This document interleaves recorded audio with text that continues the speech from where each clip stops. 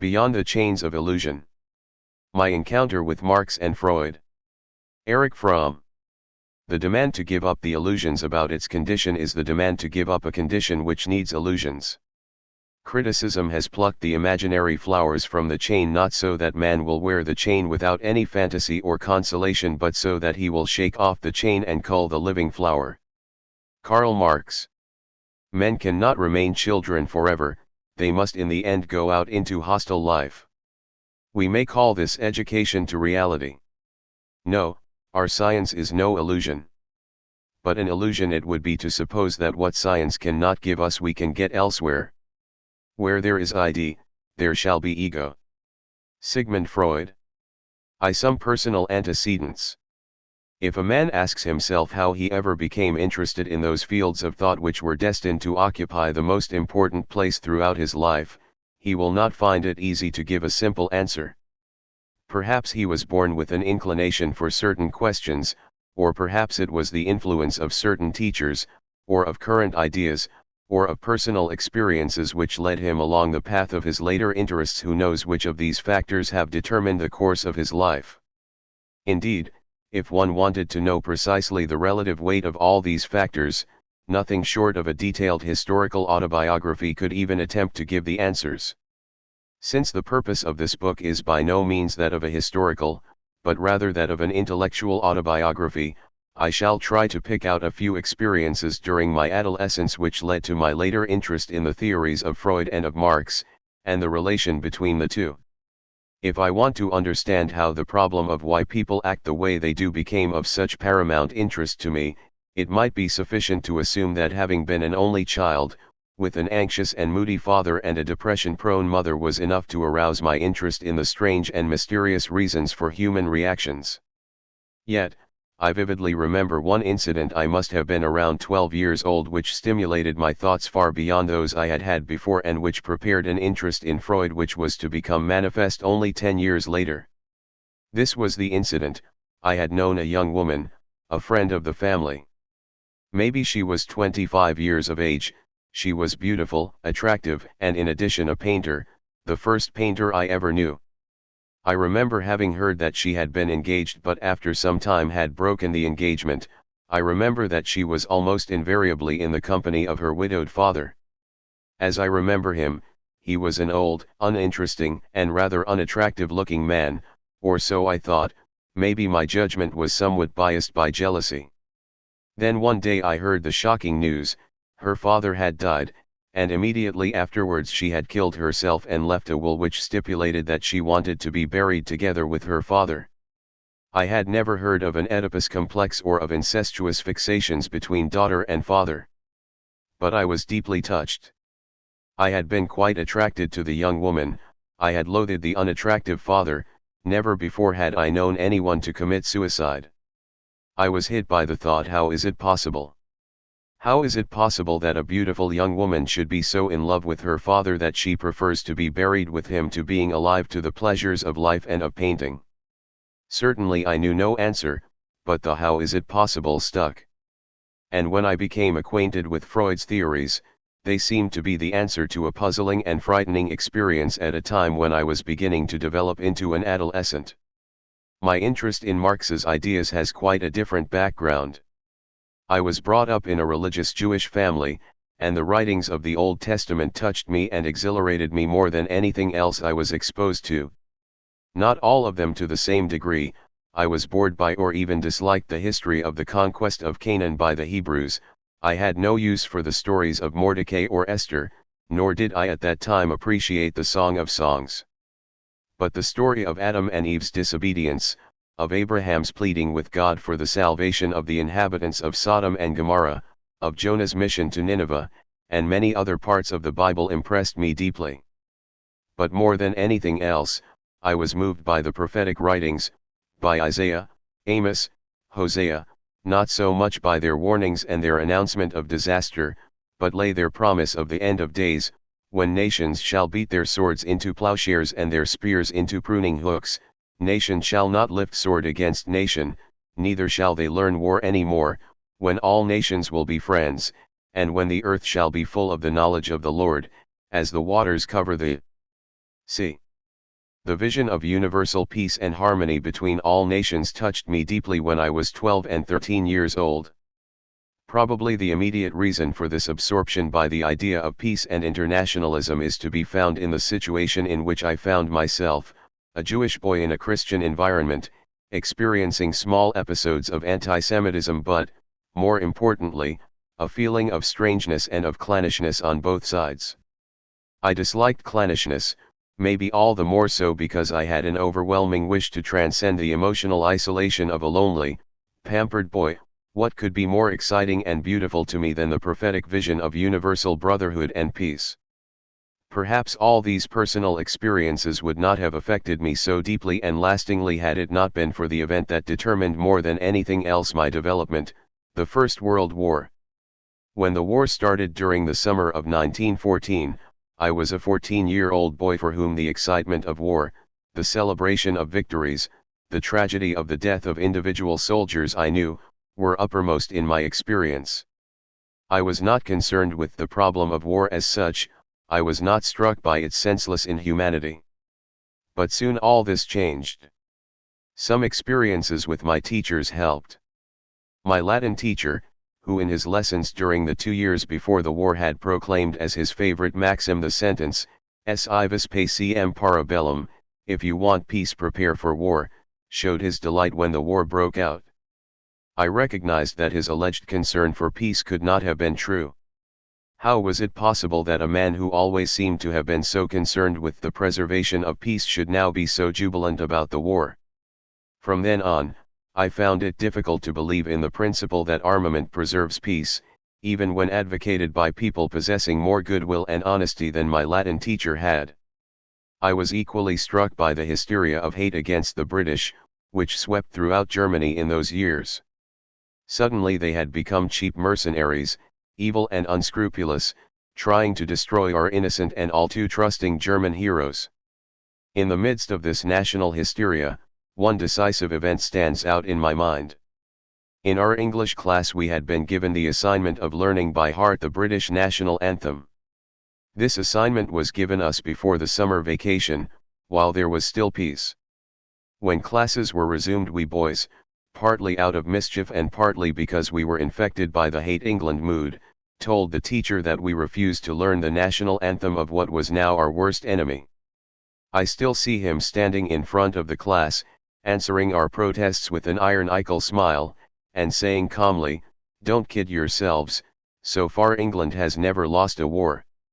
Here was the voice of sanity and realism in the midst of insane hatred, and it was the voice of a respected and admired teacher. This one sentence and the calm, rational way in which it was said, was an enlightenment. It broke through the crazy pattern of hate and national self-glorification and made me wonder and think, how is it possible? I grew older and my doubts increased. A number of my uncles and cousins and older schoolmates were killed in the war. The victory forecasts of the generals proved to be wrong, and soon I learned to understand the double talk of strategic retreats and victorious defense. And something else happened. The German press had from the very beginning described the war as one forced upon the German people by envious neighbors who wanted to strangle Germany in order to get rid of a successful rival. The war was described as a fight for freedom. Was Germany not fighting against the very embodiment of slavery and oppression the Russians are? While all this sounded convincing for a while, especially since there was no voice of dissent to be heard, my belief in these assertions began to be assailed by doubts. First of all, there was the fact that an increasing number of socialist deputies voted against the war budget in the Reichstag and spoke critically against the German government's official position. A pamphlet was circulated privately entitled "J accuse, I accuse," which discussed the question of the war guilt essentially, as far as I remember, from the standpoint of the Western Allies. It showed that the imperial government was by no means the innocent victim of an attack but, together with the Austrian-Hungarian government, it was largely responsible for the war. The war went on. The trenches extended from the Swiss border north to the sea. One spoke with soldiers and learned about the life they were leading boxed up in the trenches and dugouts, exposed to concentrated artillery fire which initiated an enemy attack, then trying again and again to break through, and never succeeding. Year after year the healthy men of each nation, living like animals in caves, killed each other with rifles, hand grenades, machine guns, bayonets. The slaughter continued, accompanied by false promises of a speedy victory, false protestations of one's own innocence, false accusations against the devilish enemy, false offers of peace, and insincere enunciations of conditions for peace. The longer this lasted, the more I changed from a child to a man, the more urgent became the question: how is it possible? How is it possible that millions of men continue to stay in the trenches, to kill innocent men of other nations, and to be killed, and thus to cause the deepest pain to parents, wives, friends? What are they fighting for? How is it possible that both sides believe they are fighting for peace and freedom? How was it possible for a war to break out when everybody claimed that they did not want it? How is it possible that the war continues when both sides claim they do not want any conquests, but only the preservation of their respective national possessions and integrity? If, as the following events showed, both sides wanted conquests and fame for their political and military leaders, how was it possible that millions allowed themselves to be slaughtered on both sides for the sake of some territory and the vanity of some leaders? Is the war a result of a senseless accident, or is it a result of certain social and political developments which follow their own laws and which can be understood or even predicted provided one knows the nature of these laws? When the war ended in 1918, I was a deeply troubled young man who was obsessed by the question of how war was possible, by the wish to understand the irrationality of human mass behavior, by a passionate desire for peace and international understanding. More, I had become deeply suspicious of all official ideologies and declarations, and filled with the conviction of all one must doubt. I have tried to show which experiences during my adolescence created the conditions for my passionate interest in the teachings of Freud and of Marx. I was deeply troubled by questions with regard to individual and social phenomena, and I was eager for an answer. I found answers both in Freud's and in Marx's systems. But I was also stimulated by the contrasts between the two systems and by the wish to solve these contradictions. Eventually, the older I grew and the more I studied, the more I doubted certain assumptions within the two systems. My main interest was clearly mapped out.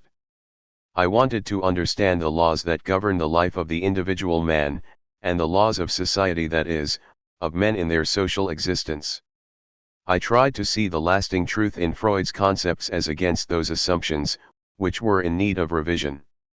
I tried to do the same with Marx's theory, and finally I tried to arrive at a synthesis, which followed, from the understanding and the criticism of both thinkers. This endeavor did not take place solely by means of theoretical speculation. Not that I think little of pure speculation, it all depends on who speculates, but believing in the superior value of blending empirical observation with speculation. Much of the trouble with modern social science is that it often contains empirical observations without speculation. I have always tried to let my thinking be guided by the observation of facts and have striven to revise my theories when the observations seem to warrant it. As far as my psychological theories are concerned, I have had an excellent observation point. For over 35 years I have been a practicing psychoanalyst. I have examined minutely the behavior, the free associations, and the dreams of the people whom I have psychoanalyzed. There is not a single theoretical conclusion about man's psyche, either in this or in my other writings, which is not based on a critical observation of human behavior carried out in the course of this psychoanalytic work.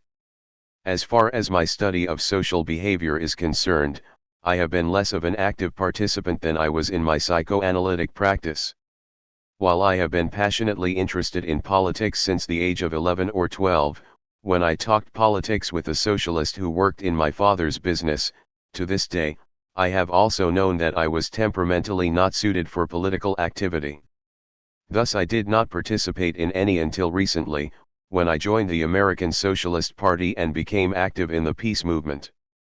I did this not because I had changed my opinion with regard to my abilities, but because I felt it to be my duty not to remain passive in a world which seems to be moving toward a self-chosen catastrophe. I hasten to add that there was more to it than a sense of obligation. The more insane and dehumanized this world of ours seems to become, the more may an individual feel the need of being together and of working together with men and women who share one's human concerns. I certainly felt that need and have been grateful for the stimulating and encouraging companionship of those with whom I have had the good fortune of working. But even though I was not an active participant in politics, neither has my sociological thought been based entirely on books. Indeed, without Marx and, to a lesser extent, other pathfinders in sociology, my thinking would have been deprived of its most important stimuli. But the historical period through which I lived became a social laboratory which never failed. The First World War, the German and Russian revolutions, the victory of fascism in Italy, and the slowly approaching victory of Nazism in Germany, the decay and perversion of the Russian Revolution, the Spanish Civil War, the Second World War, and the armament race, all this offered a field of empirical observation which permitted the formation of hypotheses and their verification or rejection. Being passionately interested in the understanding of political events, and always realizing that by temperament I was not made to be active in them, I had a certain degree of objectivity, even though never the dispassionateness which some political scientists believe to be a requisite of objectivity. Thus far I have tried to enable the reader to share with me some of the experiences and thoughts which made me eagerly receptive when I came in touch with Freud's and Marx's ideas in my 20s. In the following pages I want to leave aside the reference to my personal development and speak about ideas and theoretical concepts, those of Freud and those of Marx, the contradictions between them, and my own ideas of a synthesis which springs from the attempt to understand and solve these contradictions. There is, however, a need for one more remark before I start discussing the systems of Marx and Freud. Together with Einstein, Marx and Freud were the architects of the modern age. All three were imbued with the conviction of the fundamental orderliness of reality, the basic attitude which sees in the workings of nature of which man is a part not merely secrets to be discovered but pattern and design to be explored. Therefore their work, each in its own unique way, partakes of the elements of the highest art, as well as science, the highest expression of man's craving to understand, his need to know. My concern in this book, however, is only with Marx and Freud. By putting their names together the impression might easily arise that I consider them as two men of equal stature and equal historical significance. I want to make it clear at the outset that this is not so. That Marx is a figure of world historical significance with whom Freud cannot even be compared in this respect hardly needs to be said. Even if one, as I do, deeply regrets the fact that a distorted and degraded Marxism is preached in almost one-third of the world, this fact does not diminish the unique historical significance of Marx. But quite aside from this historical fact, I consider Marx, the thinker, as being of much greater depth and scope than Freud. Marx was capable of connecting a spiritual heritage of the Enlightenment humanism and German idealism with the reality of economic and social facts, and thus to lay the foundations for a new science of man and society which is empirical and at the same time filled with the spirit of the Western humanist tradition. In spite of the fact that the spirit of humanism is negated and distorted by most of the systems which claim to speak in the name of Marx, I believe, as I shall try to show in this book, that a renaissance of Western humanism will restore to Marx his outstanding place in the history of human thought. But even when all this is said, it would be naive to ignore Freud's importance because he did not reach the heights of Marx.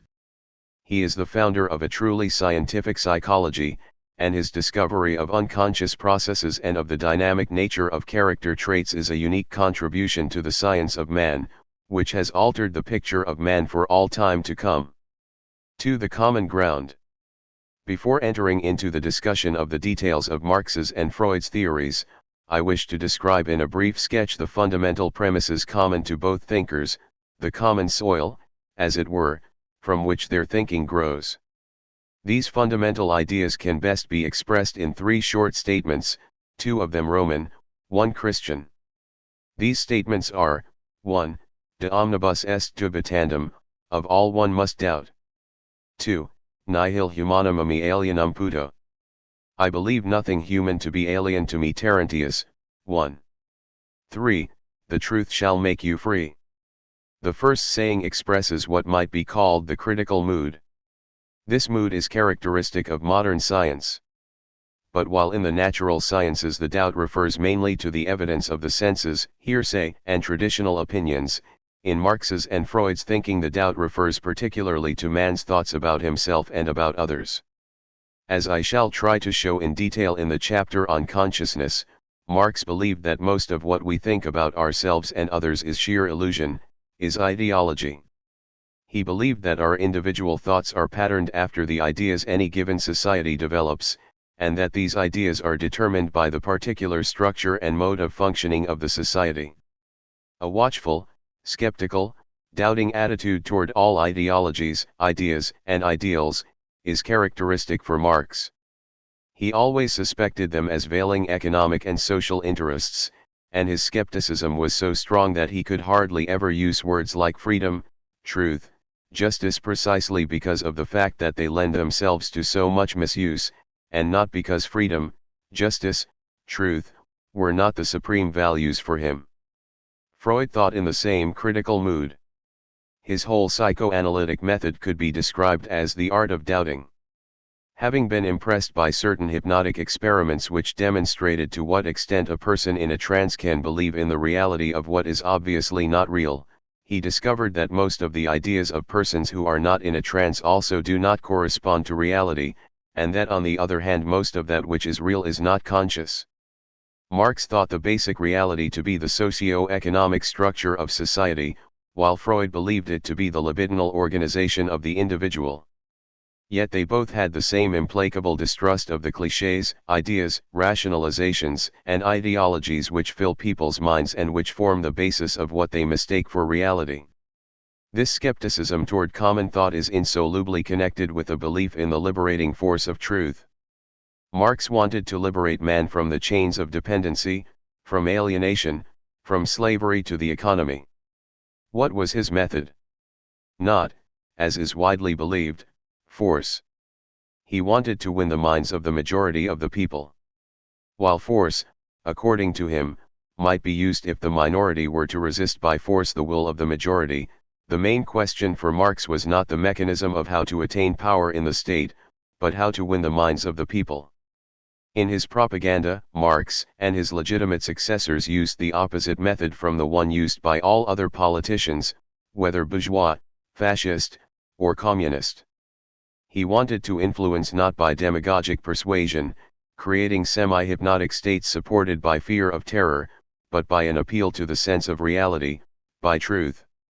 The assumption underlying Marx's weapon of truth is the same as with Freud, that man lives with illusions because these illusions make the misery of real life bearable. If he can recognize the illusions for what they are, that is to say, if he can wake up from the half-dream state, then he can come to his senses, become aware of his proper forces and powers, and change reality in such a way that illusions are no longer necessary. False consciousness, that is to say, the distorted picture of reality, weakens man. Being in touch with reality, having an adequate picture of it makes him stronger. Hence Marx believed that his most important weapon was truth, the uncovering of the reality behind the illusions and ideologies, which cover it. In this lies the reason for a unique feature of Marxist propaganda: it is an emotional appeal for certain political aims, blended with a scientific analysis of social and historical phenomena. The best known example for this blend is, of course, the Communist Manifesto. This contains in a brief form a brilliant and lucid analysis of history, of the influence of economic factors, of class relations. And at the same time it is a political pamphlet ending with a fervently emotional appeal to the working class.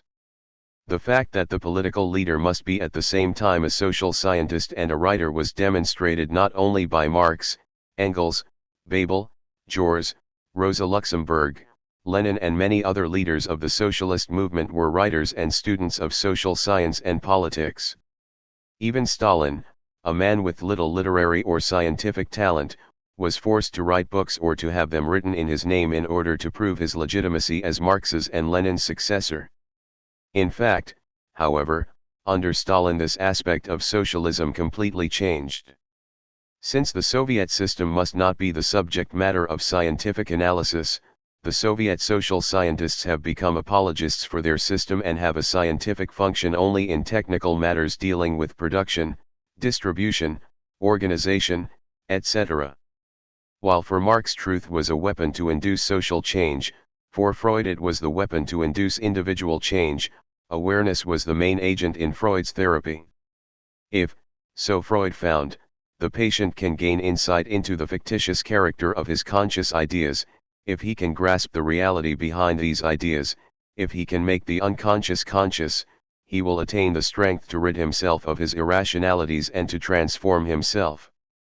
Freud's aim, where there is ID there shall be ego, can be realized only through the effort of reason to penetrate fictions and to arrive at the awareness of reality.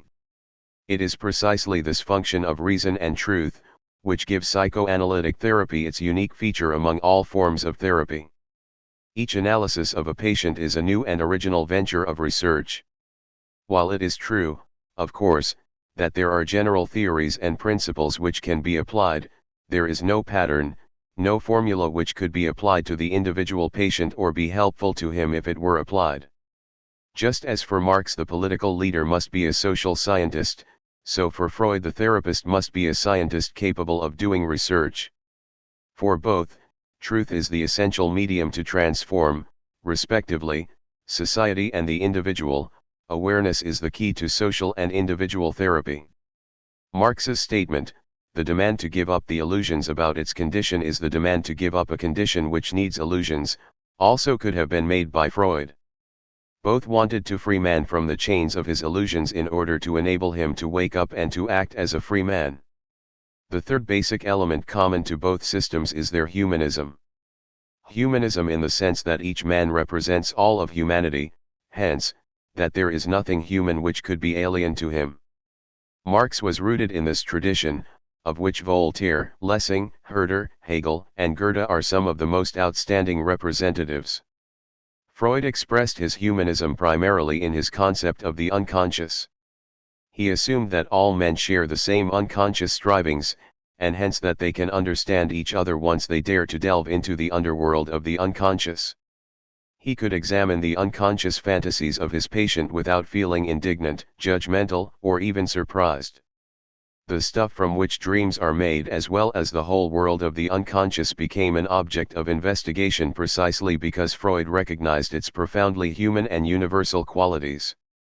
Doubt and the power of truth and humanism are the guiding and propelling principles of Marx's and Freud's work. Yet this introductory chapter that deals with the common soil from which both their ideas grew, would be truncated if it did not deal at least with one other feature common to both systems, their dynamic and dialectic approach to reality. The discussion of this topic is all the more important because in the Anglo-Saxon countries Hegelian philosophy has been a dead issue for a long time, so that the dynamic approach of Marx and Freud is not readily understood. Let us begin with a few examples, both from the realm of psychology and that of sociology.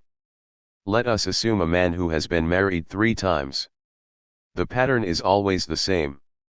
He falls in love with a good-looking girl, marries her, and is ecstatically happy for a short time. Then he begins to complain that his wife is domineering, that she curtails his freedom, etc.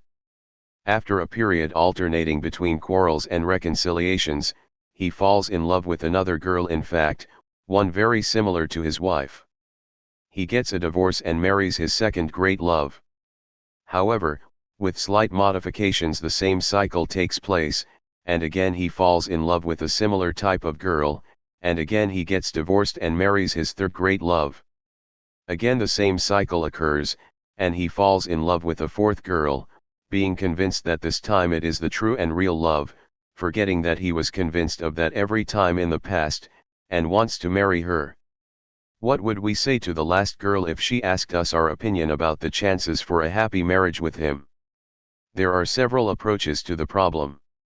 The first one is a purely behaviorist one. The method of this approach is to conclude from past behavior, the future behavior. This argument would run, since he already has left a wife 3 times, it is quite likely that he will do it a 4th time, hence it is much too risky to marry him. This approach, empirical and sober, has much to be said for it. But the girl's mother, when using this approach, might find it difficult to answer one argument of her daughter's.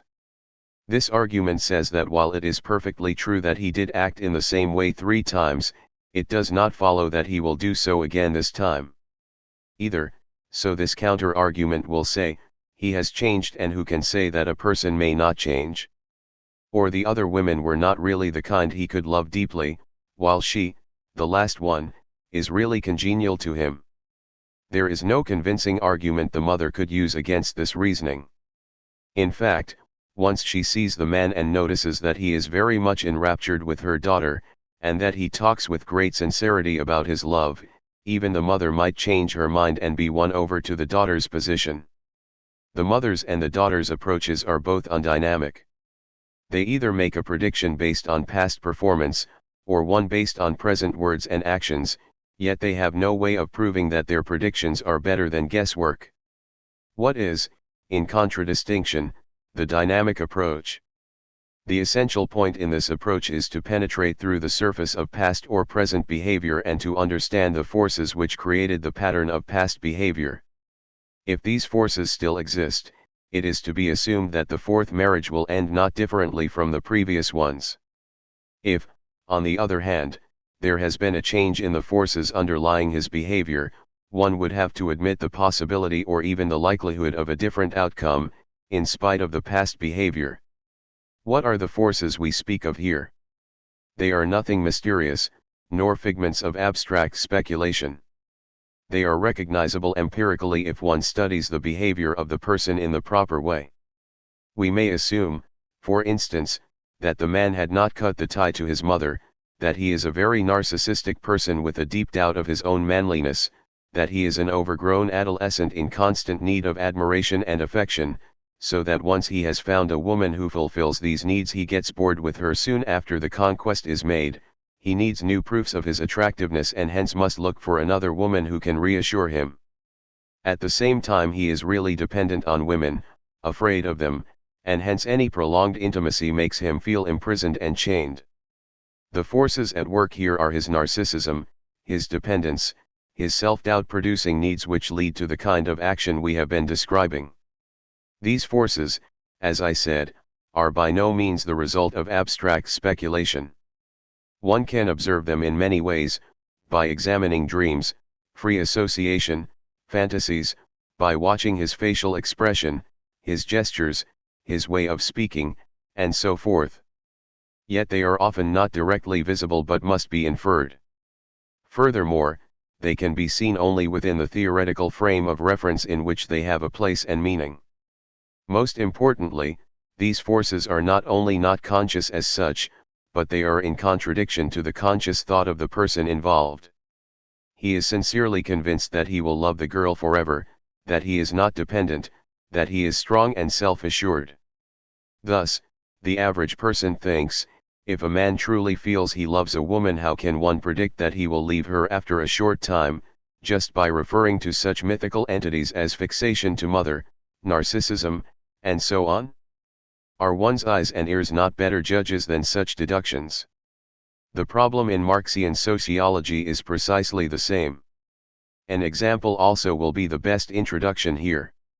Germany has started 2 wars, one in 1914 and one in 1939, in which she almost succeeded in conquering her western neighbors and in defeating Russia. After an initial success, Germany was defeated both times largely by the overwhelming power of the United States. Germany's economy was badly damaged, yet both times there was a quick recovery, and 5 to 10 years after the war the country had achieved an economic and military power similar to the one it possessed before the war. Today, a little over 15 years after a defeat which was much more crushing than that suffered in the War of 1914-18, Germany is again the strongest industrial and military power, after the Soviet Union, in Europe. She has lost a considerable part of her former territory, yet is more prosperous than ever before. The present-day Germany has a democratic regime, it has a small army, navy, and air force, it declares that it will not try to reconquer the lost territories by force, although it has not given up the claims to these territories. This new Germany is looked upon with suspicion and dread by the Soviet states and by small groups in Western countries. The reasoning in these circles is that Germany has attacked her neighbors twice, has rearmed in spite of 2 defeats, that the generals of the new Germany are the same generals who served Hitler, and that it is to be expected that Germany will make a 3rd try and this time attack the Soviet Union in order to recover her lost territories. To this argument the leaders of the NATO countries and the majority of public opinion answer that these suspicions are unwarranted and, in fact, quite fantastic. Is this not a new and democratic Germany? Have its leaders not declared that they want peace? Is the German army not so small, 12 divisions, that it cannot be a menace to anybody? If one looks only at the utterances of the German government, even believing that they speak the truth, and at the present German strength, then indeed, the NATO position seems quite convincing. If one argues that the Germans will attack again because they have done it before, one has also a rather good argument, except that one does not disprove that Germany may have completely changed. Here, as in the psychological example above, one leaves the realm of guessing only if one begins to analyze the forces behind the German development. Germany, the latecomer among the great Western industrial systems, began its spectacular rise after 1871. In 1895 her steel production already had reached the level of Great Britain's, and by 1914 Germany was far ahead of England and of France. Germany had a most efficient industrial machine, greatly supported by a sober, industrious, educated, working class, but not enough raw materials, and few colonies. In order to realize her economic potential maximally, she had to expand, to conquer territories that had raw materials in Europe and in Africa. At the same time the Prussian tradition had provided Germany with an officers' caste with a long tradition of discipline, loyalty, and devotion to the army. The industrial potential with its inherent tendency for expansion, blended with the ability and ambition of the military caste, was the explosive mixture, which led Germany on her first war adventure in 1914. While the German government under Bethmann Hollweg did not seek war, it was pushed into it by the military men, and already 3 months after the beginning of the war it accepted the war aims presented to the government by the representatives of the German heavy industry and the big banks. These war aims were more or less the same as those demanded by the Alldeutscher Verband, the political spearhead of these industrial circles since the 90s, French, Belgian, and Luxembourg coal and iron resources, colonies in Africa, especially Katanga, and some territories in the east. Germany lost the war, but the same industrialists and officers retained their power, in spite of the revolution, which seemed to threaten that power for a short while. In the 30s, Germany had achieved again the superior status it held before 1914. But the great economic crisis with 6 millions of unemployed threatened the whole capitalistic system. Both socialists and communists were not too far from having 1/2 of the popular votes, and in addition the Nazis rallied millions under their allegedly anti-capitalist platform. The industrialists, bankers, and generals accepted Hitler's offer to smash the parties of the left and the trade unions and to build up a nationalist spirit together with a new and strong army. In return he was permitted to execute his racial program, a program which his industrial and military allies did not like particularly, but to which they did not object too much either. The only Nazi force, which could have been a threat to the industrialists and to the army, the SA troops, was destroyed by the wholesale murder of its leaders in 1934. Hitler's aim was the execution of the same program, which had been Ludendorff's in 1914. This time the generals were more reluctant in planning the war. But being supported by the sympathies of the Western governments, Hitler was able to convince his generals of his superior talent and of the correctness of his military plans. He won their support for the War of 1939, which had the same aims as had been the Kaiser's in 1914. While the West was sympathetic to Hitler until 1938 and hardly protested against his racial and political persecutions, the situation changed when he ceased to proceed with caution and thus forced Great Britain and France into a war. From then on it was made to appear that the war against Hitler was a war against dictatorship, while it was, like the War of 1914, a war against an attack on the economic and political position of the Western powers. After the defeat, Germany made use of the legend that the Second World War had been a war against Nazi dictatorship by ridding itself of the most obvious and best-known Nazi leaders, and by paying considerable sums to the Jews and the Israeli government as reparations, and by thus claiming that the new Germany was entirely different from that of the Kaiser or that of Hitler. But in reality the basic situation had not altered. The German industry is as strong today as it was before the Second World War, except that the territory has shrunk still more. The German military class is still the same, even though the Junkers have lost their economic bases in East Prussia. The forces of German expansionism which existed in 1914 and in 1939 are still the same, this time provided with a more powerful charge of emotional dynamism, the clamor for the return of the stolen territories.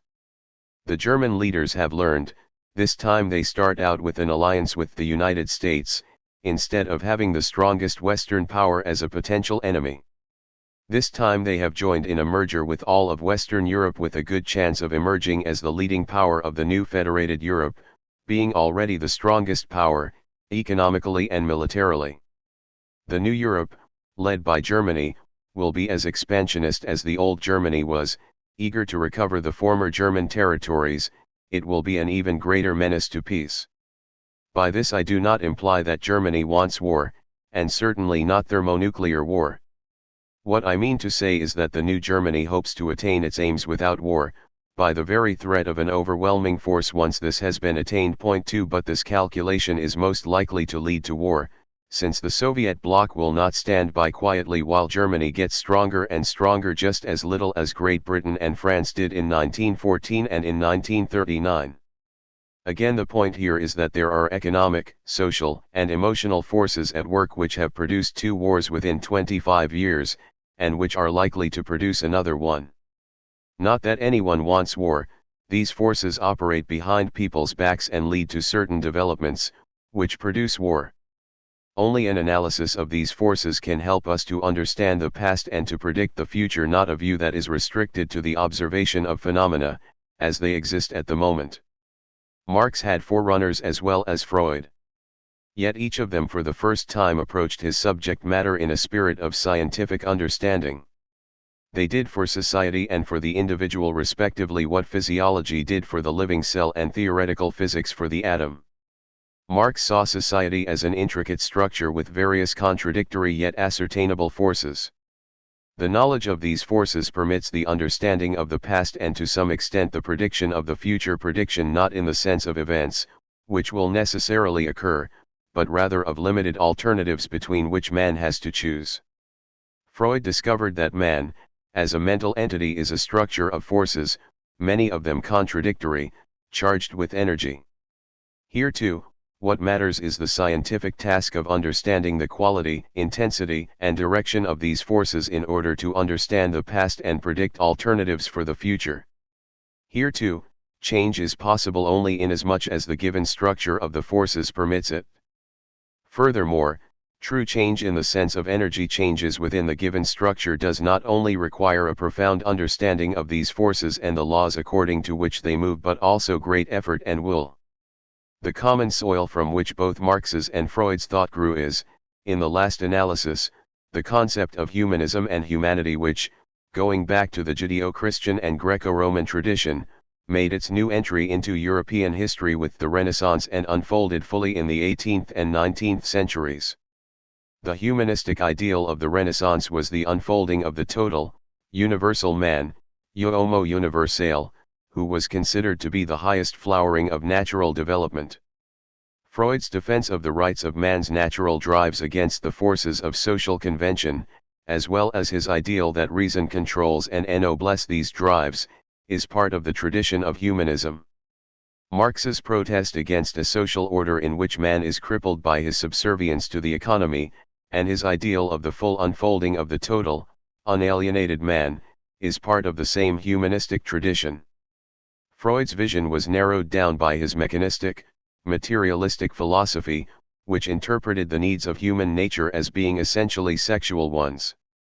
Marx's vision was a much wider one precisely because he saw the crippling effect of class society, and thus could have a vision of the uncrippled man and the possibilities for his development, once society had become entirely human. Freud was a liberal reformer, Marx, a radical revolutionist. Different as they were, they have in common an uncompromising will to liberate man, an equally uncompromising faith in truth as the instrument of liberation and the belief that the condition for this liberation lies in man's capacity to break the chain of illusion. 3. The concept of man and his nature. That all men share the same basic anatomical and physiological features is common knowledge, and no physician would think he could not treat every man, regardless of race and color, with the same methods he has applied to men of his own race. But does man have also in common the same psychic organization? Do all men have in common the same human nature? Is there such an entity as human nature? This question is by no means of a purely academic nature. If men differed in their basic psychic and mental structure, how could we speak of humanity in more than a physiological and anatomical sense? How could we understand the stranger if he were fundamentally different from us? How could we understand the art of entirely different cultures, their myths, their drama, their sculpture, were it not for the fact that we all share the same human nature?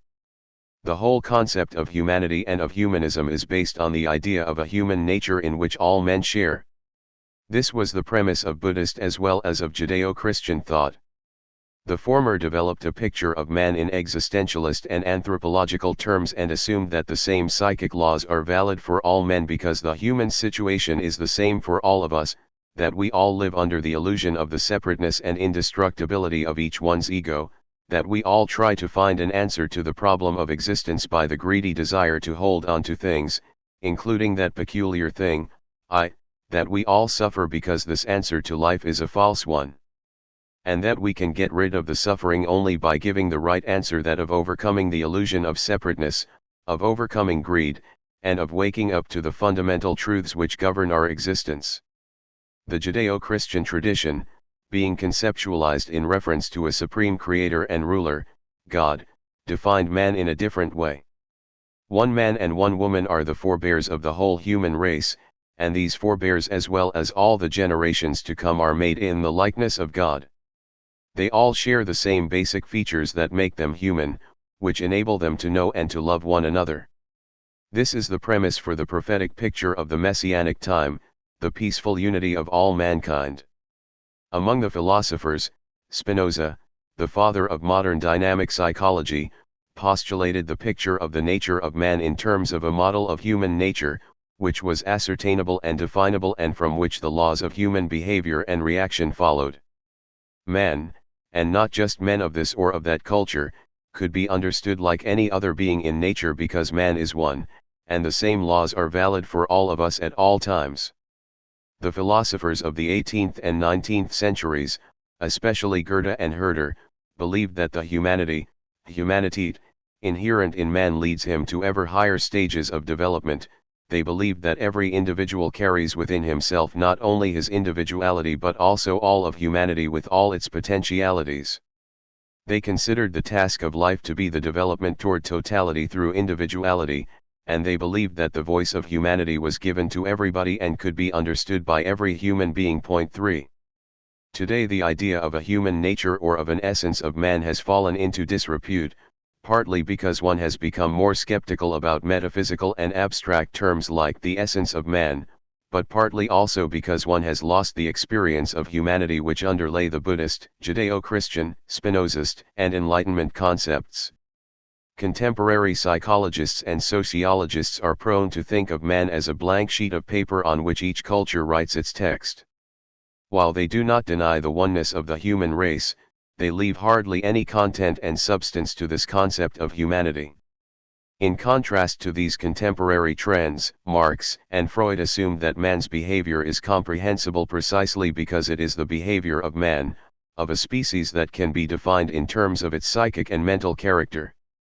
Marx, in assuming the existence of a nature of man, did not concur in the common error of confusing it with its particular manifestations.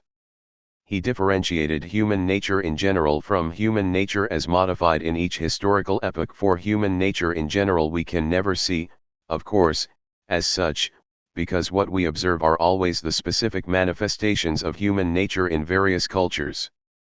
But we can infer from these various manifestations what this human nature in general is, what the laws are which govern it, what the needs are which man has as man. In his earlier writings Marx still called human nature in general the essence of man. He later gave up this term because he wanted to make it clear that the essence of man is no abstraction inherent in each separate individual. 5. Marx also wanted to avoid giving the impression that he thought of the essence of man as an unhistorical substance. For Marx, the nature of man was a given potential, a set of conditions, the human raw material, as it were, which as such cannot be changed, just as the size and structure of the human brain has remained the same since the beginning of civilization. Yet man does change in the course of history. He is the product of history, transforming himself during his history. He becomes what he potentially is. History is the process of man's creating himself by developing in the process of work those potentialities which are given him when he is born. The whole of what is called world history, says Marx, is nothing but the creation of man by human labor, and the emergence of nature for man. He therefore has the evident and irrefutable proof of his self-creation of his own origins. 6. Marx was opposed to two positions, the unhistorical one that the nature of man is a substance present from the very beginning of history, and the relativistic position that man's nature has no inherent quality whatsoever and is nothing but the reflex of social conditions. But he never arrived at the full development of his own theory concerning the nature of man, transcending both the unhistorical and the relativistic positions, hence he left himself open to various and contradictory interpretations. Nevertheless, from his concept of man follow certain ideas about human pathology and about human health. As the main manifestation of psychic pathology, Marx speaks of the crippled and of the alienated man. As the main manifestation of psychic health, he speaks of the active, productive, independent man. To these concepts we shall return later, after having discussed the concept of human motivation in Marx and in Freud. At this point, however, we must return first to the concept of human nature in Freud's thinking. It hardly needs to be explained to anybody familiar with Freud's system that the subject matter of his investigation was man qua man, or, to speak with Spinoza, that Freud constructed a model of human nature. This model was constructed in the spirit of 19th-century materialistic thought. Man is conceived as a machine, driven by a relatively constant amount of sexual energy called libido. This libido causes painful tension, which is reduced only by the act of physical release. To this liberation from painful tension Freud gave the name of pleasure. After the reduction of tension, libidinal tension increases again due to the chemistry of the body, causing a new need for tension reduction, that is, pleasureful satisfaction. This dynamism, which leads from tension to release of tension to renewed tension, from pain to pleasure to pain, Freud called the pleasure principle. He contrasted it with the reality principle, which tells man what to seek for and what to avoid in the real world in which he lives, in order to secure his survival. This reality principle often conflicts with the pleasure principle, and a certain equilibrium between the two is the condition for mental health. On the other hand, if either one of these two principles is out of balance, neurotic or psychotic manifestations are the result. For human evolution, Freud, like Marx, sees the development of man in evolutionary terms. In his ideas about the development of the individual, Freud assumes that the main driving force, sexual energy, itself undergoes an evolution, which occurs from birth to puberty in the life of each individual. The libido goes through certain stages. First it is centered around the sucking and biting activities of the infant, then around the process of anal and urethral elimination, eventually around the genital apparatus. The libido is the same and yet not the same in the history of each individual. Its potential is the same, but its manifestations change in the process of individual evolution. Freud's picture of the development of the human race resembles in some aspects that of individual development, while it differs in others. He sees primitive man as one who gives full satisfaction to all his instincts, and also to those perverse instincts, which are part of primitive sexuality. But this primitive man, fully satisfied instinctually, is not a creator of culture and civilization. Yet man, for reasons which Freud fails to elucidate, begins to create civilization. This very creation of his forces him to forego the immediate and complete satisfaction of his instincts. The frustrated instinct is turned into non-sexual mental and psychic energy, which is the building stone for civilization. Freud called this transformation from sexual to non-sexual energy sublimation, using an analogy from chemistry. The more civilization grows, the more man sublimates, but the more he also frustrates his original libidinous impulses. He becomes wiser and more cultured, but he is also in some sense less happy than primitive man was and increasingly more prone to neuroses, which is the result of too much instinctual frustration. Thus man becomes discontented with the very civilization he creates. While historical development is a positive phenomenon, if seen from the standpoint of the products of civilization, it is also a development, which implies increasing discontent and increasing possibilities for neurosis. Another aspect of Freud's historical theory is connected with the Oedipus complex. In Totem and Taboo he develops the hypothesis that the decisive step from primitive to civilized history lies in the rebellion of the sons against the father, and the murder of the hated father. The sons then create a system of society based on a covenant, which excludes further murder among the rivals and provides for the establishment of morality. The evolution of the child, according to Freud, follows a similar path. The little boy at the age of 5 or 6 is intensely jealous of his father and represses murderous wishes against him only under the pressure of the castration threat. In order to liberate himself from continuous fear, he internalizes the incest taboo, and thus builds the nucleus around which his conscience is to grow, superego. Later on, the prohibitions and commands voiced by other authorities and by society are added to the original taboos voiced by father. Marx did not attempt to outline a sketch of individual evolution. He was concerned only with the development of man in history. History, according to Marx, is determined in its course by continuous contradictions. The productive forces grow and thus conflict with the older economic, social, and political forms. This conflict, for instance, between the steam engine and the previous social organization of manufacturing, leads to social and economic changes. The new stability, however, again is challenged by further development of the productive forces, for instance, from the steam engine to the use of gasoline, electricity, atomic energy, leading to new social forms, which correspond better to the new productive forces. Together with the conflict between productive forces and socio-political structures goes the conflict between social classes. The feudal class based on older forms of production is in conflict with the new middle class of small manufacturers and businessmen. This middle class finds itself fighting, at some later point, against the working class as well as the leaders of big monopolistic enterprises which tend to strangle the earlier and smaller forms of enterprise. Man's psychic evolution takes place within the historical process. The central concept in Marx's evolutionary theory lies in man's relationship to nature, and in the development of this relationship. In the beginning of history he is completely dependent on nature. In the process of evolution he makes himself more and more independent of nature, begins to rule and transform nature in the process of work, and in transforming nature man transforms himself. Man's dependence on nature limits his freedom and his capacity for thought. He is in many ways like a child. He slowly grows up, and only when he has fully mastered nature and thus become an independent being can he develop all his intellectual and emotional faculties.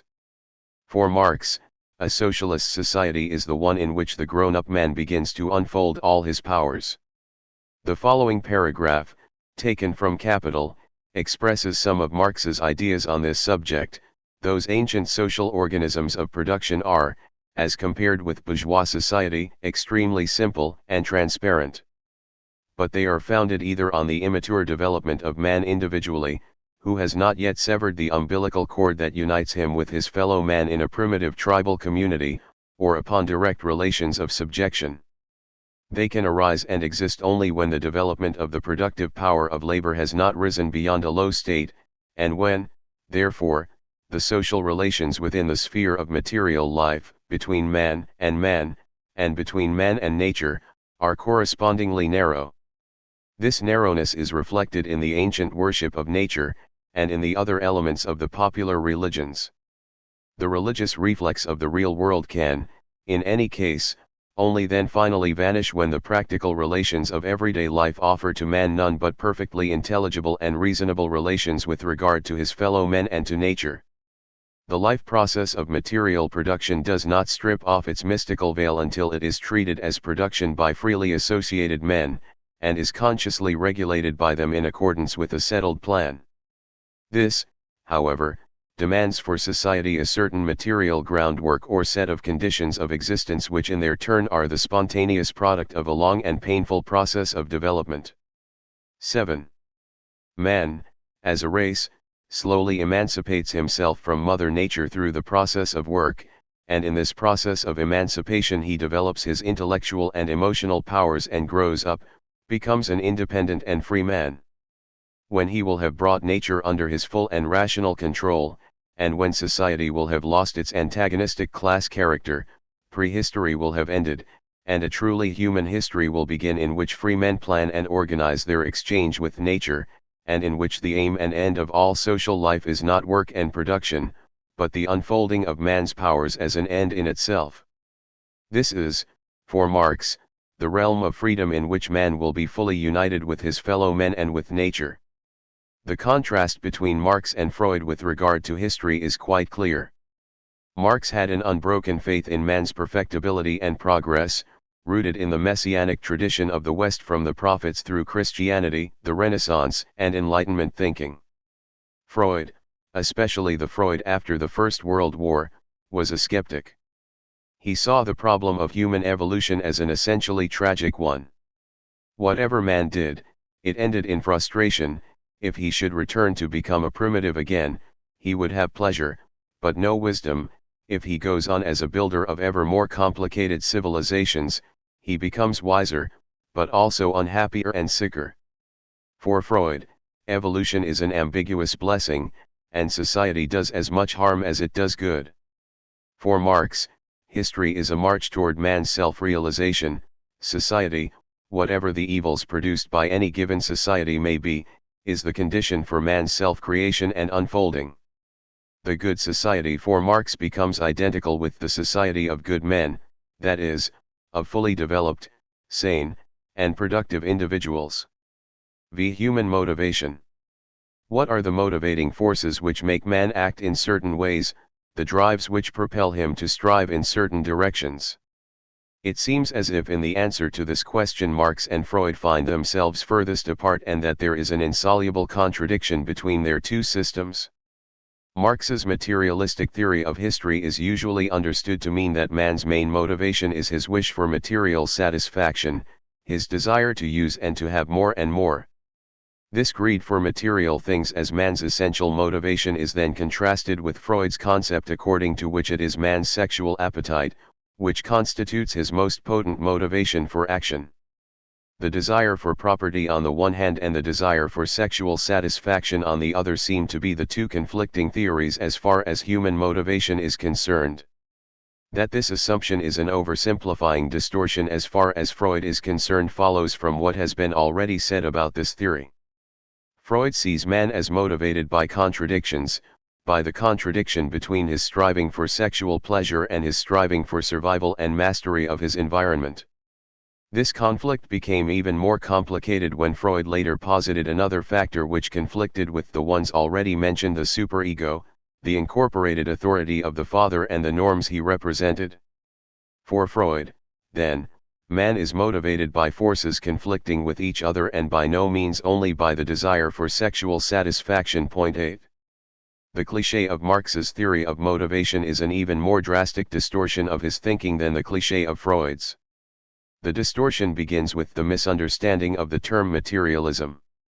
This term and its counterpart, idealism, have two entirely different meanings, depending on the context in which they are applied. When applied to human attitudes, one refers to the materialist as one who is mainly concerned with the satisfaction of material strivings, and to the idealist as one who is motivated by an idea, that is, a spiritual or ethical motivation.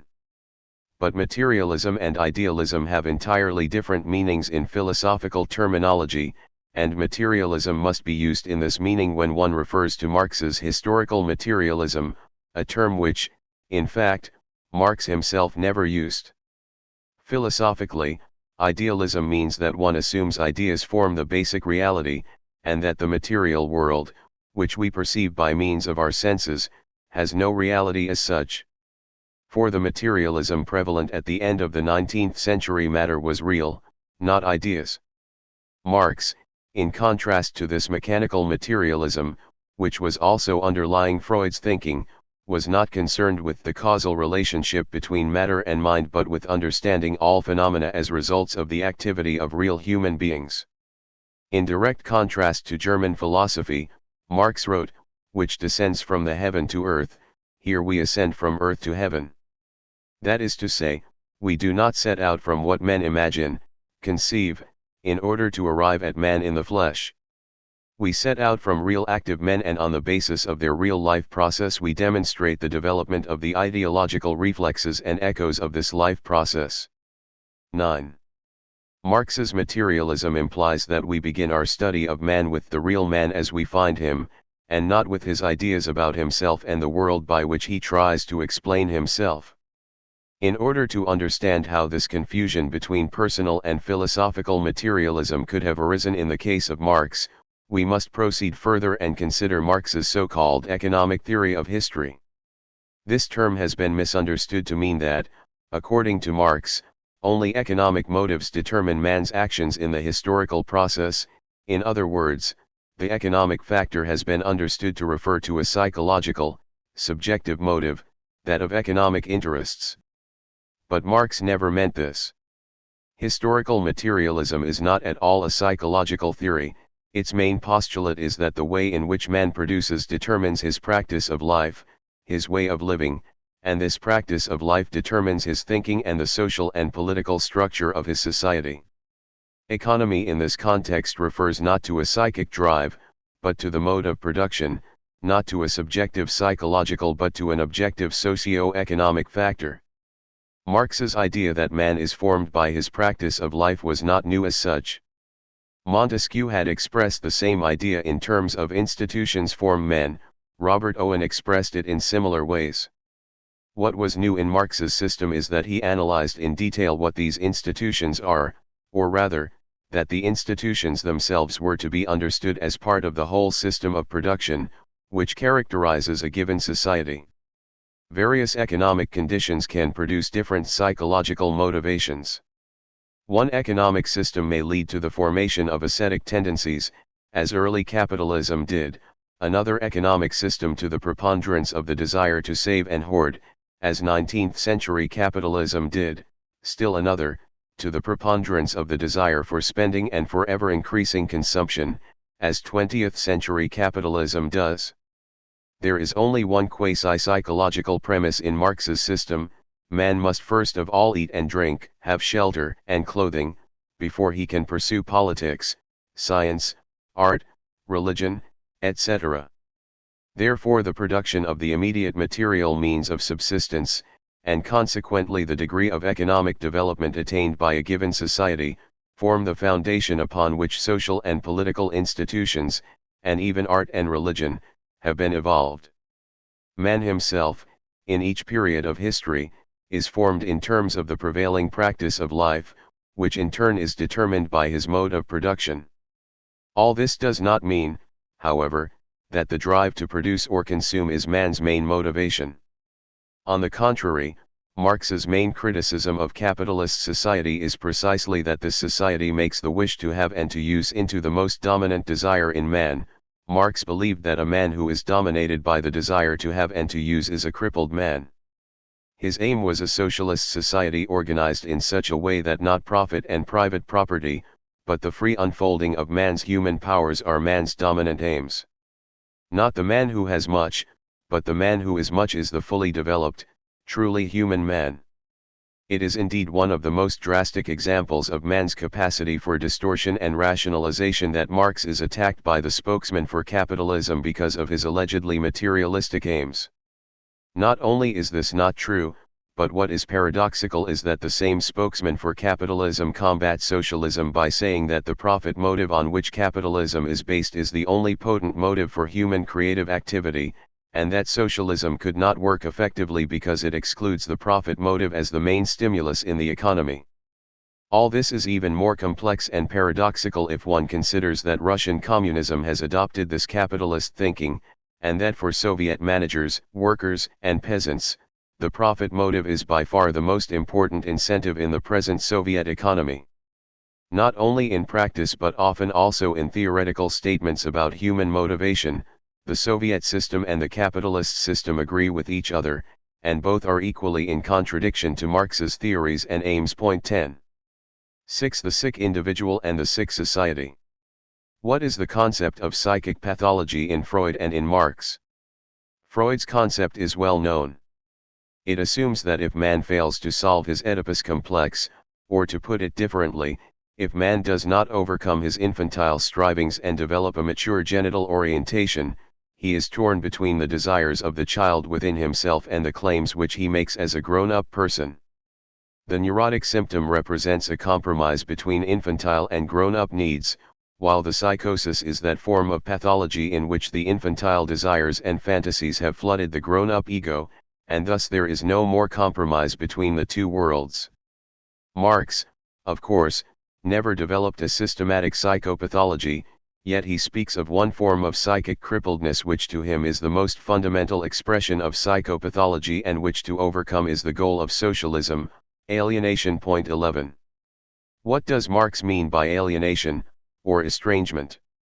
The essence of this concept, which was first developed by Hegel, is that the world, nature, things, others, and he himself, have become alien to man.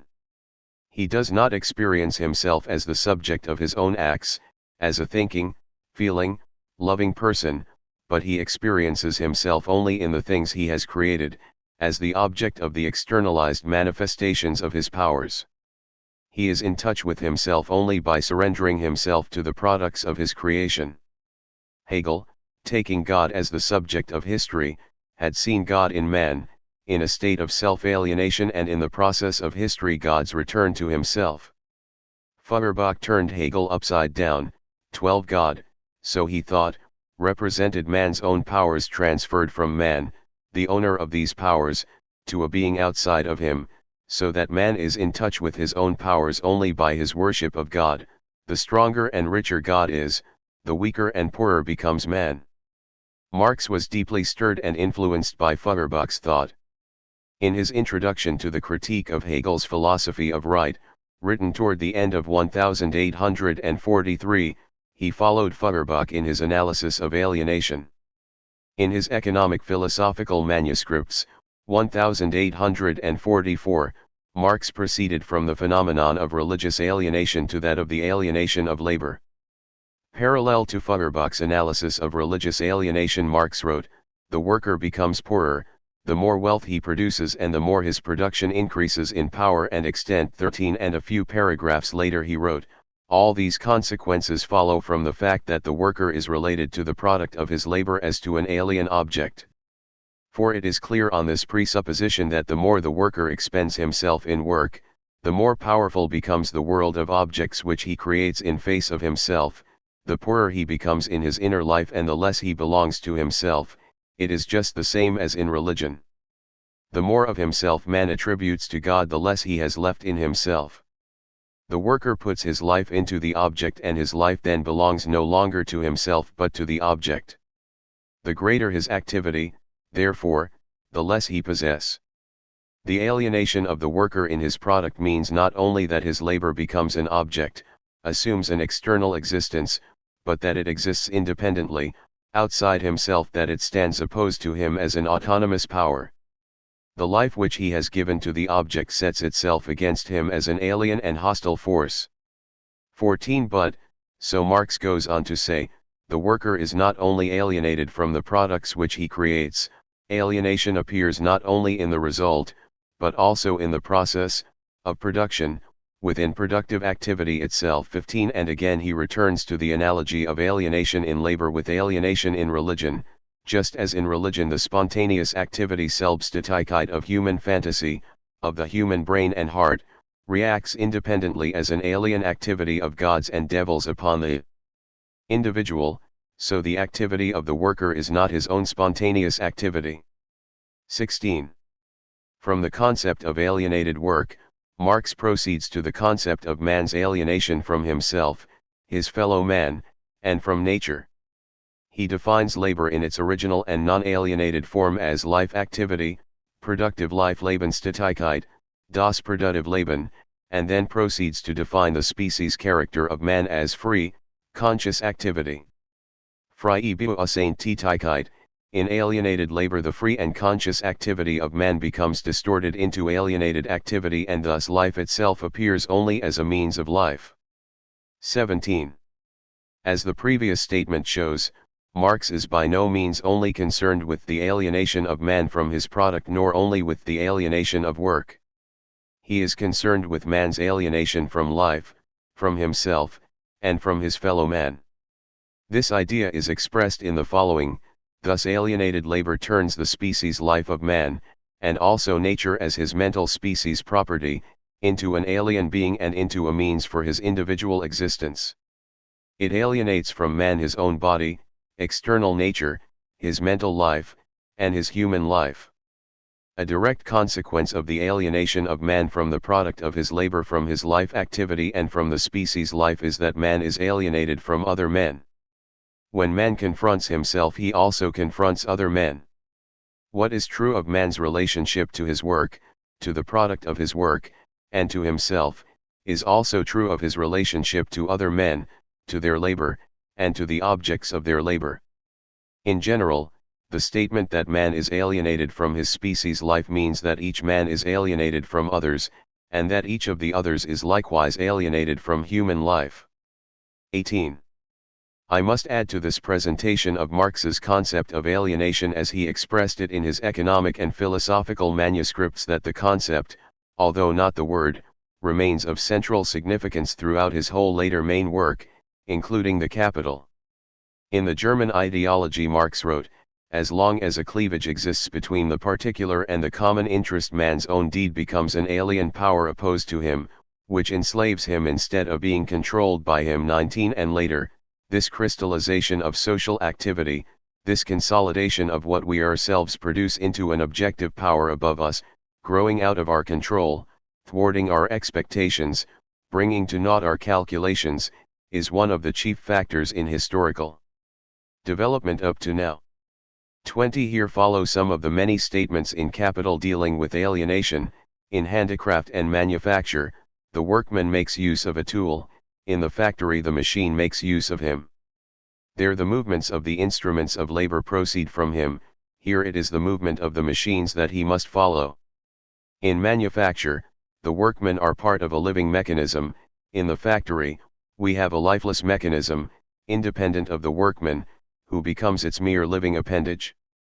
21. Or, education of the future will combine productive labor with instruction and gymnastics, not only as one of the methods of adding to the efficiency of production, but as the only method of producing fully developed human beings. 22. Or, modern industry, indeed, compels society, on the penalty of death, to replace the detail worker of today, crippled by lifelong repetition of one and the same trivial operation, and thus reduced to the mere fragment of a man, by the fully developed individual, to whom the different social functions he performs are but so many modes of giving free scope to his own natural and acquired powers.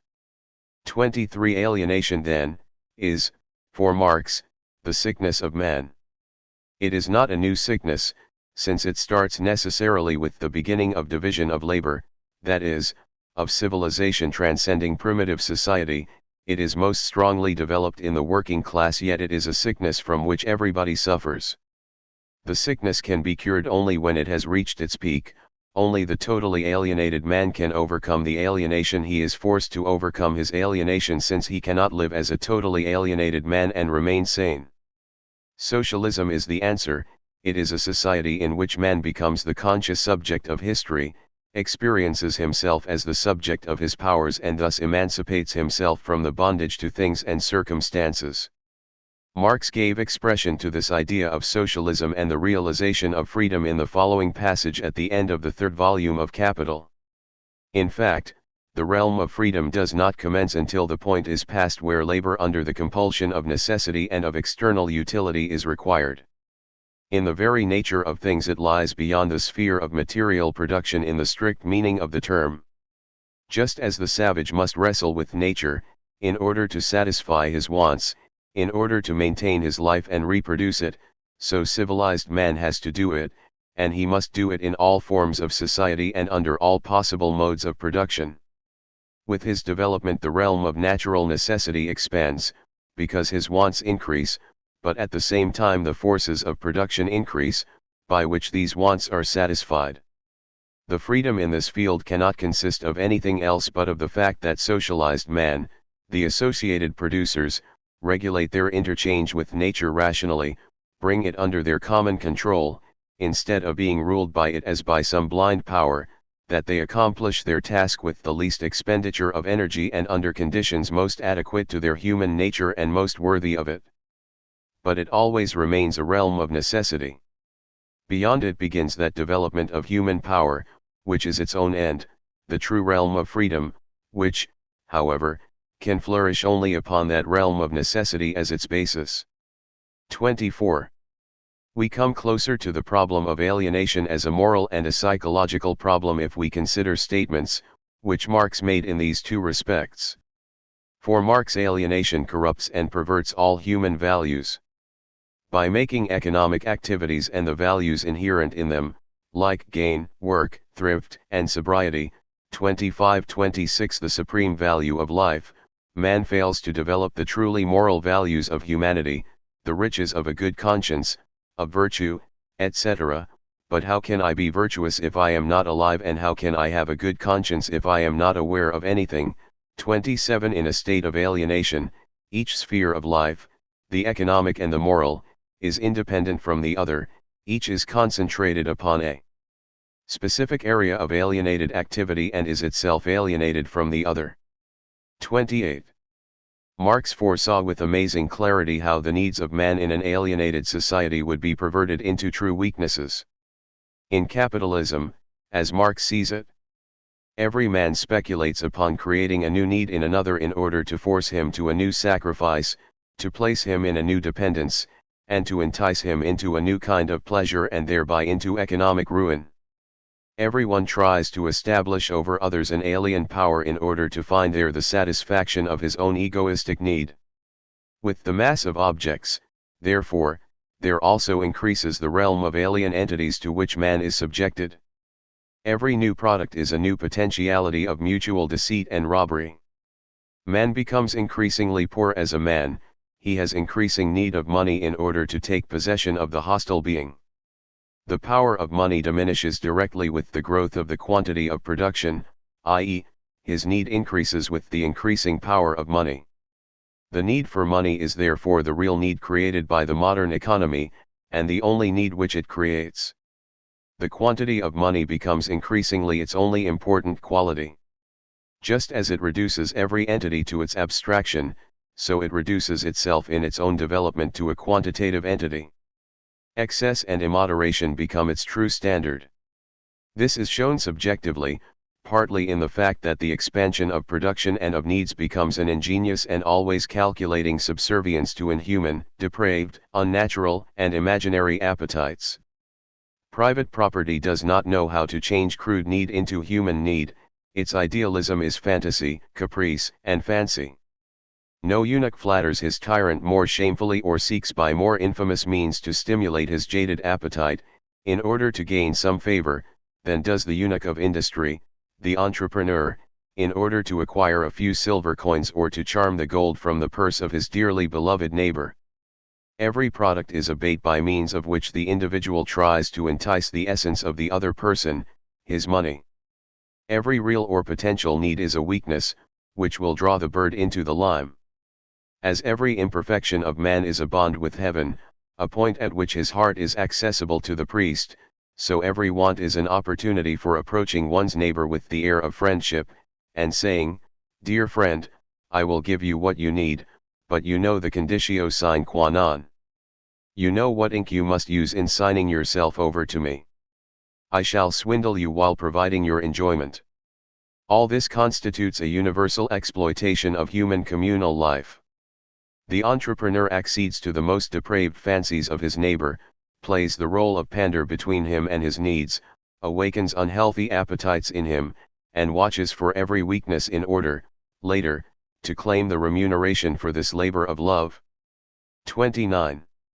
The man who has thus become subject to his alienated needs is a mentally and physically dehumanized being, the self-conscious and self-acting commodity. 30. This commodity man knows only one way of relating himself to the world outside, by having it and by consuming, using, it. The more alienated he is, the more the sense of having and using constitutes his relationship to the world. The less you are, the less you express your life, the more you have, the greater is your alienated life and the greater is the saving of your alienated being. 31. Discussing Marx's concept of alienation, it might be of some interest to point to the close connection between the phenomenon of alienation and the phenomenon of transference, which is one of the most fundamental concepts in Freud's system. Freud had observed that the psychoanalytic patient tended to fall in love with the analyst, to be afraid of him, or to hate him, and all this quite without regard to the reality of the analyst's personality. Freud believed that he had found the theoretical explanation to this phenomenon by the assumption that the patient transferred the feelings of love, fear, hate, he had experienced as a child toward father and mother, to the person of the analyst. In the transference, so Freud reasoned, the child in the patient relates himself to the person of the analyst as to his father or mother. Undoubtedly, Freud's interpretation of the transference phenomenon has much truth in it, and is supported by a good deal of evidence. Yet it is not a complete interpretation. The grown-up patient is not a child, and to talk about the child in him, or his unconscious, is using a topological language, which does not do justice to the complexity of the facts. The neurotic, grown-up patient is an alienated human being. He does not feel strong, he is frightened and inhibited because he does not experience himself as the subject and originator of his own acts and experiences. He is neurotic because he is alienated. In order to overcome his sense of inner emptiness and impotence, he chooses an object onto which he projects all his own human qualities, his love, intelligence, courage, etc. By submitting to this object, he feels in touch with his own qualities. He feels strong, wise, courageous, and secure. To lose the object means danger of losing himself. This mechanism, idolatric worship of an object, based on the fact of the individual's alienation, is the central dynamism of transference, that which gives transference its strength and intensity. The less alienated person may also transfer some of his infantile experience to the analyst, but there would be little intensity in it. The alienated patient, in search for and in need of an idol, finds the analyst and usually endows him with the qualities of his father and mother as the two powerful persons he knew as a child.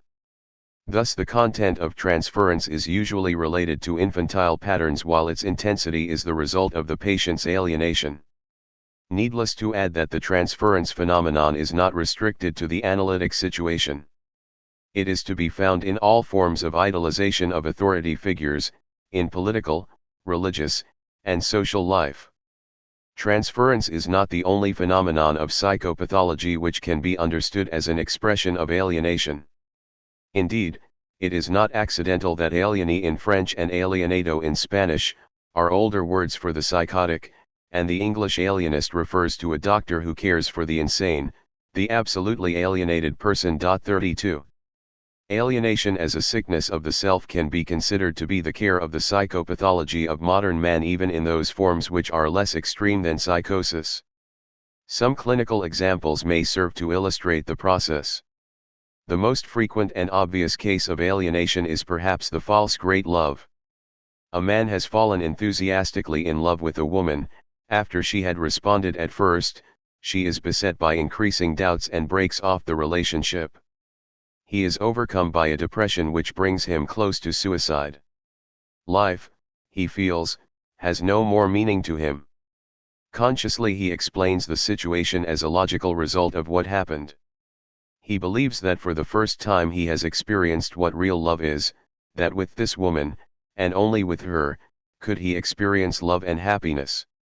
If she leaves him, there will never be anyone else who can arouse the same response in him. Losing her, so he feels, he has lost his one chance to love. Hence it is better to die. While all this sounds convincing to himself, his friends may ask some questions. Why is it that a man who thus far seemed less capable of loving than the average person is now so completely in love that he would rather die than live without his beloved? Why is it that although he is so completely in love he seems to be unwilling to make any concessions, to give up certain demands which conflict with those of the woman he loves? Why is it that while he speaks of his loss, he mainly speaks about himself and what has happened to him, and shows relatively little interest in the feelings of the woman he loves so much?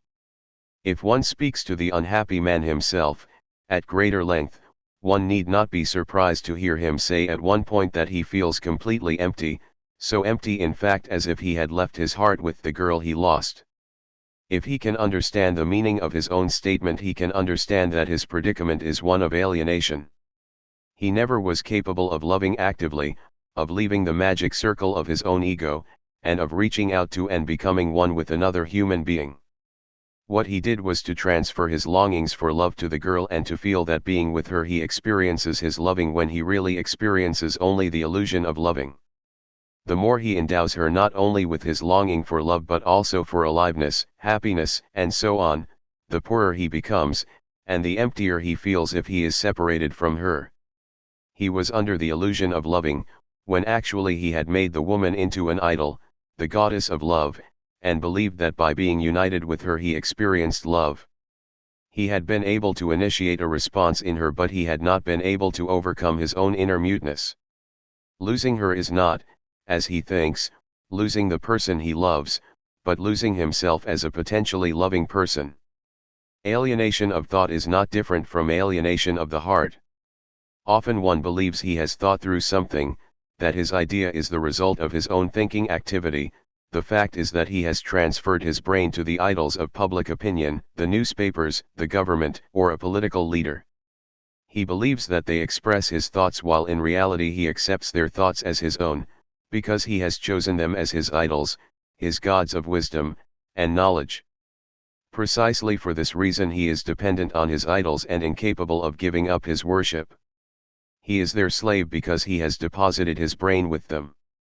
Another example of alienation is the alienation of hope, in which the future is transformed into an idol. This idolatry of history can be clearly seen in Robespierre's views. O posterity, sweet and tender hope of humanity, thou art not a stranger to us, it is for thee that we brave all the blows of tyranny, it is thy happiness which is the price of our painful struggles. Often discouraged by the obstacles that surround us, we feel the need of thy consolations. It is to thee that we confide the task of completing our labors, and the destiny of all the unborn generations of men. Make haste, O posterity, to bring to pass the hour of equality, of justice, of happiness. 33. Similarly, a distorted version of Marx's philosophy of history has often been used in the same sense by communists. The logic of this argument is, whatever is in accord with the historical trend is necessary, hence good, and vice versa. In this view, whether in the form of Robespierre's or the communist argument, it is not man who makes history but history that makes man.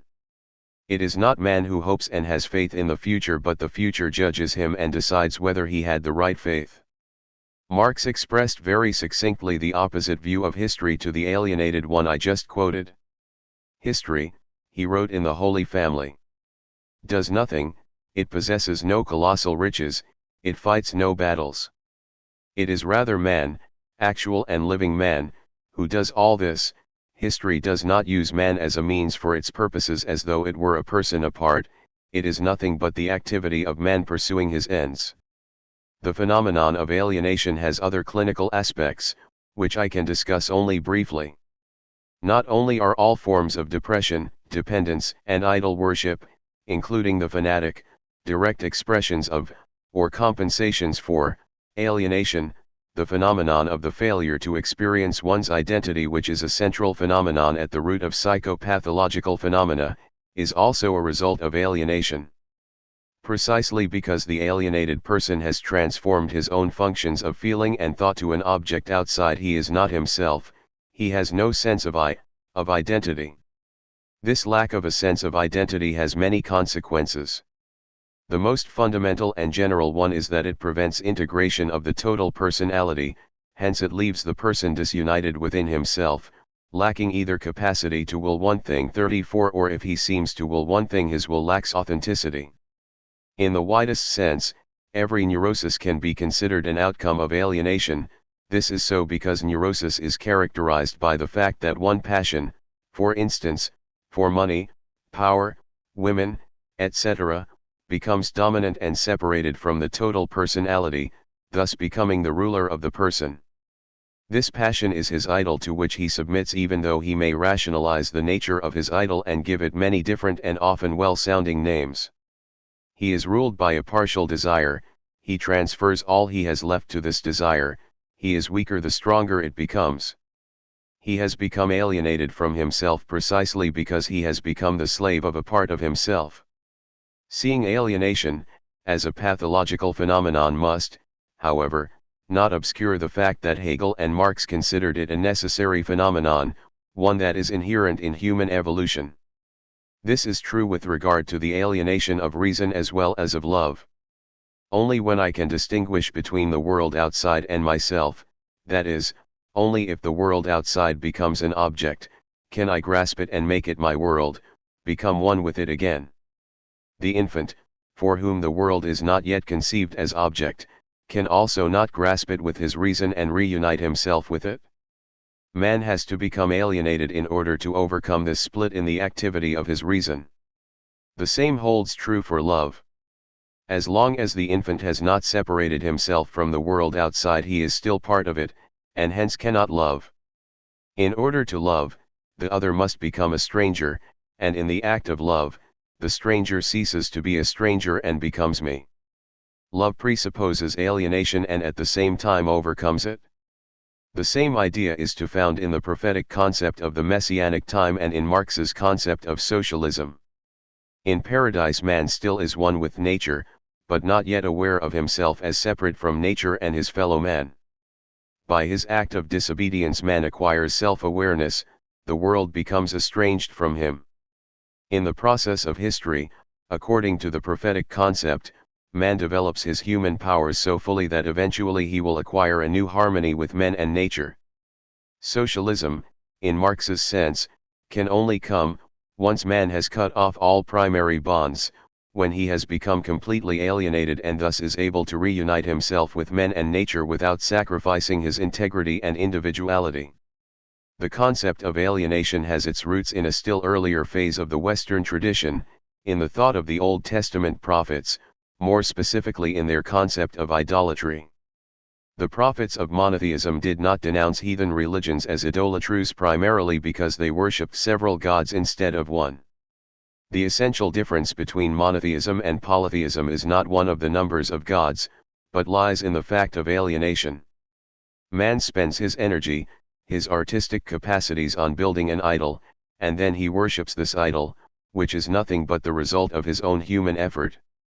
His life forces have flowed into a thing, and this thing, having become an idol, is not experienced as a result of his own productive effort, but as something apart from himself, over and against himself, which he worships and to which he submits. As the prophet Hosea says, 14:8. Assur shall not save us. We will not ride upon horses. Neither will we say any more. To the work of our hands, you are our gods. For in thee the fatherless finds love. Idolatrous man bows down to the work of his own hands. The idol represents his own life forces in an alienated form. The principle of monotheism, in contrast, is that man is infinite, that there is no partial quality in him, which can be hypostatized into the whole. God, in the monotheistic concept, is unrecognizable and indefinable. God is not a thing. Man being created in the likeness of God is created as the bearer of infinite qualities. In idolatry man bows down and submits to the projection of one partial quality in himself. He does not experience himself as the center from which living acts of love and reason radiate. He becomes a thing, his neighbor becomes a thing, just as his gods are things. The idols of the heathen are silver and gold, the work of men's hands. They have mouths but they speak not, eyes have they, but they see not, they have ears but they hear not, neither is there any breath in their mouths. They that make them are like them, so is everyone that trusts in them. Psalm 135. Modern man, in industrial society, has changed the form and intensity of idolatry. He has become the object of blind economic forces, which rule his life. He worships the work of his hands, he transforms himself into a thing. Not the working class alone is alienated, in fact, if anything, the skilled worker seems to be less alienated than those who manipulate men and symbols, but everybody is. This process of alienation, which exists in the European American industrialized countries, regardless of their political structure, has given rise to new protest movements. The renaissance of socialist humanism is one symptom of this protest. Precisely because alienation has reached a point where it borders on insanity in the whole industrialized world, undermining and destroying its religious, spiritual, and political traditions and threatening general destruction through nuclear war, many are better able to see that Marx had recognized the central issue of modern man's sickness, that he had not only seen, as Feuerbach and Kierkegaard had, this sickness but that he had shown that contemporary idolatry is rooted in the contemporary mode of production and can be changed only by the complete change of the economic social constellation together with the spiritual liberation of man. Surveying the discussion of Freud's and Marx's respective views on mental illness, it is obvious that Freud is primarily concerned with individual pathology, and Marx is concerned with the pathology common to a society and resulting from the particular system of that society. It is also clear that the content of psychopathology is quite different for Marx and for Freud. Freud sees pathology essentially in the failure to find a proper balance between the id and ego, between instinctual demands and the demands of reality. Marx sees the essential illness, as what the 19th century called la maladie du siècle, the estrangement of man from his own humanity and hence from his fellow man. Yet it is often overlooked that Freud by no means thought exclusively in terms of individual pathology. He speaks also of a social neurosis. He writes, "If the evolution of civilization has such a far-reaching similarity with the development of an individual, and if the same methods are employed in both, would not the diagnosis be justified that many systems of civilization or epochs of it, possibly even the whole of humanity, have become neurotic under the pressure of civilizing trends? To analytic dissection of these neuroses, therapeutic recommendations might follow which could claim a great practical interest. I would not say that such an attempt to apply psychoanalysis to civilized society would be fanciful or doomed to fruitlessness. But it behooves us to be very careful, not to forget that after all we are dealing only with analogies, and that it is dangerous, not only with men but also with concepts, to drag them out of the region where they originated and have matured. The diagnosis of collective neuroses, moreover, will be confronted by a special difficulty. In the neurosis of an individual we can use as a starting point the contrast presented to us between the patient and his environment, which we assume to be normal. No such background as this would be available for any society similarly affected, it would have to be supplied in some other way. And with regard to any therapeutic application of our knowledge, what would be the use of the most acute analysis of social neuroses, since no one possesses the power to compel the community to adopt the therapy? In spite of all these difficulties, we may expect that one day someone will venture upon this research into the pathology of civilized communities. 35. But in spite of Freud's interest in the social neuroses, 36. One fundamental difference between Freud's and Marx's thinking remains: Marx sees man as formed by his society, and hence sees the root of pathology in specific qualities of the social organization. Freud sees man as primarily formed by his experience in the family group. He appreciates little that the family is only the representative and agent of society, and he looks at various societies mainly in terms of the quantity of repression they demand, rather than the quality of their organization and of the impact of this social quality on the quality of the thinking and feeling of the members of a given society. This discussion of the difference between Marx's and Freud's views on psychopathology, brief as it is, must mention one more aspect in which their thinking follows the same method. For Freud, the state of primary narcissism of the infant, and the later oral and anal stages of libido development, are normal inasmuch as they are necessary stages in the process of evolution. The dependent, greedy infant is not a sick infant. Yet the dependent, greedy adult, who has been fixated on, or who has regressed to, the oral level of the child is a sick adult. The main needs and strivings are the same in the infant and in the adult. Why then is the one healthy and the other sick? The answer lies quite obviously in the concept of evolution. What is normal at a certain stage is pathological at another stage. Or, to put it differently, what is necessary at one stage is also normal or rational. What is unnecessary, seen from the standpoint of evolution, is irrational and pathological. The adult who repeats an infantile stage at the same time does not and cannot repeat it, precisely because he is no longer a child. Marx, following Hegel, employs the same method in viewing the evolution of man in society. Primitive man, medieval man, and the alienated man of industrial society are sick and yet not sick, because their stage of development is a necessary one. Just as the infant has to mature physiologically in order to become an adult, so the human race has to mature sociologically in the process of gaining mastery of nature and of society in order to become fully human. All irrationality of the past, while regrettable, is rational inasmuch as it was necessary. But when the human race stops at a stage of development which it should have passed, when it finds itself in contradiction with the possibilities which the historical situation offers, then its state of existence is irrational or, if Marx had used the term, pathological. Both Marx's and Freud's concepts of pathology can be understood fully only in terms of their evolutionary concept of individual and human history. 7. The concept of mental health. Thus far we have dealt with similarities and discrepancies in Marx's and Freud's views on individual and social pathology. We now have to examine what the respective similarities and differences are with regard to the concept of mental health. Let us begin with Freud. For him, seen from one standpoint, only primitive man could be called healthy. He satisfies all his instinctual demands without need for repression, frustration, or sublimation. That Freud's picture of the primitive as having an unrestricted life filled with instinctual satisfaction is a romantic fiction has been made abundantly clear by contemporary anthropologists. But when Freud turns from historical speculation to the clinical examination of contemporary man, this picture of primitive mental health hardly matters.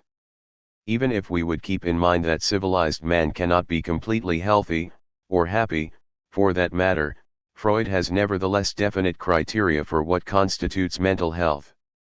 These criteria are to be understood within the frame of reference of his evolutionary theory.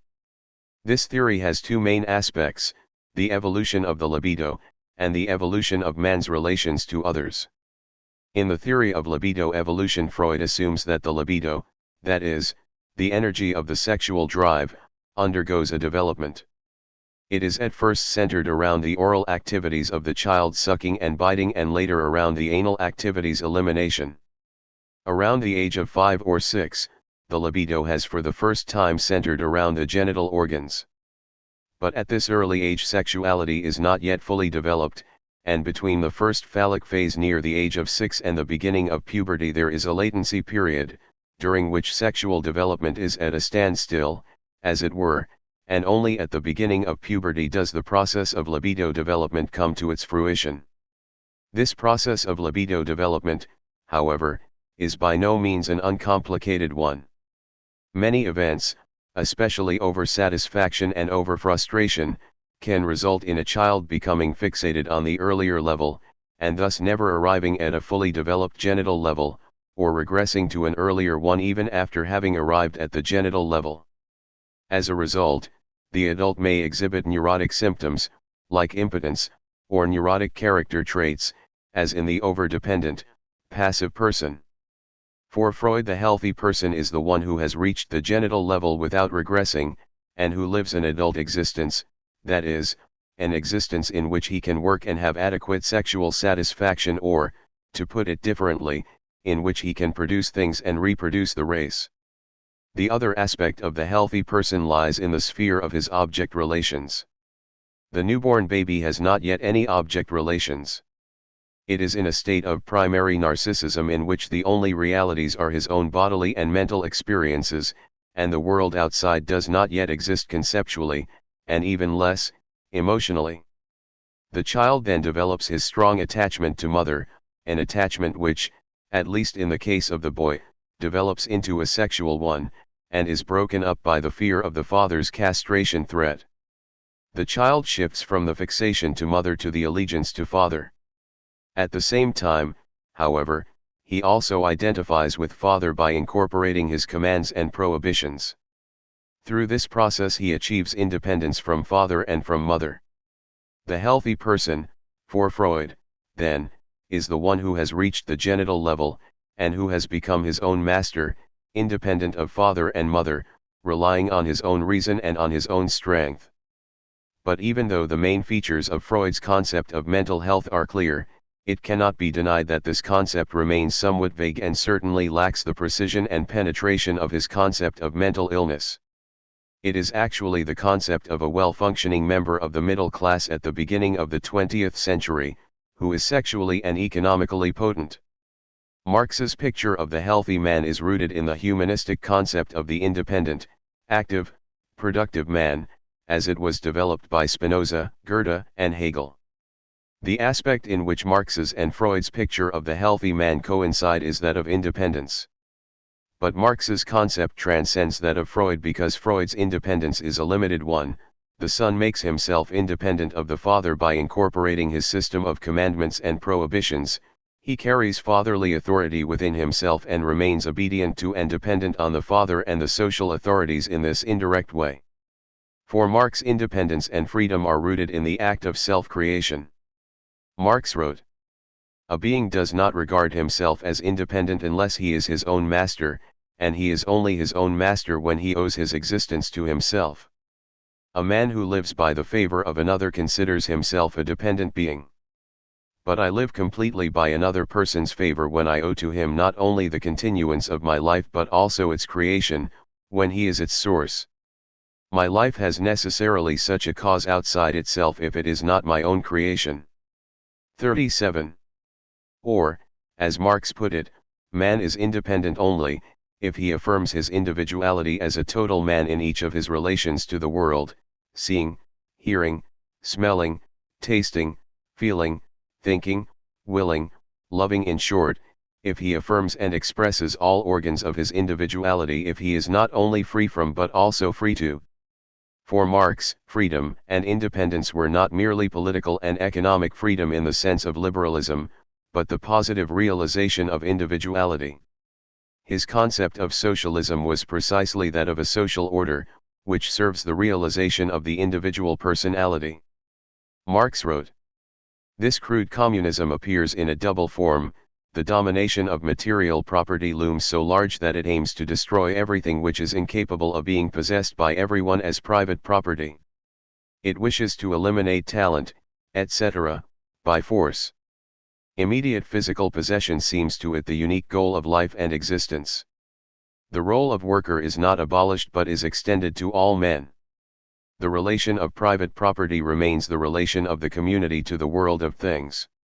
Finally, this tendency to oppose general private property to private property is expressed in an animal form, marriage, which is incontestably a form of exclusive private property, is contrasted with the community of women 38 in which women become communal and common property.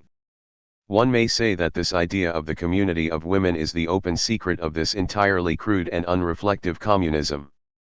Just as women are to pass from marriage to universal prostitution, so the whole world of wealth, i.e., the objective being of man, is to pass to the relation of universal prostitution with the community. This communism, which negates the personality of man in every sphere, is the only logical expression of private property, which is this negation. Universal envy setting itself up as a power is only a camouflaged form of cupidity, which re-establishes itself and satisfies itself in a different way. The thoughts of every individual private property are at least directed against any wealthier private property, in the form of envy and the desire to reduce everything to a common level, so that this envy and leveling in fact constitute the essence of competition. Crude communism is only the culmination of such envy and leveling down on the basis of a preconceived minimum. How little the abolition of private property represents a genuine appropriation is shown by the abstract negation of the whole world of culture and civilization, and the regression to the unnatural simplicity of the poor and wantless individual who has not only not surpassed private property but has not yet even attained to it. The community is only a community of work and of equality of wages paid out by the communal capital, by the community as universal capitalist. The two sides of the relation are raised to a supposed universality, labor as a condition in which everyone is placed, and capital as the acknowledged universality and power of the community. 39. Freud's independent man has emancipated himself from the dependence on mother, Marx's independent man has emancipated himself from the dependence on nature. However, there is one important difference between the two concepts of independence. Freud's independent man is basically a self-sufficient man. He needs others only as means to satisfy his instinctual desires. Since men and women need each other, this satisfaction is a mutual one. The relationship is not primarily but only secondarily a social one, like that of individual buyers and sellers on the market who are united by their mutual interest in exchange. For Marx, man is primarily a social being. He is in need of his fellow man, not as a means to satisfy his desires, but because he is only complete as a man, if he is related to his fellow men and to nature. 40. The independent, free man in Marx's sense is, at the same time, the active, related, productive man. Spinoza, who had considerable influence on Marx, as he had on Hegel and Goethe, held activity versus passivity to be central concepts for the understanding of man. He differentiated between active and passive emotions. The former, fortitude and generosity, originate in the individual, and they are accompanied by adequate ideas. The latter rule over man, he is the slave of passions and they are connected with inadequate, irrational ideas. This connection between knowledge and affect has been enriched by Goethe and Hegel in their emphasis on the nature of true knowledge. Knowledge is not obtained in the position of the split between subject and object, but in the position of relatedness. As Goethe put it, man knows himself only inasmuch as he knows the world. He knows the world only within himself, and he is aware of himself only within the world. Each new object, truly recognized, opens up a new organ within ourselves. 41. In his Faust, Goethe gave the most outstanding expression to this concept of the ever-striving man. Neither knowledge nor power nor sex can give an ultimately satisfactory answer to the question which man is asked by the fact of his very existence. Only the free and productive man, united to his fellow man, can give the right answer to man's existence. Marx's concept of man was a dynamic one. Human passion is, he said, the essential power of man striving energetically for its object. Man's own powers develop only in the process of relatedness to the world. The I has become a human I when its object has become a human, social object, created by man and destined for him. The senses have therefore become directly theoreticians in practice. They relate themselves to the thing for the sake of the thing, but the thing itself is an objective human relation to itself and to man and vice versa. Need and enjoyment have thus lost their egoistic character, and nature has lost its mere utility by the fact that its utilization has become human utilization. In practice, I can only relate myself in a human way to a thing when the thing is related in a human way to man. 42. Just as our senses develop and become human senses in the process of their productive relatedness to nature, our relatedness to man, says Marx, becomes human relatedness in the act of loving. Let us assume man to be man, and his relation to the world to be a human one. Then love can only be exchanged for love, trust for trust, etc. If you wish to enjoy art, you must be an artistically cultivated person. If you wish to influence other people, you must be a person who really has a stimulating and encouraging effect upon others. Every one of your relations to man and to nature must be a specific expression, corresponding to the object of your will, of your real individual life. If you love without evoking love in return, i.e., if you are not able, by the manifestation of yourself as a loving person, to make yourself a beloved person, then your love is impotent and a misfortune. 43. The fully developed, and thus the healthy, man is the productive man, the man who is genuinely interested in the world, responding to it. He is the rich man. In contrast to this fully developed man, Marx paints the picture of man under the system of capitalism. The production of too many useful things results in too many useless people. 44. In the present system, man has much, but he is little. The fully developed man is the wealthy man who is much. For Marx, communism is the positive abolition of private property. 45. Of human self-alienation, and thus the real appropriation of human nature through and for man. It is, therefore, the return of man himself as a social, i.e., really human being, a complete and conscious return which assimilates all the wealth of previous development. Communism as a fully developed naturalism is humanism, and, as a fully developed humanism, is naturalism. It is the definitive resolution of the antagonism between man and nature, and between man and man. It is the true solution of the conflict between existence and essence, between objectification and self-affirmation, between freedom and necessity, between individual and species. It is the solution of the riddle of history and knows itself to be the solution. 46. 8. Individual and social character. Marx postulated the interdependence between the economic basis of society and the political and legal institutions, its philosophy, art, religion, etc. The former, according to Marxist theory, determined the latter, the ideological superstructure. But Marx and Engels did not show, as Engels admitted quite explicitly, how the economic basis is translated into the ideological superstructure.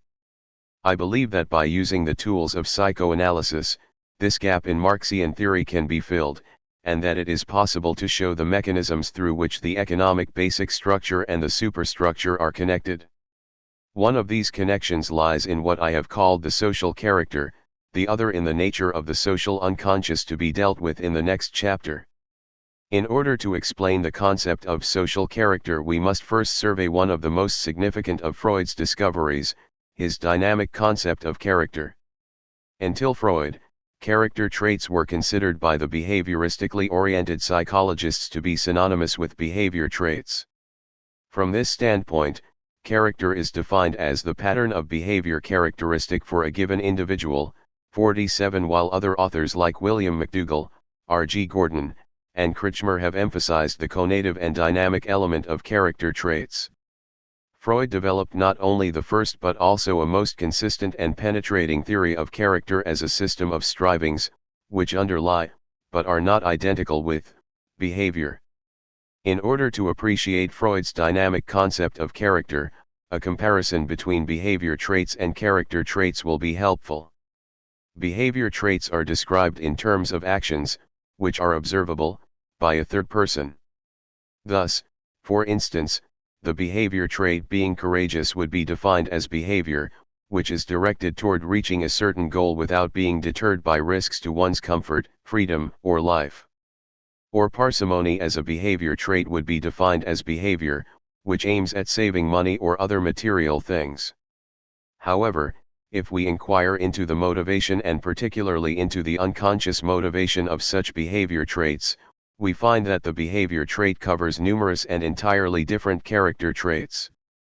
Courageous behavior may be motivated by ambition, so that a person will risk his life in certain situations in order to satisfy his craving for being admired.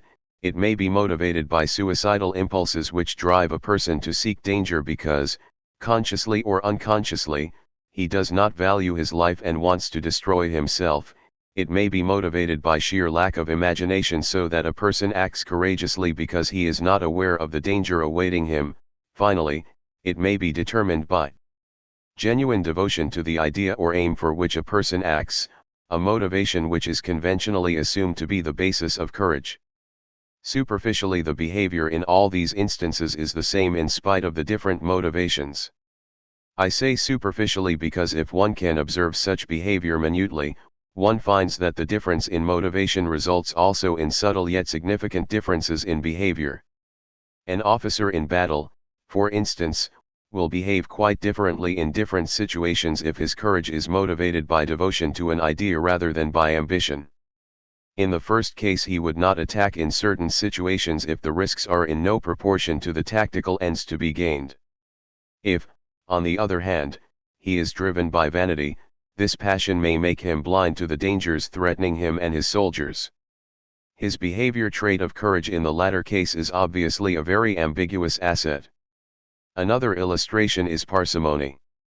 A person may be economical because his economic circumstances make it necessary, or he may be parsimonious because he has a stingy character, which makes saving an aim for its own sake, regardless of the realistic necessity. Here, too, the motivation would make some difference with regard to behavior itself.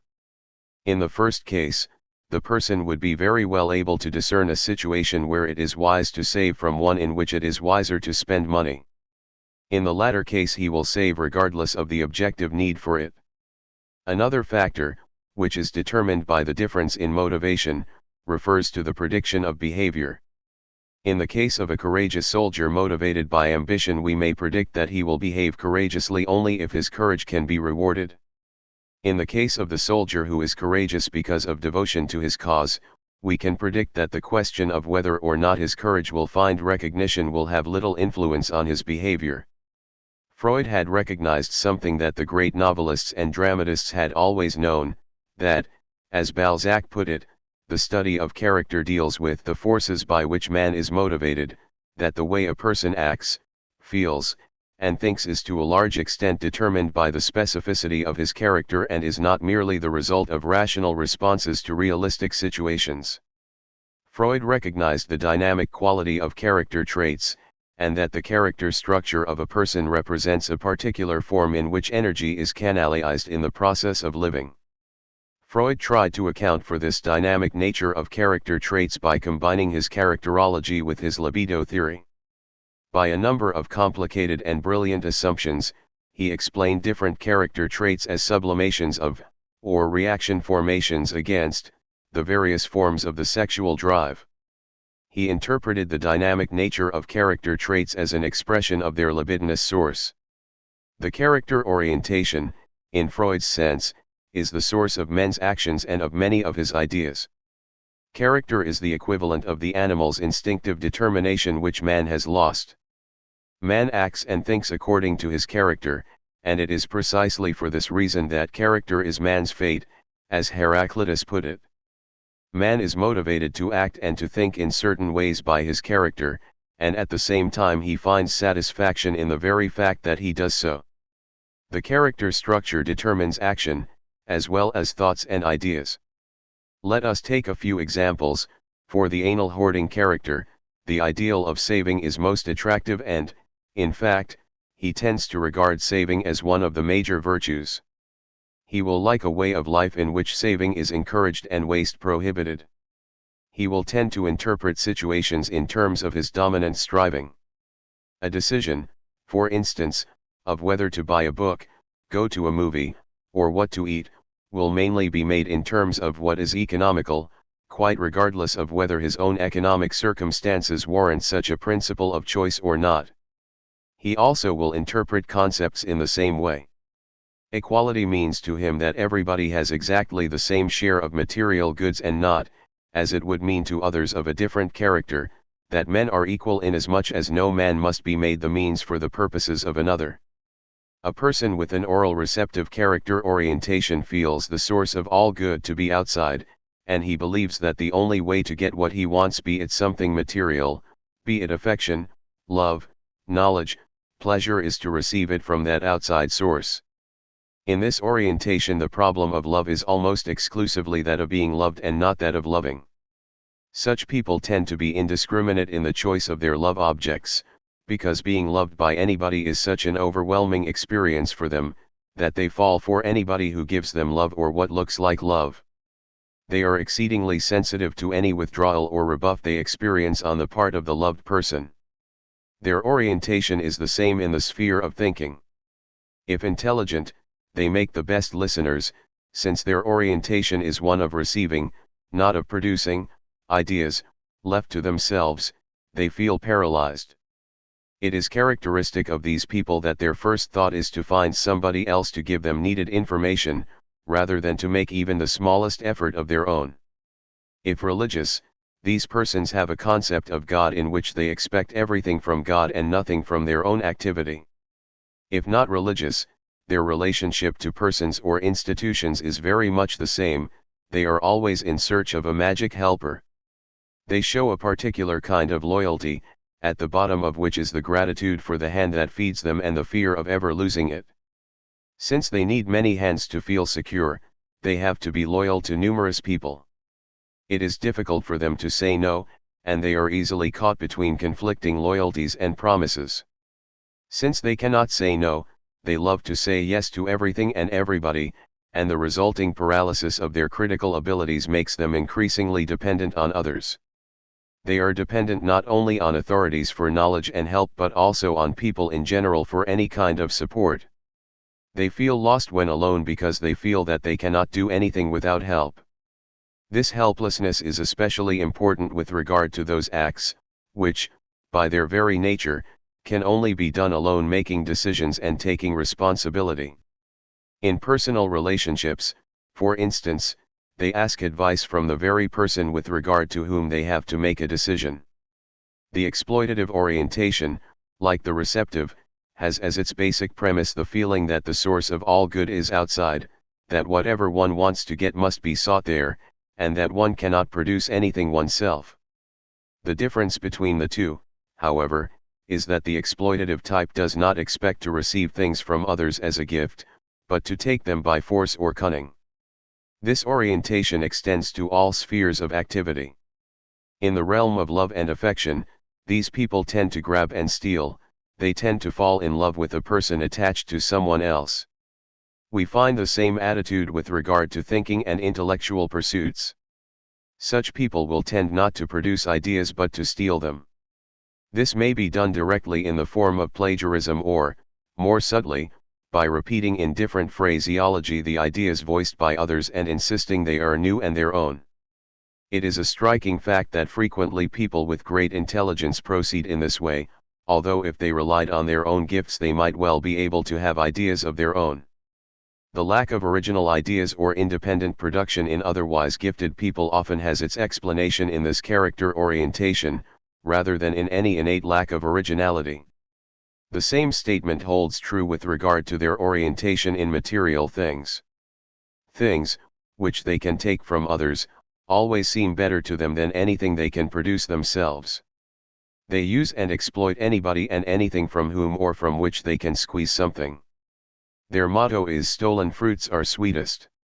Because they want to use and exploit people, they love those who, explicitly or implicitly, are promising objects of exploitation, and get fed up with persons whom they have squeezed dry. An extreme example is the kleptomaniac who enjoys things only if he can steal them, although he has the money to buy them. It was necessary to describe in detail Freud's dynamic concept of character in order to prepare the ground for the discussion of the social character. Individuals within a given society differ, of course, in their personal characters. In fact, it is no exaggeration to say that if we are concerned with minute differences, there are no two people whose character structure is identical. Yet if we disregard minute differences, we can form certain types of character structures, which are roughly representative for various groups of individuals.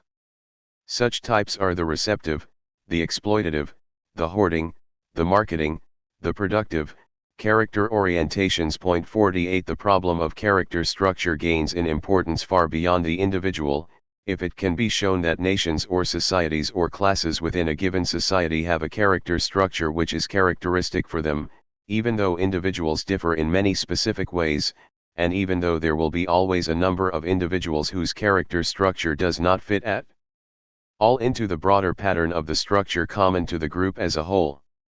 I have named this character, which is typical for a society, the social character. Like the individual character, the social character represents the specific way in which energy is channelized. It follows that if the energy of most people in a given society is channelized in the same direction, their motivations are the same, and furthermore, that they are receptive to the same ideas and ideals. I shall try to show in the following pages that social character is an essential element in the functioning of a society, and at the same time the transmission belt between the economic structure of society and the prevailing ideas. What is the social character? I refer in this concept to the nucleus of the character structure, which is shared by most members of the same culture, in contradistinction to the individual character in which people belonging to the same culture differ from each other. The concept of social character is not a statistical concept in the sense that it is simply the sum total of character traits to be found in the majority of people in a given culture. It can be understood only in reference to the function of the social character, which we shall now proceed to discuss. Point 49. Each society is structuralized and operates in certain ways, which are necessitated by a number of objective conditions. These conditions include methods of production, which in turn depend on raw materials, industrial techniques, climate, size of population, and political and geographical factors, cultural traditions and influences to which the society is exposed. There is no society in general, but only specific social structures, which operate in different and ascertainable ways. Although these social structures do change in the course of historical development, they are relatively fixed at any given historical period. Any society can exist only by operating within the framework of its particular structure. The members of the society and/or the various classes or status groups within it have to behave in such a way as to be able to function in the sense required by the social system. It is the function of the social character to shape the energies of the members of society in such a way that their behavior is not a matter of conscious decision as to whether or not to follow the social pattern, but one of wanting to act as they have to act and at the same time finding gratification in acting according to the requirements of the culture. In other words, it is the social character's function to mold and channel human energy within a given society for the purpose of the continued functioning of this society. Modern, industrial society, for instance, could not have attained its ends had it not harnessed the energy of free men for work in an unprecedented degree. Man had to be molded into a person who was eager to spend most of his energy for the purpose of work, who had the qualities of discipline, orderliness, and punctuality, to a degree unknown in most other cultures. It would not have sufficed if each individual had to make up his mind consciously every day that he wanted to work, to be on time, etc., since any such conscious deliberation would lead to many more exceptions than the smooth functioning of society can afford. Nor would threat and force have sufficed as a motive, since the highly differentiated tasks in modern industrial society can, in the long run, only be the work of free men and not of forced labor. The social necessity for work, for punctuality and orderliness had to be transformed into an inner drive. This means that society had to produce a social character in which these strivings were inherent. While the need for punctuality and orderliness are traits necessary for the functioning of any industrial system, there are other needs, which differ, say, in 19th century capitalism, as against contemporary capitalism. 19th century capitalism was still mainly occupied with the accumulation of capital, and hence with the necessity of saving.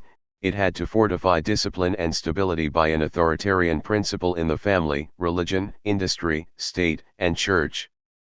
The social character of the 19th century middle class was precisely one which in many ways can be called the hoarding orientation.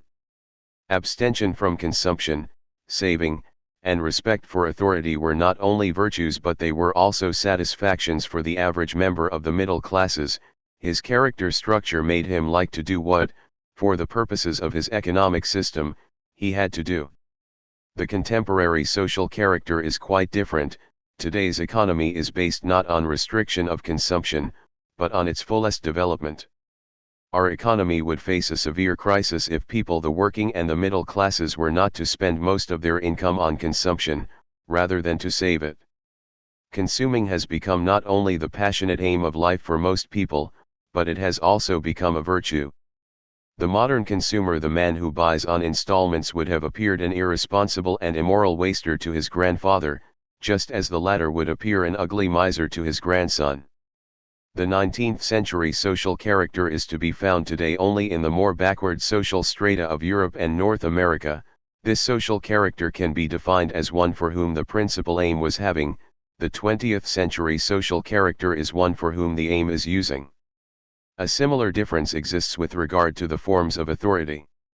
In this century, at least in the developed capitalistic countries of the West, there is enough material satisfaction for all, and hence less need for authoritarian control. At the same time, control has shifted into the hands of bureaucratic elites which govern less by enforcing obedience than by eliciting consent, a consent, however, which is to a large degree manipulated by the modern devices of psychology and a science called human relations. As long as the objective conditions of the society and the culture remain stable, the social character has a predominantly stabilizing function. If the external conditions change in such a way that they no longer fit the traditional social character, a lag arises which often changes the function of character into an element of disintegration instead of stabilization, into dynamite instead of a social mortar, as it were. In speaking of the socio-economic structure of society as molding one's character, we speak only of one pole in the interconnection between social organization and man. The other pole to be considered is man's nature, molding in turn the social conditions in which he lives. The social process can be understood only if we start out with the knowledge of the reality of man, his psychic properties as well as his physiological ones, and if we examine the interaction between the nature of man and the nature of the external conditions under which he lives, and which he has to master if he is to survive. While it is true that man can adapt himself to almost any conditions, he is not a blank sheet of paper on which the culture writes its text. Needs like the striving for happiness, belonging, love, and freedom are inherent in his nature. They are also dynamic factors in the historical process. If a social order neglects or frustrates the basic human needs beyond a certain threshold, the members of such a society will try to change the social order so as to make it more suitable to their human needs. If this change is not possible, the outcome will probably be that such a society will collapse, because of its lack of vitality, and its destructiveness. Social changes which lead to a greater satisfaction of human needs are easier to make when certain material conditions are given which facilitate such changes. It follows from these considerations that the relation between social change and economic change is not only the one which Marx emphasized, namely, the interests of new classes in changed social and political conditions, but that social changes are at the same time determined by the fundamental human needs which make use, as it were, of favorable circumstances for their realization. The middle class who won the French Revolution wanted freedom for their economic pursuits from the fetters of the old order. But they also were driven by a genuine wish for human freedom inherent in them as human beings. While most were satisfied with a narrow concept of freedom after the revolution had won, the very best spirits of the bourgeoisie became aware of the limitations of bourgeois freedom and, in their search for a more satisfactory answer to man's needs, arrived at a concept which considered freedom to be the condition for the unfolding of the total man. Provided this concept of the genesis and function of the social character is correct, we are confronted with a puzzling problem. Is not the assumption that the character structure is molded by the role which the individual has to play in his culture contradicted by the assumption that a person's character is molded in his childhood? Can both views pretend to be true in view of the fact that the child in his early years of life has comparatively little contact with society as such? This question is not as difficult to answer as it may seem at first glance. We must differentiate between the factors which are responsible for the particular contents of the social character and the methods by which the social character is produced. The structure of society and the function of the individual in the social structure may be considered to determine the content of the social character. The family, on the other hand, may be considered to be the psychic agency of society, the institution that has the function of transmitting the requirements of society to the growing child. The family fulfills this function in two ways: 1, by the influence the character of the parents has on the character formation of the growing child. Since the character of most parents is an expression of the social character, they transmit in this way the essential features of the socially desirable character structure to the child. 2, in addition to the character of the parents, the methods of childhood training, which are customary in a culture, also have the function of molding the character of the child in a socially desirable direction. There are various methods and techniques of child training which can fulfill the same end and, on the other hand, there can be methods which seem identical but which nevertheless are different because of the character structure of those who practice these methods. By focusing on methods of child training, we can never explain the social character. Methods of child training are significant only as a mechanism of transmission, and they can be understood correctly only if we understand first what kinds of personalities are desirable and necessary in any given culture. Thus far we have looked at the social character as the structure through which human energy is molded in such specific ways, that it is usable for the purposes of any given society. We have now to show that it is also the basis from which certain ideas and ideals draw their strength and attractiveness. This relation between character and ideas, which has been mentioned before, is easy to recognize in the case of the individual character structure. A person with a hoarding, anal, according to Freud, character orientation, will be attracted to the ideal of saving. He will be repelled by ideas of what he would call reckless spending. On the other hand, the person with a productive character will find a philosophy centered around saving dirty, and will embrace ideas which emphasize creative efforts and the use of material goods as far as they enrich life. As far as the social character is concerned, the relationship between character and ideas is the same. Some examples ought to show this relation clearly. With the end of the feudal age, private property became the central factor in the economic and social system. There had been, of course, private property before.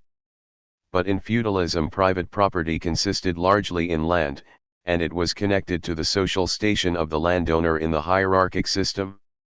It was not saleable on the market since it was part of the social role of the owner.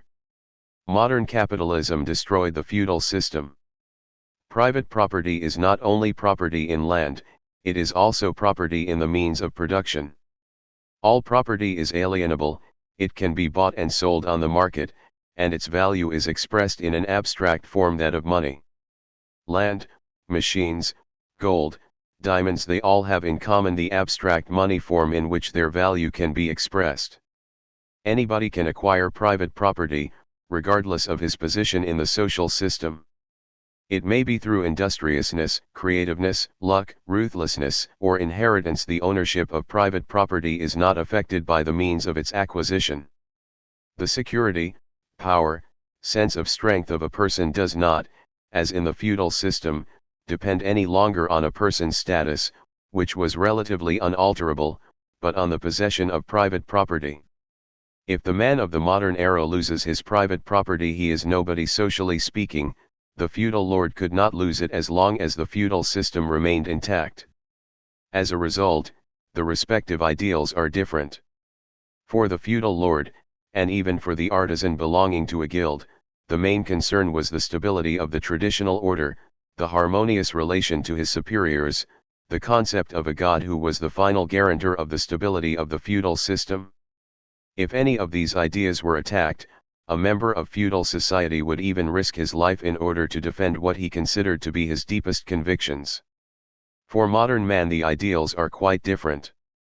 His fate, security, and power rest on private property, hence for bourgeois society, private property is sacred, and the ideal of the invulnerability of private property is a cornerstone in its ideological edifice.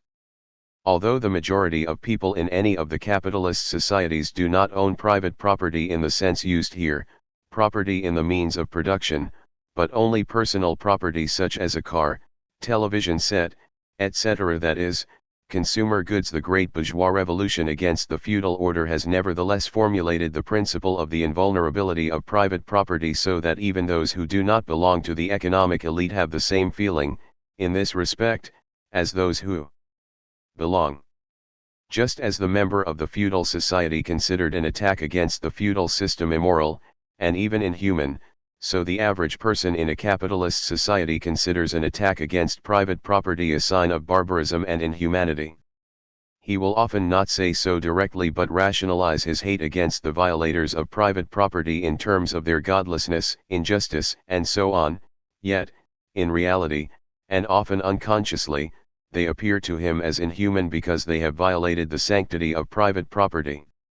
The point is not that they have hurt him economically, or that they even threaten his economic interests realistically, the point is that they threaten a vital ideal. It seems, for instance, that the repugnance and hate which so many people in capitalistic countries have against the communist countries is, to a large extent, based on the very repugnance they feel against the outright violators of private property. There are so many other examples of ideas which are rooted in the socio-economic structure of a society that it is hard to select the most representative ones. Thus, liberty became the paramount idea for a middle class fighting against the restrictions that the feudal class imposed upon them. Individual initiative became an ideal in the highly competitive capitalism of the 19th century. Teamwork and human relations became the ideals of the capitalism of the 20th century. Fairness became the most popular norm in capitalist society since fairness is the basic law of the free market in which commodities and labor are exchanged without force or fraud.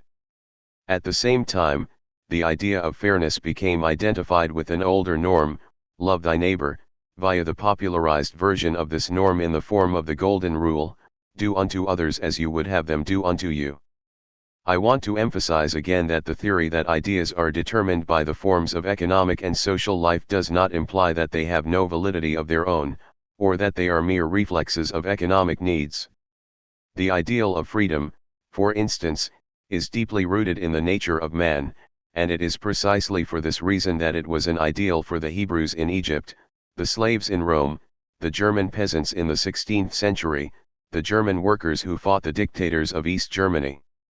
On the other hand, the idea of authority and order is also deeply implanted in human existence.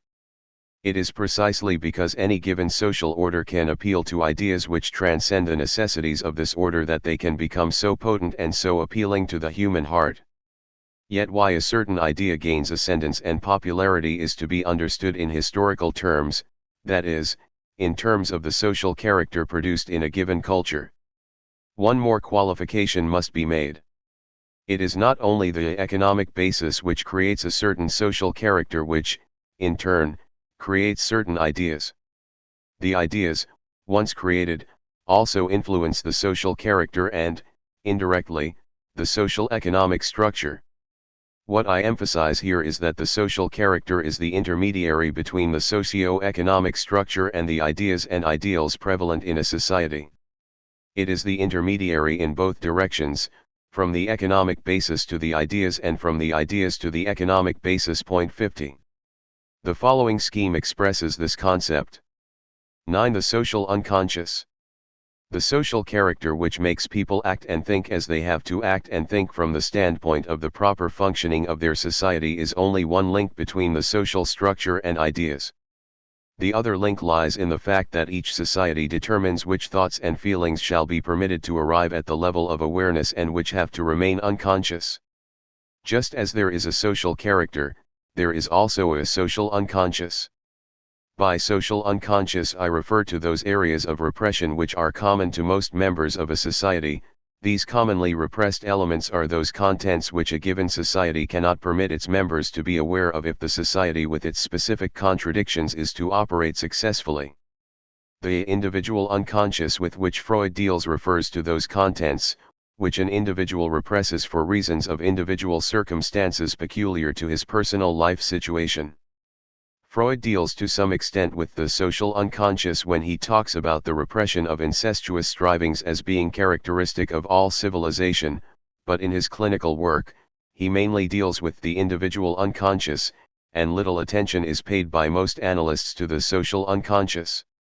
Before I can begin to discuss the social unconscious, it is necessary to present briefly the concept of the unconscious as Freud developed it, and the corresponding concept in Marx's system. There is, indeed, no more fundamental discovery of Freud's than that of the unconscious. Psychoanalysis can be defined as a system which is based on the assumption that we repress the awareness of the most significant experiences, that the conflict between the unconscious reality within ourselves and the denial of that reality in our consciousness often leads to neurosis, and that by making the unconscious conscious, the neurotic symptom or character trait can be cured. While Freud believed that this uncovering of the unconscious was the most important tool for the therapy of neurosis, his vision went far beyond this therapeutic interest. He saw how unreal most of what we think about ourselves is, how we deceive ourselves continuously about ourselves and about others. He was prompted by the passionate interest to touch the reality, which is behind our conscious thought. Freud recognized that most of what is real within ourselves is not conscious, and that most of what is conscious is not real. This devotion to the search for inner reality opened up a new dimension of truth. The person who does not know the phenomenon of the unconscious is convinced he says the truth if he says what he knows. Freud showed that we all deceive ourselves to a larger or smaller degree about the truth. Even if we are sincere with regard to what we are aware of, we are probably still lying because our consciousness is false. It does not represent the underlying real experience within ourselves. Freud started out with observation on an individual scale. Here are some random examples. A man may have a secret pleasure in looking at pornographic pictures. He does not admit any such interest to himself but is convinced, consciously, that he considers such pictures to be harmful and that it is his duty to see to it that they are not exhibited anywhere. In this way he is constantly concerned with pornography, looks at such pictures as part of his campaign against them, and thus satisfies his desire. But he has a very good conscience. His real desires are unconscious, and what is conscious is a rationalization which hides completely what he does not want to know. Thus he is enabled to satisfy his desire without sensing the conflict with his moral judgment. Another example would be that of a father with sadistic impulses, who tends to punish and mistreat his children. But he is convinced that he beats them because that is the only way to teach them virtue and to protect them from doing evil. He is not aware of any sadistic satisfaction, he is only aware of the rationalization, his idea of duty and of the right method of bringing up children. Here is still another example. A political leader may conduct a policy which leads to war. He may be motivated by a wish for his own glory and fame, yet he is convinced that his actions are determined exclusively by his patriotism and his sense of responsibility to his country. In all these instances the underlying and unconscious desire is so well rationalized by a moral consideration that the desire is not only covered up, but also aided and abetted by the very rationalization the person has invented. In the normal course of his life, such a person will never discover the contradiction between the reality of his desires and the fiction of his rationalizations, and hence he will go on acting according to his desire. If anyone would tell him the truth, that is to say, mention to him that behind his sanctimonious rationalizations are the very desires which he bitterly disapproves of, he would sincerely feel indignant or misunderstood and falsely accused. This passionate refusal to admit the existence of what is repressed, Freud called resistance. Its strength is roughly in proportion to the strength of the repressive tendencies.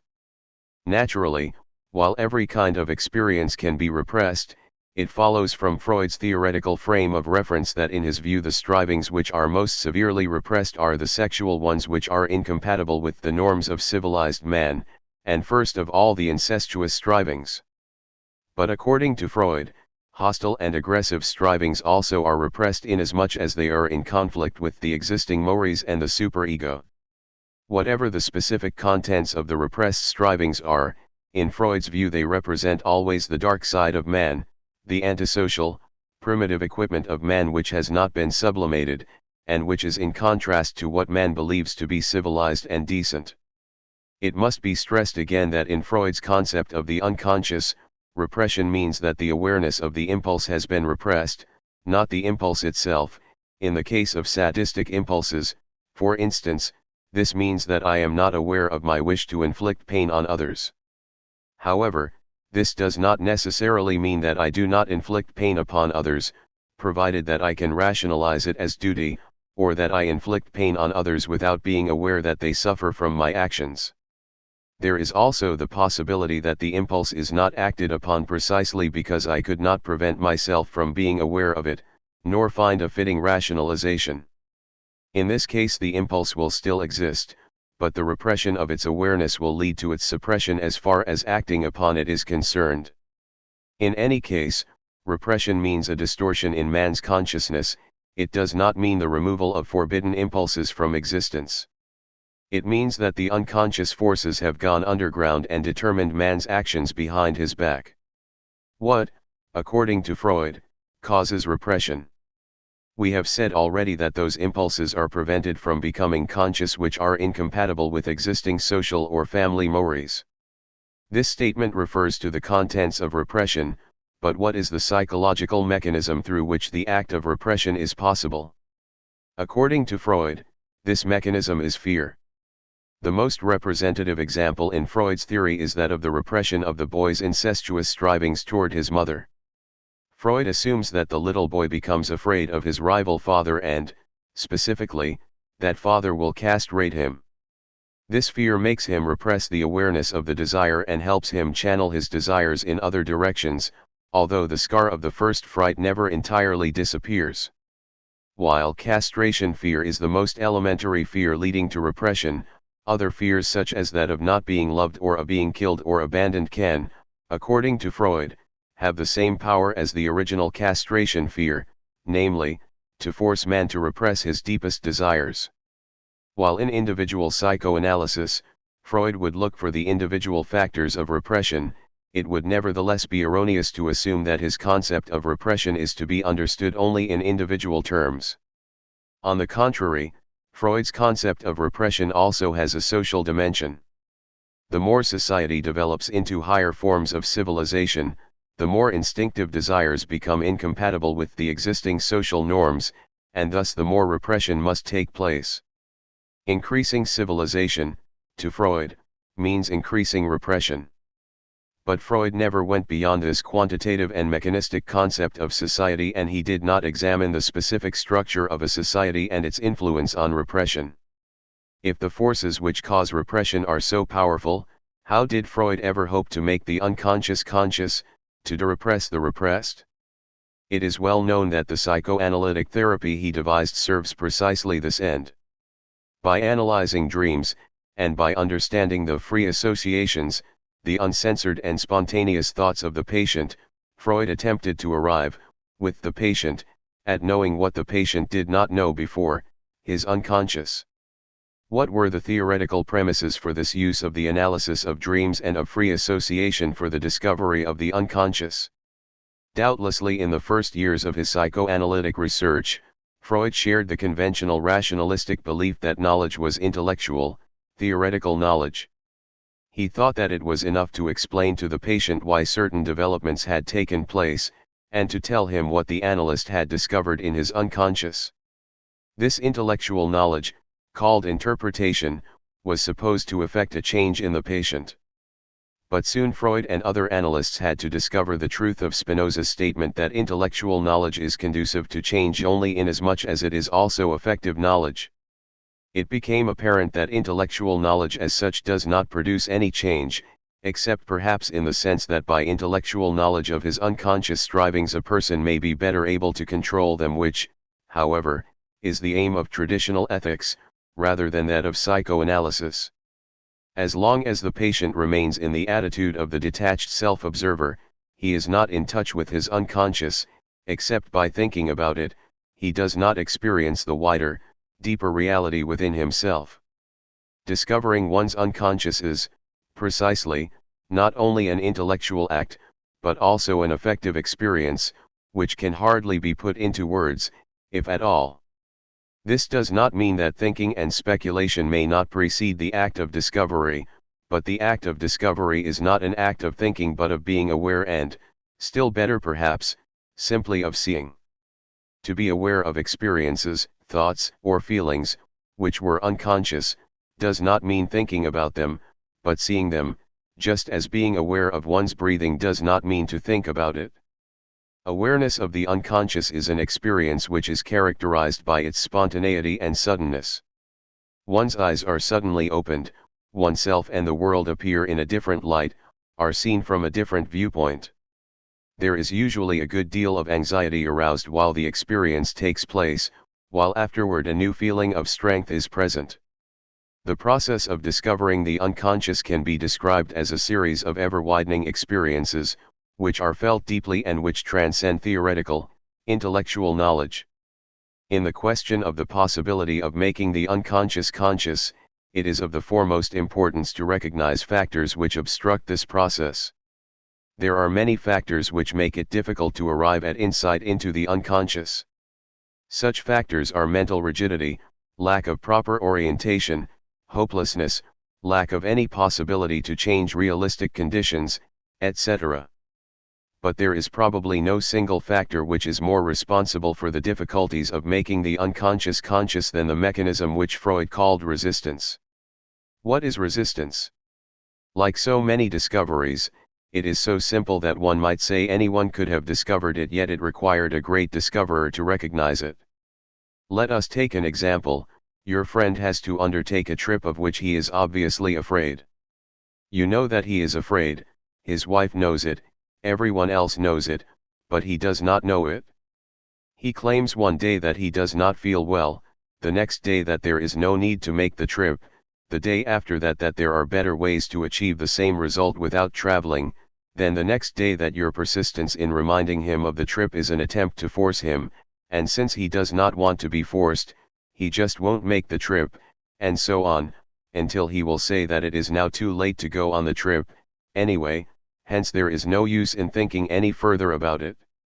If, however, you mention to him, even in the most tactful way, that he might not want to go because he is afraid, you will get not a simple denial, but more likely a violent barrage of protestations and accusations which will eventually drive you into the role of having to apologize, or even if you are now afraid of losing his friendship, of declaring that you never meant to say that he was afraid and, in fact, ending up with enthusiastic praise of his courage. What has happened? The real motivation for not wanting to go is fear. What he is afraid of is of no significance for the purposes of this discussion. Suffice it to say, that his fear could be objectively justified or the reason for his fear merely imagined. This fear is unconscious. Your friend, however, must choose a reasonable explanation for his not wanting to go, a rationalization. He may discover every day a new one. Anyone who has tried to give up smoking knows how easily rationalizations come, or stick to one main rationalization. It does not matter, in fact, whether the rationalization as such is valid or not. What matters is that it is not the effective or sufficient cause for his refusal to go. The most amazing fact, however, is the violence of his reaction when we mention the real motive to him, the intensity of his resistance. Should we not rather expect him to be glad, or even grateful for our remark, since it permits him to cope with the real motive for his reluctance? But whatever we think about what he should feel, the fact is that he does not feel it. Obviously he cannot bear the idea of being afraid. But why? There are several possibilities. Perhaps he has a narcissistic image of himself of which lack of fear is an integral part, and if this image is disturbed, his narcissistic self-admiration and, hence, his sense of his own value and his security would be threatened. Or perhaps his superego, the internalized code of right and wrong, happens to be such that fear or cowardice are bitterly condemned, hence to admit fear would mean to admit that he has acted against his code.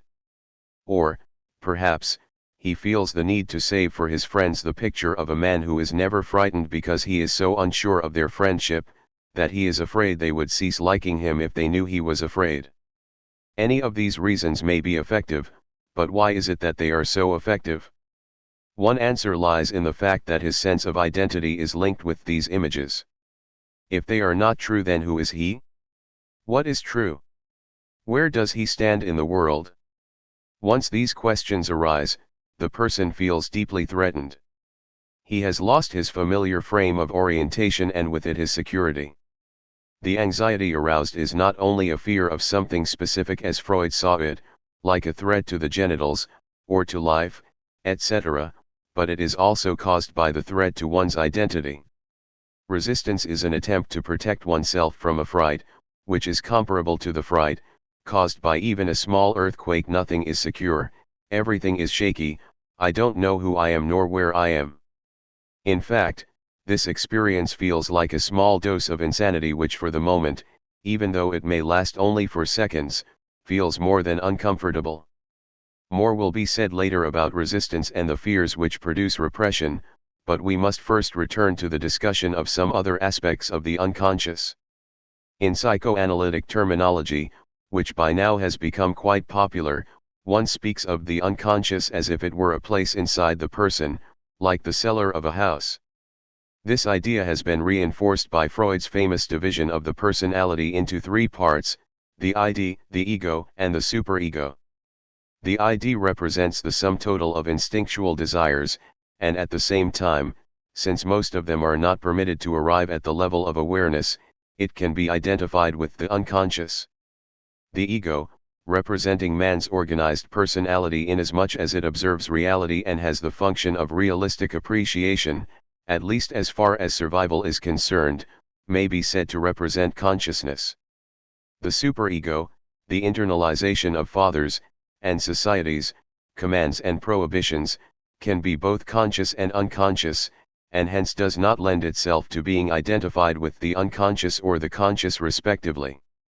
The topographical use of the unconscious has certainly been stimulated further by the general tendency in our time to think in terms of having, which will be discussed later on in this chapter. People say that they have insomnia, instead of being sleepless, or of having a problem of depression, rather than of being depressed, thus they have a car, a house, a child, as they have a problem, a feeling, a psychoanalyst, and an unconscious. This is the reason why so many people today prefer to speak of the subconscious. It is still more clearly a region, rather than a function. While I can say I am unconscious of this or that, one could not say, I am subconscious of it. 51 Another difficulty in the Freudian concept of the unconscious lies in the fact that it tends to identify a certain content, the instinctual strivings of the ID, with a certain state of awareness/unawareness, the unconscious, although Freud was careful to keep the concept of the unconscious separate from that of the ID. One must not lose sight of the fact that one is dealing here with two entirely distinct concepts. One deals with certain instinctual impulses, another with a certain state of perception, unawareness or awareness. It so happens that the average person in our society is unaware of certain instinctual needs. But the cannibal is quite aware of his desire to incorporate another human being, the psychotic is quite aware of that or other archaic desires, and so are most of us in our dreams. It will clarify the understanding of the unconscious if we insist on the separation between the concept of archaic contents and that of the state of unawareness, or unconsciousness. The term the unconscious is actually a mystification, even though one might use it for reasons of convenience, as I am guilty of doing in these pages. There is no such thing as the unconscious, there are only experiences of which we are aware, and others of which we are not aware, that is, of which we are unconscious. If I hate a man because I am afraid of him, and if I am aware of my hate but not of my fear, we may say that my hate is conscious and that my fear is unconscious. Still, my fear does not lie in that mysterious place, the unconscious. But we repress not only sexual impulses or affects such as hate and fear, we repress also the awareness of facts provided they contradict certain ideas and interests which we do not want to have threatened. Good examples for this kind of repression are offered in the field of international relations. We find here a great deal of simple repression of factual knowledge. The average men, and even policy makers, forget conveniently facts which do not fit into their political reasoning. For instance, while discussing the Berlin question in the spring of 1961 with a very intelligent and knowledgeable newspaperman, I mentioned the fact that in my opinion we had given Khrushchev reason to believe that we were willing to compromise on the Berlin question in terms which had been dealt with in the Foreign Ministers' Conference in Geneva in 1959, those of symbolic troop reduction and cessation of anti-communist propaganda from West Berlin. The newspaperman insisted that there had been no such conference, and that there was never a discussion of such terms. He had completely repressed the awareness of facts which he had known less than 2 years before. Not always is the repression as drastic as it was in this case. More frequent than the repression of a well-known fact is the repression of the potentially known fact.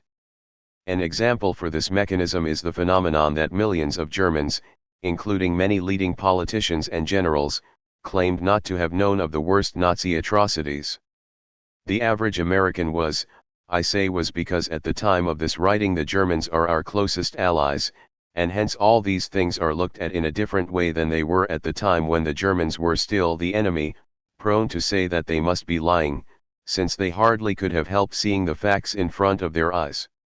Those who said this forgot, however, man's capacity of not observing what he does not want to observe, hence, that he may be sincere in denying a knowledge which he would have, if he wanted only to have it.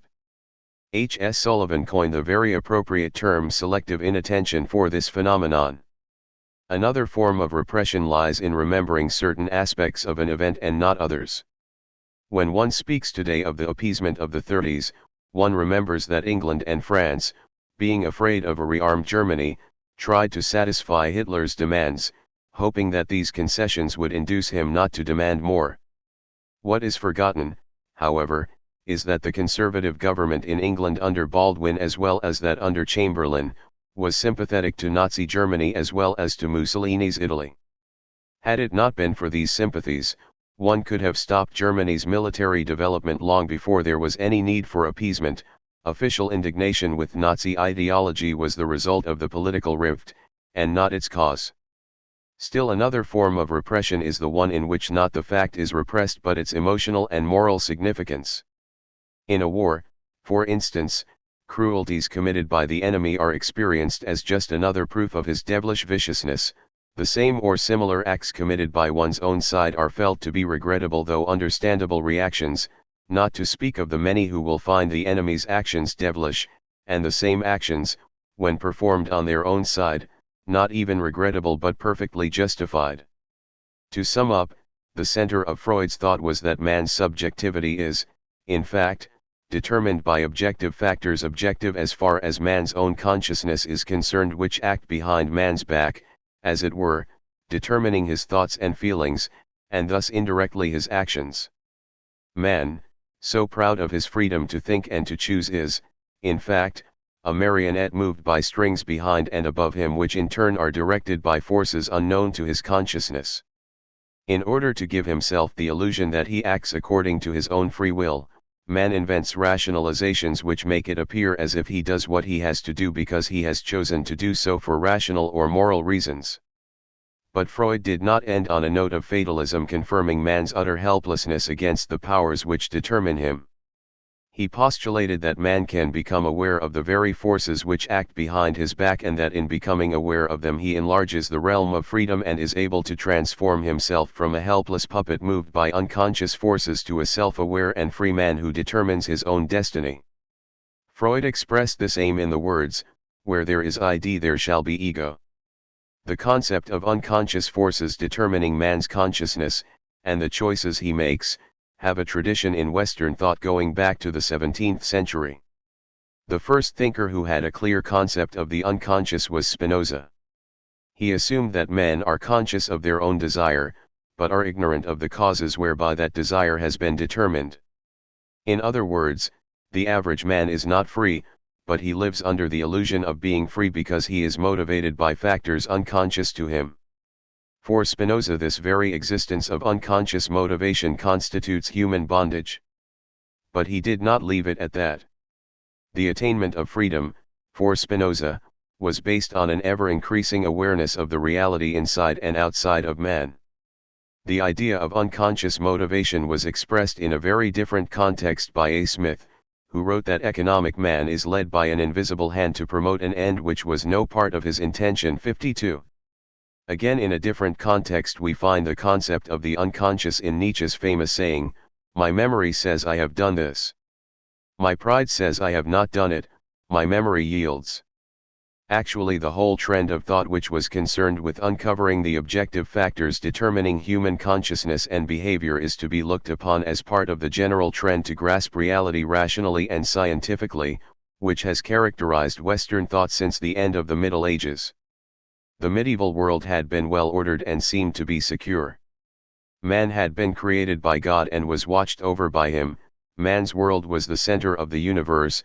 Man's consciousness was the last mental, indivisible entity, just as the atom was the smallest, indivisible physical entity. Within a few hundred years this world broke to pieces. The earth ceased to be the center of the universe. Man was the product of an evolutionary development starting with the most primitive forms of life. The physical world transcended all concepts of time and space which had seemed to be secure even a generation before, and consciousness was recognized as an instrument for hiding thought, rather than being the bastion of truth. The writer who made the most significant contribution to the overthrow of the dominant position of consciousness, aside from Spinoza before him and Freud after him, was Marx. He was probably influenced by Spinoza, whose ethics he had studied thoroughly. More importantly, Hegel's philosophy of history had a decisive influence on Marx's thought and contained the concept of man serving the aims of history without his own knowledge. According to Hegel, it is the cunning of reason, die List der Vernunft, which makes man an agent of the absolute idea while he is subjectively driven by his own conscious goals and individual passions.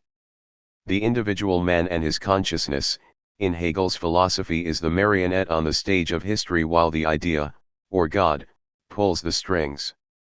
Marx, descending from the heaven of Hegel's idea to the earth of human activity, was able to give a much more concrete and precise expression to the idea of the function of human consciousness and the objective factors influencing it. In the German ideology, Marx wrote, "Not consciousness determines life but life determines consciousness," and in this difference he sees the decisive difference between Hegel's and his own thinking. "It is not the consciousness of men," Marx wrote later, "that determines his existence, but on the contrary, it is their social existence that determines consciousness." 53. While man believes that his thoughts mold his social existence, the facts are the reverse. His social reality molds his thought. "The production of ideas," wrote Marx, "of conceptions, of consciousness, is at first directly interwoven with the material activity and the material intercourse of men, the language of real life. Conceiving, thinking, the mental intercourse of men, appear at this stage as the direct efflux from their material behavior. The same applies to mental production as expressed in the language of politics, laws, morality, religion, metaphysics of a people. Men are the producers of their conceptions, ideas, etc. Real, active men, as they are conditioned by the definite development of their productive forces and of the intercourse corresponding to these, up to its furthest forms. Consciousness can never be anything else than conscious existence, and the existence of men is their actual life process. If in all ideology men and their circumstances appear upside down as in a camera obscura 54, this phenomenon arises just as much from their historical life process as the inversion of objects on the retina does from their physical life process. 55. More specifically, applying Hegel's theories of the cunning of reason to his concept of social classes, Marx stated in the German ideology that the class achieves an independent existence over and against individuals whose existence and personal development are predetermined by their class. Marx observed the connection between consciousness and language and emphasized the social nature of consciousness. Language is as old as consciousness, language is practical consciousness, as it exists for other men, and for that reason is really beginning to exist for me personally as well, for language, like consciousness, only arises from the need, the necessity of intercourse with other men. Where there exists a relationship, it exists for me. The animal has no relations with anything, cannot have any. For the animal, its relation to others does not exist as a relation. Consciousness is therefore from the very beginning a social product, and remains so as long as men exist at all. Consciousness is at first, of course, merely consciousness concerning the immediate sensuous environment and consciousness of the limited connection with other persons and things outside the individual who is growing self-conscious. At the same time it is consciousness of nature, which first appears to man as a completely alien, all-powerful and unassailable force, with which men's relations are purely animal and by which they are overawed like beasts. It is thus a purely animal consciousness of nature, natural religion. 56. While Marx already used the term repression, Verdrängung, of the ordinary natural desires in the German ideology 57, Rosa Luxemburg, one of the most brilliant Marxists in the pre-1914 period, expressed the Marxist theory of the determining effect of historical process on man in straight psychoanalytic terminology. The unconscious, she wrote, comes before the conscious. The logic of the historic process comes before the subjective logic of the human beings who participate in the historic process. 58. This formulation expresses the Marxian thought in full clarity. Man's consciousness, that is, his subjective process, is determined by the logic of the historic process, which R. Luxemburg equates with the unconscious. At this point the Freudian and the Marxian unconscious may seem not to denote more than a common word. Only if we pursue Marx's ideas on this problem further shall we discover that there is more common ground in their respective theories, even though they are by no means identical. Marx has given a good deal of thought to the role of consciousness in the life of the individual in a passage, which precedes the one just quoted where he uses the word repression. He speaks about the fact that it is nonsense if one believes that one could satisfy one passion, separated from all the others, without satisfying oneself, the whole living individual. If this passion assumes an abstract, separate character, hence if the satisfaction of the individual occurs as the satisfaction of a single passion, the reason is not to be found in consciousness, but in being, not in thinking, but in living. It is to be found in the empirical development and self-expression of the individual, which, in turn, depends on the conditions of the world in which he lives. Die Wiederum von der Weltverhältnissen abhängt. 59. In this passage Marx establishes the polarity between thinking and living which is parallel to that between consciousness and being. The social constellation of which he spoke before molds, so he says here, the being of the individual and thus, indirectly, his thinking. The passage also is interesting because Marx develops here a most significant idea on a problem of psychopathology. If man satisfies only one alienated passion, he, the total man, remains unsatisfied. He is, as we would say today, neurotic, precisely because of the fact that he has become the slave of the one alienated passion and has lost the experience of himself as a total and alive person. Marx, like Freud, believed that man's consciousness is mostly false consciousness. Man believes that his thoughts are authentic and the product of his thinking activity while they are in reality determined by the objective forces which work behind his back. In Freud's theory these objective forces represent physiological and biological needs. In Marx's theory they represent the social and economic historical forces which determine the being and thus indirectly the consciousness of the individual. Let us think of an example. The industrial method of production as it has developed in the last decades is based on the existence of large centralized enterprises which are controlled by a managerial elite, and in which hundreds of thousands of workers and clerks work together, smoothly, and without friction. This bureaucratic industrial system shapes the character of the bureaucrats as well as that of the workers.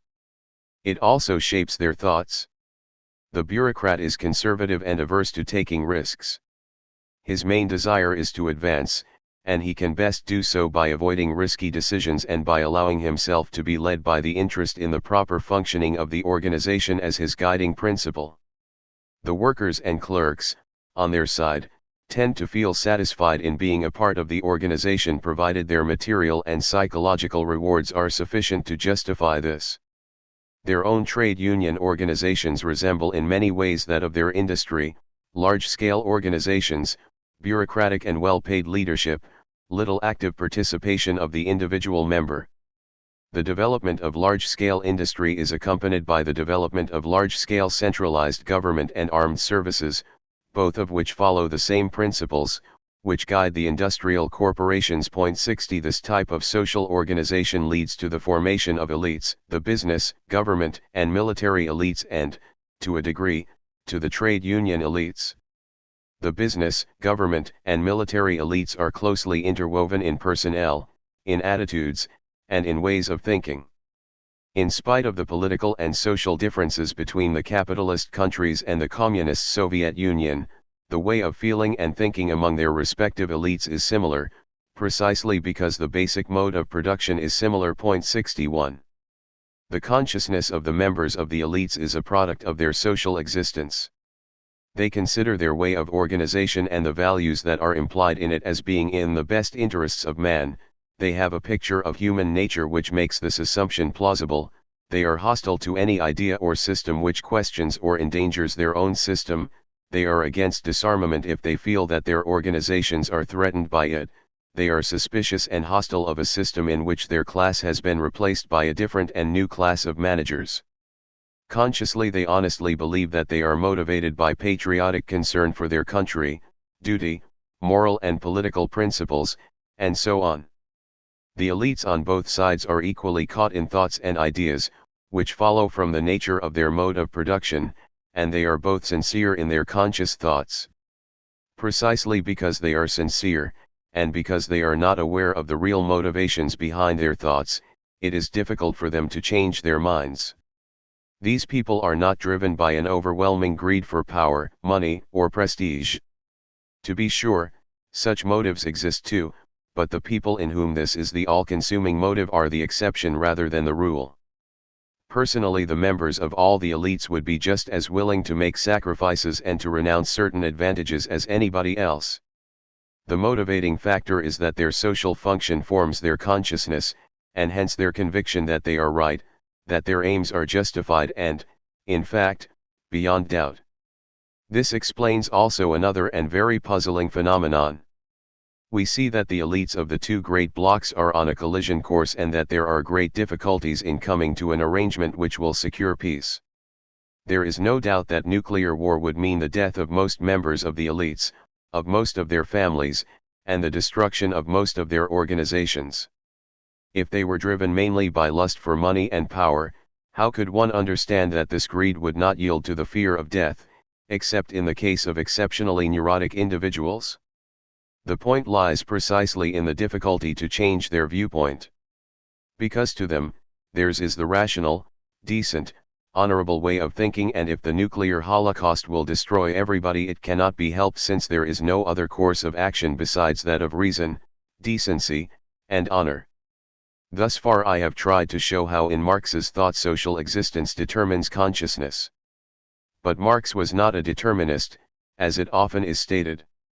His position is very much the same as Spinoza's. We are determined by forces outside of our conscious selves, and by passions and interests which direct us behind our backs. Inasmuch as this is the case, we are not free. But we can emerge from this bondage and enlarge the realm of freedom by becoming fully aware of reality, and hence of necessity, by giving up illusions, and by transforming ourselves from somnambulistic, unfree, determined, dependent, passive persons into awakened, aware, active, independent ones. Both for Spinoza and for Marx the aim of life is liberation from bondage, and the way to this aim is the overcoming of illusions and the full use of our active powers.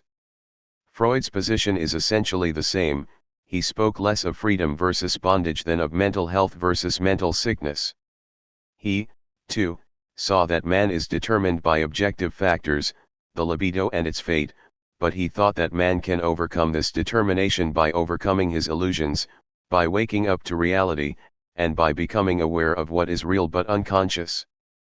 Freud's principle as a therapist was that awareness of the unconscious is the way to the cure of mental illness. As a social philosopher, he believed in the same principle: only if we become aware of reality and overcome our illusions can we attain the optimal strength to cope with life. Freud expressed these ideas perhaps most explicitly in The Future of an Illusion. He wrote, "Perhaps those who do not suffer from the neurosis will need no intoxicant to deaden it. They will, it is true, find themselves in a difficult situation. They will have to admit to themselves the full extent of their helplessness and their insignificance in the machinery of the universe. They can no longer be the center of creation, no longer the object of tender care on the part of a beneficent providence. They will be in the same position as a child who has left the parental house where he was so warm and comfortable. But surely infantilism is destined to be surmounted. Men cannot remain children forever, they must in the end go out into hostile life. We may call this education to reality." 62. And further, our God, Logos, is perhaps not a very almighty one, and he may only be able to fulfill a small part of what his predecessors have promised. If we have to acknowledge this, we shall accept it with resignation. We shall not on that account lose our interest in the world and in life. No, our science is no illusion. But an illusion it would be to suppose that what science cannot give us we can get elsewhere. 63. For Marx, awareness of illusions is the condition for freedom and human action. He expressed this idea brilliantly in his early writings, in the context of his analysis of the function of religion. Religious distress is at the same time the expression of real distress and the protest against real distress. Religion is the sigh of the oppressed creature, the heart of a heartless world, just as it is the spirit of an unspiritual situation. It is the opium of the people. The abolition of religion as the illusory happiness of the people is required for their real happiness. The demand to give up the illusions about its condition is the demand to give up a condition, which needs illusions. The criticism of religion is therefore in embryo the criticism of the veil of woe, the halo of which is religion. Criticism has plucked the imaginary flowers from the chain not so that man will wear the chain without any fantasy or consolation, but so that he will shake off the chain and cull the living flower. The criticism of religion disillusions man, to make him think and act and shape his reality like a man who has been disillusioned and has come to reason, so that he will revolve round himself and therefore round his true sun. Religion is only the illusory sun, which revolves round man as long as he does not revolve round himself. 64. How can man attain the goal of freeing himself from illusions? Marx thought his goal could be achieved by reform of consciousness. The reform of consciousness consists exclusively in the fact that one lets the world become aware of its consciousness, that one awakens the world from the dream it is dreaming about itself, that one interprets its own actions to the world. Our motto must be, reform of consciousness, not through dogmas but by analyzing the mystical self-confused consciousness, whether it has a political or a religious content. One will see, then, that the world has possessed already for a long time the dream of something, of which it must only have consciousness in order to possess it in reality.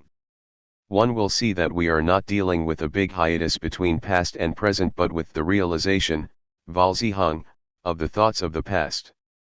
Eventually one will see that mankind does not begin any new task but accomplishes its old task with consciousness. This is a confession, nothing else.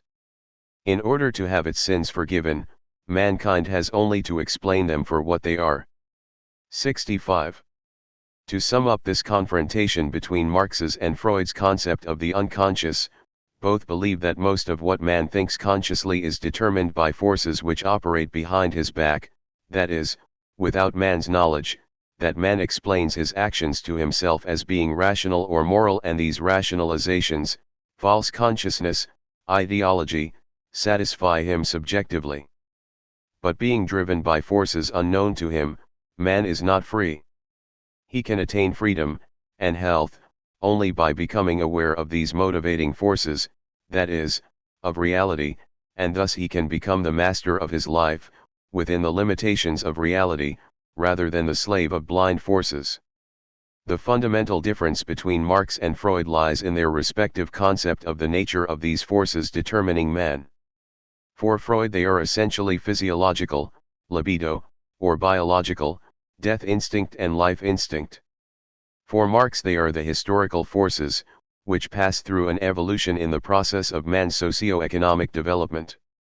For Marx man's consciousness is determined by his being by his practice of life by his mode of producing his livelihood, that is, by his mode of production and the social structure, mode of distribution and consumption resulting from it. 66. Marx's and Freud's concepts are not mutually exclusive. This is so precisely because Marx sets out from the real active men and on the basis of their real life process, including, of course, their biological and physiological conditions. Marx recognized the sexual drive as one existing under all circumstances which can be changed by social conditions only as far as form and direction are concerned. Yet while the Freudian theory might be incorporated in some fashion into that of Marx, there remain two fundamental differences. For Marx, man's being and his consciousness are determined by the structure of the society of which he is a part. For Freud, society only influences his being by greater or lesser repression of his innate physiological and biological equipment. From this first difference follows the second. Freud believed that man can overcome repression without social changes. Marx on the other hand was the first thinker who saw that the realization of the universal and fully awakened man can occur only together with social changes which lead to a new and truly human economic and social organization of mankind. Marx has only stated in general terms his theory of the determination of consciousness by social forces. In the following I try to show how this determination operates concretely and specifically. 67. For any experience to come into awareness, it must be comprehensible in accordance with the categories in which conscious thought is organized. I can become aware of any occurrence, inside or outside of myself, only when it can be linked with the system of categories in which I perceive. Some of the categories, such as time and space, may be universal, and may constitute categories of perception common to all men. Others, such as causality, may be a valid category for many, but not for all forms of conscious perception. Other categories are even less general and differ from culture to culture. For instance, in a pre-industrial culture people may not perceive certain things in terms of their commercial value, while they do so in an industrial system. However this may be, experience can enter into awareness only under the condition that it can be perceived, related, and ordered in terms of a conceptual system. 68 and of its categories. This system is in itself a result of social evolution. Every society, by its own practice of living and by the mode of relatedness, of feeling and perceiving, develops a system, or categories, which determines the forms of awareness. This system works, as it were, like a socially conditioned filter. Experience cannot enter awareness unless it can penetrate this filter. 69. The question, then, is to understand more concretely how this social filter operates, and how it happens that it permits certain experiences to be filtered through while others are stopped from entering awareness. First of all, we must consider that many experiences do not lend themselves easily to being perceived in awareness. Pain is perhaps the physical experience which best lends itself to being consciously perceived. Sexual desire, hunger, etc., also are easily perceived. Quite obviously, all sensations which are relevant to individual or group survival have easy access to awareness. But when it comes to a more subtle or complex experience, like seeing a rosebud in the early morning, a drop of dew on it, while the air is still chilly, the sun coming up, a bird singing, this is an experience which, in some cultures, easily lends itself to awareness. For instance, in Japan, while in modern Western culture this same experience will usually not come into awareness because it is not sufficiently important or eventful to be noticed. Whether or not subtle affective experiences can arrive at awareness depends on the degree to which such experiences are cultivated in a given culture. There are many affective experiences for which a given language has no word, while another language may be rich in words, which express these feelings. In a language in which different affective experiences are not expressed by different words, it is almost impossible for one's experiences to come to clear awareness. Generally speaking, it may be said that an experience rarely comes into awareness for which the language has no word. This fact is of special relevance with regard to such experiences, which do not fit into our intellectual rational scheme of things. In English, for instance, the word awe, like in Hebrew nora, means two different things. Awe is the feeling of intense fright as it is still indicated in awful, and awe also means something like intense admiration, as we still find it in awesome, and in awed by. From a standpoint of conscious rational thought, fright and admiration are distinct feelings, hence they cannot be denoted by the same word, and if there is one word like awe, it is used in the one or the other sense, and the fact is forgotten that it actually means fright and admiration. In our feeling experience, however, fright and admiration are by no means mutually exclusive. On the contrary, as a visceral experience, fear and admiration are frequently part of one complex feeling which, however, modern man is usually not aware of as such. It seems that the language of peoples who emphasized less than we do the intellectual aspect of experience, has more words which express the feeling as such, while our modern languages tend to express only such feelings which can stand the test of our kind of logic. Incidentally, this phenomenon constitutes one of the greatest difficulties for dynamic psychology. Our language just does not give us the words which we need to describe many visceral experiences which do not fit our scheme of thoughts. Hence psychoanalysis has really no adequate language at its disposal. It could do what some other sciences have done and use symbols to denote certain complex feelings. For instance, A/T could stand for that complex feeling of admiration and terror, which was once expressed by one word. Or XY could stand for the feeling of aggressive defiance, superiority, accusation plus hurt innocence, martyrdom, being persecuted and falsely accused. Again, this latter feeling is not a synthesis of different feelings, as our language would make us believe, but one specific feeling which can be observed in oneself and in others once one transcends the barrier of the assumption that nothing can be felt which cannot be thought. If one does not use abstract symbols, the most adequate, paradoxically enough, scientific language for psychoanalysis is actually that of symbolism, poetry, or reference to themes of mythology. Freud often chose the latter way. But if the psychoanalyst thinks he can be scientific by using technical terms of our language to denote emotional phenomena, he deceives himself and speaks of abstract constructs which do not correspond to the reality of felt experience. But this is only one aspect of the filtering function of language. Different languages differ not only by the fact that they vary in the diversity of words they use to denote certain affective experiences, but also by their syntax, their grammar, and the root meaning of their words. The whole language contains an attitude of life, is a frozen expression of experiencing life in a certain way. 70. Here are a few examples. There are languages in which the verb form it rains, for instance, is conjugated differently depending on whether I say that it rains because I have been out in the rain and have got wet, or because I have seen it raining from the inside of a hut, or because somebody has told me that it rains. It is quite obvious that the emphasis of the language on these different sources of experiencing a fact, in this case, that it rains, has a deep influence on the way people experience facts. In our modern culture, for instance, with its emphasis on the purely intellectual side of knowledge, it makes little difference how I know a fact, whether from direct or indirect experience, or from hearsay. Or, in Hebrew, the main principle of conjugation is to determine whether an activity is complete, perfect, or incomplete, imperfect, while the time in which it occurs past, present, future is expressed only in a secondary fashion. In Latin both principles, time and perfection, are used together, while in English we are predominantly oriented in the sense of time. Again, it goes without saying that this difference in conjugation expresses a difference in experiencing. 71. Still another example is to be found in the different uses of verbs and nouns in various languages, or even among different people speaking the same language. The noun refers to a thing, the verb refers to an activity.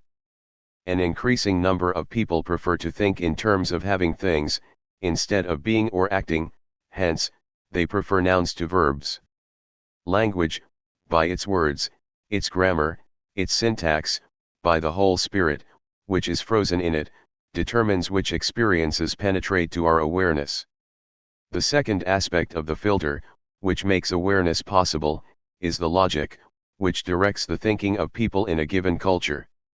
Just as most people assume that their language is natural and that other languages only use different words for the same things, they assume also that the rules which determine proper thinking are natural and universal ones, that what is illogical in one cultural system is illogical in any other because it conflicts with natural logic.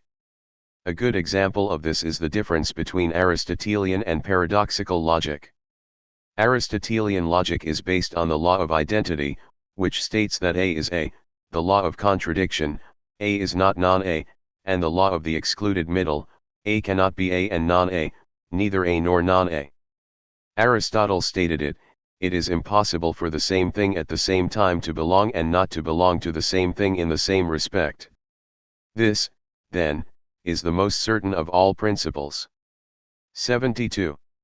In opposition to Aristotelian logic is what one might call paradoxical logic, which assumes that A and non-A do not exclude each other as predicates of X. Paradoxical logic was predominant in Chinese and Indian thinking, in Heraclitus philosophy, and then again under the name of dialectics in the thought of Hegel and Marx.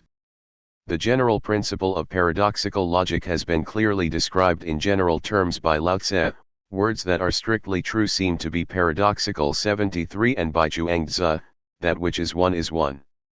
That which is not one, is also one. Inasmuch as a person lives in a culture in which the correctness of Aristotelian logic is not doubted, it is exceedingly difficult, if not impossible, for him to be aware of experiences which contradict Aristotelian logic, hence which from the standpoint of his culture are nonsensical. A good example is Freud's concept of ambivalence, which says that one can experiences love and hate for the same person at the same time. This experience, which from the standpoint of paradoxical logic is quite logical, does not make sense from the standpoint of Aristotelian logic. As a result, it is exceedingly difficult for most people to be aware of feelings of ambivalence. If they are aware of love, they cannot be aware of hate, since it would be utterly nonsensical to have two contradictory feelings at the same time toward the same persona. 74.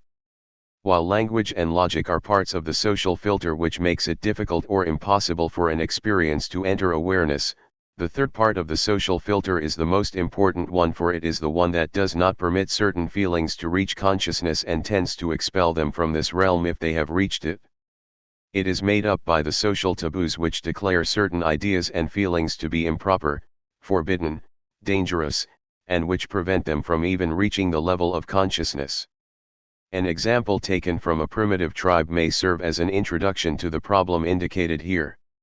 In a tribe of warriors, for instance, whose members live by killing and robbing the members of other tribes, there might be an individual who feels a revulsion against killing and robbing. Yet it is most unlikely that he will be aware of this feeling, since it would be incompatible with that of the whole tribe. To be aware of this incompatible feeling would mean the danger of being completely isolated and ostracized. Hence, an individual with such an experience of revulsion would probably develop a psychosomatic symptom such as vomiting, instead of letting the feeling of revulsion penetrate to his awareness. Exactly the contrary would be found in the case of a member of a peaceful agricultural tribe who has the impulse to go out and kill and rob members of other groups. He also would probably not permit himself to become aware of his impulses, but instead would develop a symptom, maybe intense fright. Still another example, one from our own civilization: there must be many shopkeepers in our big cities who have a customer who badly needs, let us say, a suit of clothes, but who does not have sufficient money to buy even the cheapest one. Among those shopkeepers, especially the well-to-do ones, there must be a few who would have the natural human impulse to give the suit to the customer for the price that he can pay. but how many will permit themselves to be aware of such an impulse? I assume very few. The majority will repress it, and we might find among them quite a few who will have a dream during the following night which might express the repressed impulse in one form or another. Another example, the modern organization man might feel that his life makes little sense, that he is bored by what he is doing, that he has little freedom to do and think as he sees fit, that he is chasing after an illusion of happiness which never comes true. But if he were aware of such feelings, he would be greatly hindered in his proper social functioning. Hence such awareness would constitute a real danger to society as it is organized, and as a result, the feeling is repressed.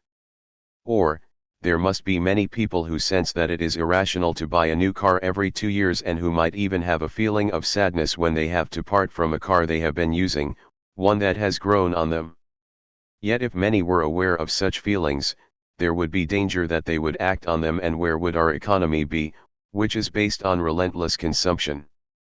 Then again, is it possible that most people should be so lacking in natural intelligence that they do not see with how much incompetence many of their leaders, whatever the method by which they came to the top, perform their functions? Yet where would social cohesion and unified action be if such facts became conscious to more than a tiny minority? Is reality in this respect any different from what happens in Andersen's fairy tale of the emperor without clothes? Although the emperor is naked, only a little boy perceives this fact, while the rest of the people are convinced that the emperor is wearing beautiful clothes. The irrationalities of any given society result in the necessity for its members to repress the awareness of many of their own feelings and observations. This necessity is the greater in proportion to the extent to which a society is not representative of all its members. Greek society did not pretend to fulfill the interests of all its people. The slaves, even according to Aristotle, were not full-fledged human beings, hence neither the citizens nor the slaves had to repress much in this respect. But for societies, which pretend to care for the welfare of all, this problem does exist if they fail to do so. Throughout human history, with the exception, perhaps, of some primitive societies, the table has always been set only for a few, and the vast majority received nothing but the remaining crumbs. If the majority had been fully aware of the fact that they were being cheated, a resentment might have developed which would have endangered the existing order. Hence such thoughts had to be repressed, and those in whom this process of repression did not take place adequately were in danger of their lives or freedom. The most revolutionary change in our times lies in the fact that all the peoples of the world have opened their eyes and are aware of their desire for a dignified material life, and that man has discovered the technical means for the fulfillment of this aspiration. In the Western world and in the Soviet Union it will take only a relatively short while until this stage is achieved, even though it will take much longer in the no-industrialized countries of Asia, Africa, and Latin America. Does this mean that in the rich industrial countries there is almost no longer any need for repression? This is, indeed, a widespread illusion among most people, yet it is not a fact. These societies, too, exhibit many contradictions and irrationalities. Does it make sense to spend millions of dollars on storing agricultural surpluses while millions of people in the world are starving? Does it make sense to spend half of the national budget on weapons which, if and when they are used, will destroy our civilization? Does it make sense to teach children the Christian virtues of humility and unselfishness and, at the same time, to prepare them for a life in which the exact opposites of these virtues are necessary in order to be successful? Does it make sense that we fought the last 2 world wars for freedom and democracy, ending them with the demilitarization of the enemies of freedom, and that only a few years later we are rearming again for freedom and democracy, except that the former enemies of freedom are now its defenders, and the former allies are the enemies? Does it make sense to be deeply indignant against systems, which do not grant freedom of speech and of political activity, while we call the very same systems, and even more ruthless ones, freedom-loving if they have a military alliance with us? Does it make sense that we live in the midst of plenty, yet have little joy? Does it make sense that we are all literate, have radio and television, yet are chronically bored? Does it make sense that? We could go on for many more pages, describing the irrationalities, fictions, and contradictions of our Western way of life. Yet all these irrationalities are taken for granted and are hardly noticed by anybody. This is by no means due to the lack of critical capacity. We see these same irrationalities and contradictions quite clearly in our opponents. We only refuse to apply rational and critical judgment to ourselves. The repression of the awareness of facts is, and must be, supplemented by the acceptance of many fictions. The gaps, which exist because we refuse to see many things around us, must be filled so that we may have a coherent picture. What are these ideologies which are fed into us? Since there are so many, I will mention only a few of them. We are Christians, we are individualists, our leaders are wise, we are good, our enemies, whoever these happen to be at the moment, are bad, our parents love us and we love them, our marriage system is successful, and so on, and so on.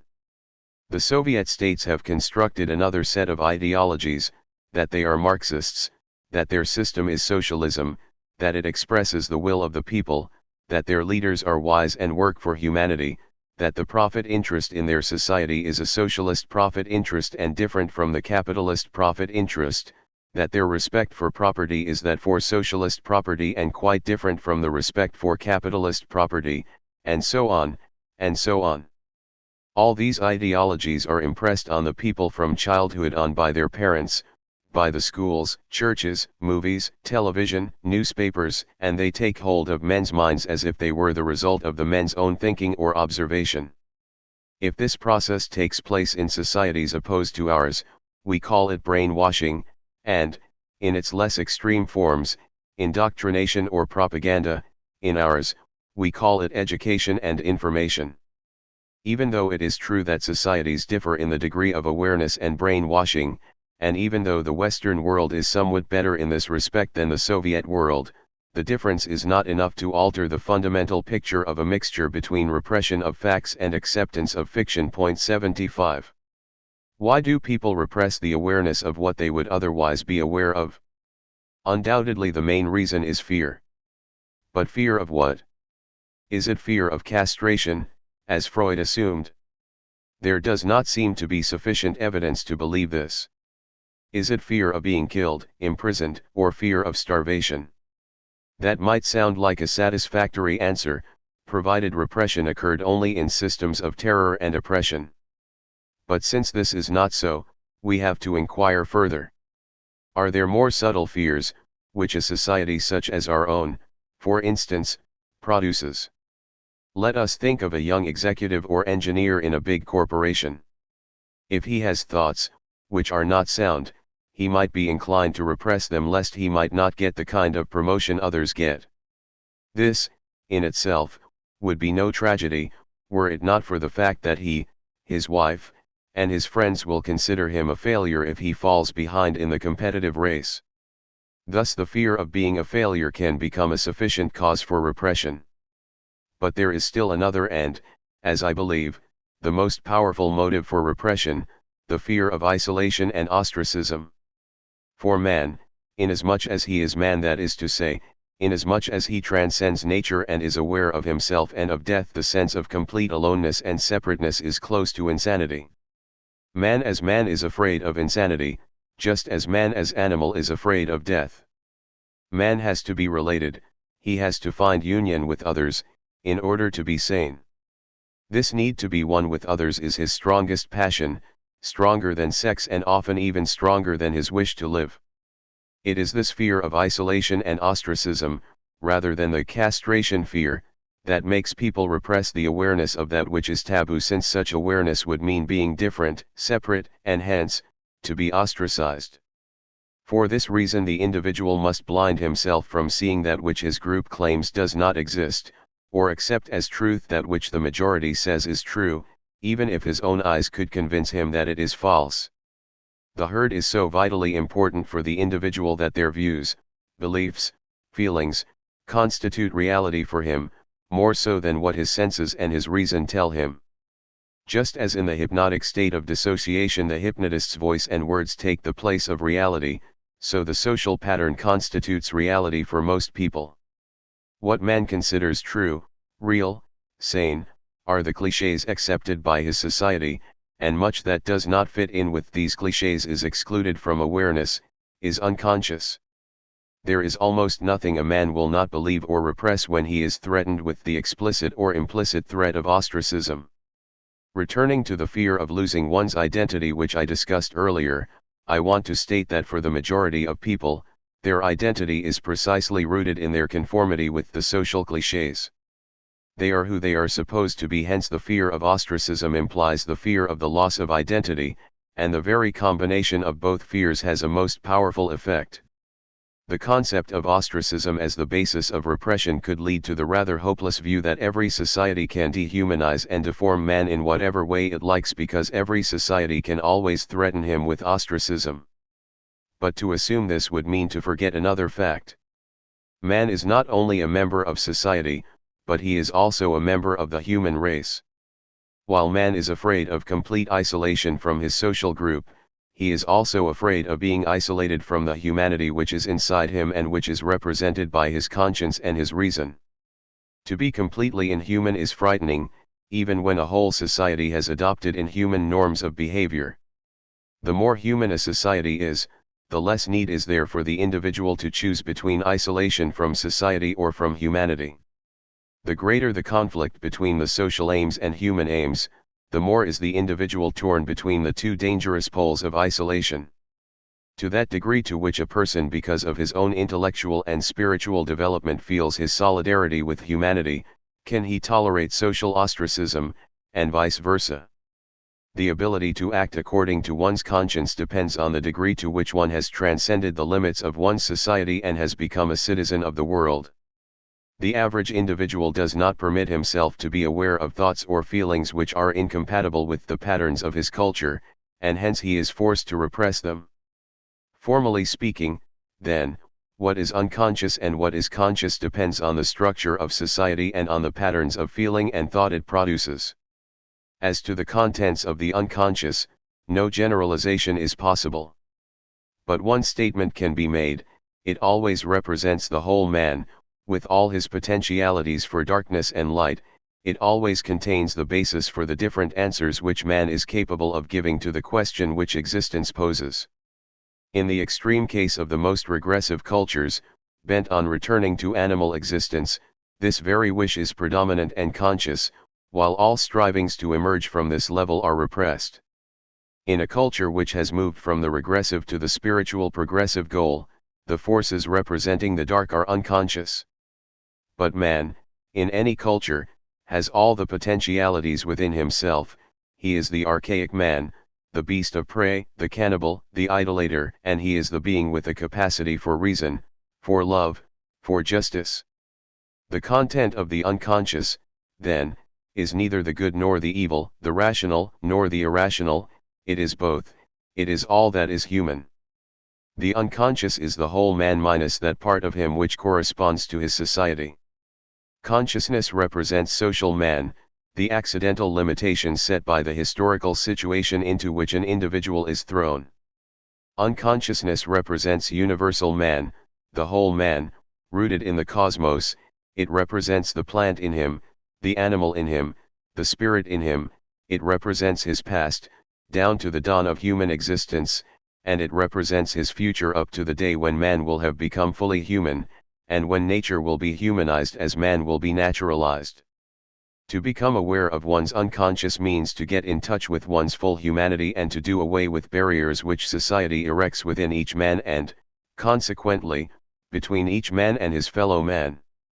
To attain this aim fully is difficult and a rare occurrence. To approximate it is in the grasp of everybody, as it constitutes the emancipation of man from the socially conditioned alienation from himself and humankind. Nationalism and xenophobia are the opposite poles to the humanistic experience brought about by becoming aware of one's unconscious. Which factors make for greater or lesser awareness of the social unconscious? First of all, it is quite obvious that certain individual experiences make a difference. The son of an authoritarian father, who has been rebelling against fatherly authority without being crushed by it, will be better prepared to see through the social rationalizations and to become aware of the social reality which, to most, is unconscious. Similarly, members of racial, religious, or social minority groups, which have been discriminated against by the majority, will often be more likely to disbelieve in the social clichés. This holds also true for the members of an exploited and suffering class. But such class situation by no means always makes the individual more critical and independent. Very often his social status makes him more insecure and more eager to accept the clichés of the majority in order to be acceptable and to feel secure. It would take a minute analysis of many personal and social factors to determine why some members of minorities or exploited majorities react with increased criticism, and others with increased submission to the ruling patterns of thought. In addition to these factors, there are purely social ones which determine how strong is the resistance against the awareness of the social reality. If a society or a social class has no chance to make any use of its insight because there is objectively no hope for a change for the better, the chances are that everybody in such a society would stick to the fictions, since the awareness of the truth would only make them feel worse. Decaying societies and classes are usually those which hold most fiercely to their fictions, since they have nothing to gain by the truth. Conversely, societies or social classes which are bound for a better future offer conditions which make the awareness of reality easier, especially if this very awareness will help them to make the necessary changes. A good example is the bourgeois class in the 18th century. Even before it had won political hegemony over the aristocratic class, it had shed many fictions of the past and had developed new insight into the past and present social realities. The writers of the middle classes could penetrate through the fictions of feudalism because they did not need these fictions. On the contrary, they were helped by the truth. When the bourgeois class had been firmly entrenched and was fighting against the onslaught of the working class and, later, the colonial peoples, the situation was reversed. The members of the middle classes refused to see the social reality. The members of the forward-moving new classes were more prone to dispense with many illusions. Very often, however, individuals developing these insights in support of the groups fighting for their freedom came from the very classes against which they were fighting. In all such cases, one would have to examine the individual factors which make a person critical of his own social group, and make him side with the group to which he does not belong by birth. The social and the individual unconscious are related to each other and in constant interaction. In fact, unconsciousness/consciousness is, in the last analysis, indivisible. What matters is not so much the content of what is repressed, but the state of mind and, to be more precise, the degree of awakeness and realism in the individual. If a person in a given society is not able to see the social reality, and instead fills his mind with fictions, his capacity to see the individual reality with regard to himself, his family, his friends, is also limited. He lives in a state of half-awakeness, ready to receive suggestions from all sides, and to believe that the fictions suggested to him are the truth. Of course, a person will be particularly prone to repress the awareness of reality with regard to his personal life in areas where social repression is particularly marked. In a society, for instance, which cultivates obedience to authority, and hence repression of the awareness or criticism, the individual son will be more prone to be in awe of his father than the one in a society where criticism of authority is not an essential part of social repression. Freud was mainly concerned with the uncovering of the individual unconscious. While he assumed that society enforced repressions, these were the repressions of instinctual forces, and not the social repressions which really matter, the repressions of the awareness of social contradictions, socially produced suffering, of the failure of authority, of feelings of malaise and dissatisfaction, etc. Freudian analysis has shown that it is possible to some degree to make the individual unconscious conscious, without touching the social unconscious. However, it follows from the premises, which were presented thus far, that any attempt for repression, which excludes the social sphere, must remain limited. The full awareness of what had been repressed is possible only if it transcends the individual realm, and if the process includes the analysis of the social unconscious. The reasons for this proposition follow from what has been said before. Unless a person is able to transcend his society and see how it furthers or hinders the development of human potentialities, he cannot be fully in touch with his own humanity. Socially conditioned taboos and restrictions must appear as natural to him, and human nature must appear in a distorted form, as long as he does not recognize the distortion of human nature by the society he happens to live in. If uncovering the unconscious means arriving at the experience of one's own humanity, then, indeed, it cannot stop with the individual but must proceed to the uncovering of the social unconscious. This implies the understanding of social dynamics and the critical appraisal of one's own society from the standpoint of universal human values. The very insight into society which Marx has given us is a condition for becoming aware of the social unconscious, and hence for the full awakening, de-repression, of an individual. If there should be ego where there was ID, humanistic social criticism is a necessary precondition. Otherwise, the person will become aware only of certain aspects of his individual unconscious, yet in other aspects hardly more awake as a total person than the rest. It must be added, however, that not only is critical understanding of society important for the analytic understanding of oneself, but that the analytic understanding of the individual unconscious is also a significant contribution to the understanding of society. Only if one has experienced the dimensions of the unconscious in one's personal life can one fully appreciate how it is possible that social life is determined by ideologies which are neither truths nor lies or, to put it differently, which are both truths and lies, truths in the sense that people believe them sincerely, and lies in the sense that they are rationalizations which have the function of hiding the real motivation of social and political actions. Much as the individual and the social unconscious interact, if we compare Freud's and Marx's respective concepts of repression in terms of social evolution, we find a fundamental contradiction. For Freud, as we have indicated before, growing civilization means growing repression, hence social evolution does not lead to the dissolution of repression but rather to its reinforcement. For Marx, on the other hand, repression is essentially the result of contradictions between the need for the full development of man and the given social structure, hence the fully developed society in which exploitation and class conflict have disappeared does not need ideologies and can dispense with repression. In the fully humanized society there would be no need for repression, hence there would be no social unconscious. According to Freud, repression increases; according to Marx, it decreases in the process of social evolution. There is another difference between Freudian and Marxian thought, which has not been sufficiently emphasized. While I have already discussed the similarity between rationalization and ideologies, it is necessary to point to this difference. Through rationalization one tries to make it appear as though an action is motivated by reasonable and moral motives, thus covering up the fact that it is caused by motives which are in contrast to a person's conscious thinking.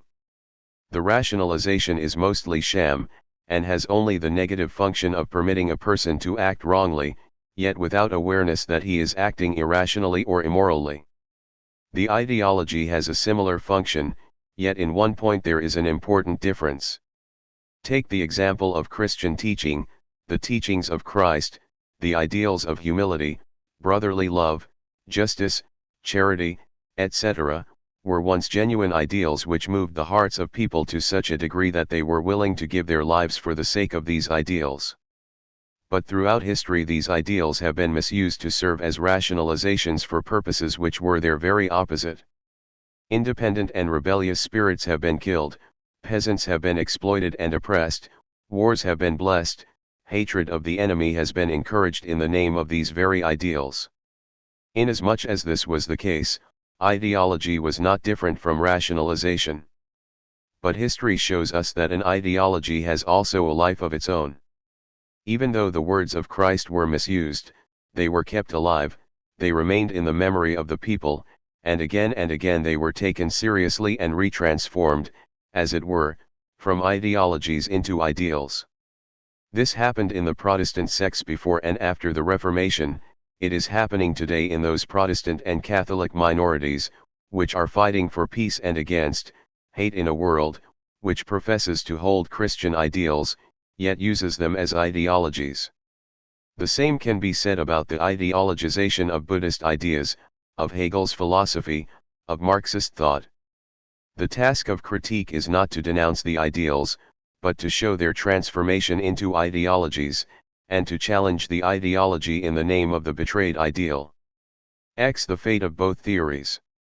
It is the rule rather than the exception in the historical process that ideas deteriorate into ideologies.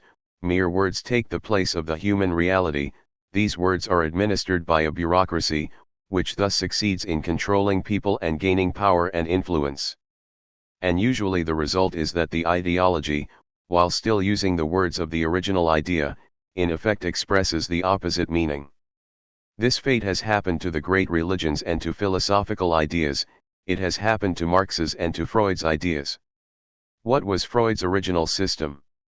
First of all, it was radical thought, radical, in the original sense of the word, meaning going to the roots, and as Marx said, since the root is man, going to the very nature and essence of man. Freud's psychoanalysis was critical thought, critical first of all, of existing psychiatric ideas which took consciousness as the basic datum of psychiatry. But Freud's thought was critical in a much broader sense. It attacked many of the values and ideologies of the Victorian age. It attacked the notion that sex was not a subject for rational and scientific investigation. It attacked the insincerity of Victorian morality. It attacked the sentimental notion of the purity and innocence of the child. But, as has been pointed out before, its most important attack was directed against the notion that there is no psychic content transcending consciousness. Freud's system was a challenge to existing ideas and prejudices. It opened up a new era of thought corresponding to the new development in the natural sciences and in art. It might be called in this sense a revolutionary movement, even though in spite of his criticism of some aspects of society, Freud did not transcend the existing social order, nor did he think of new social and political possibilities. What became of this radical and critical movement after the first 30 years of its existence?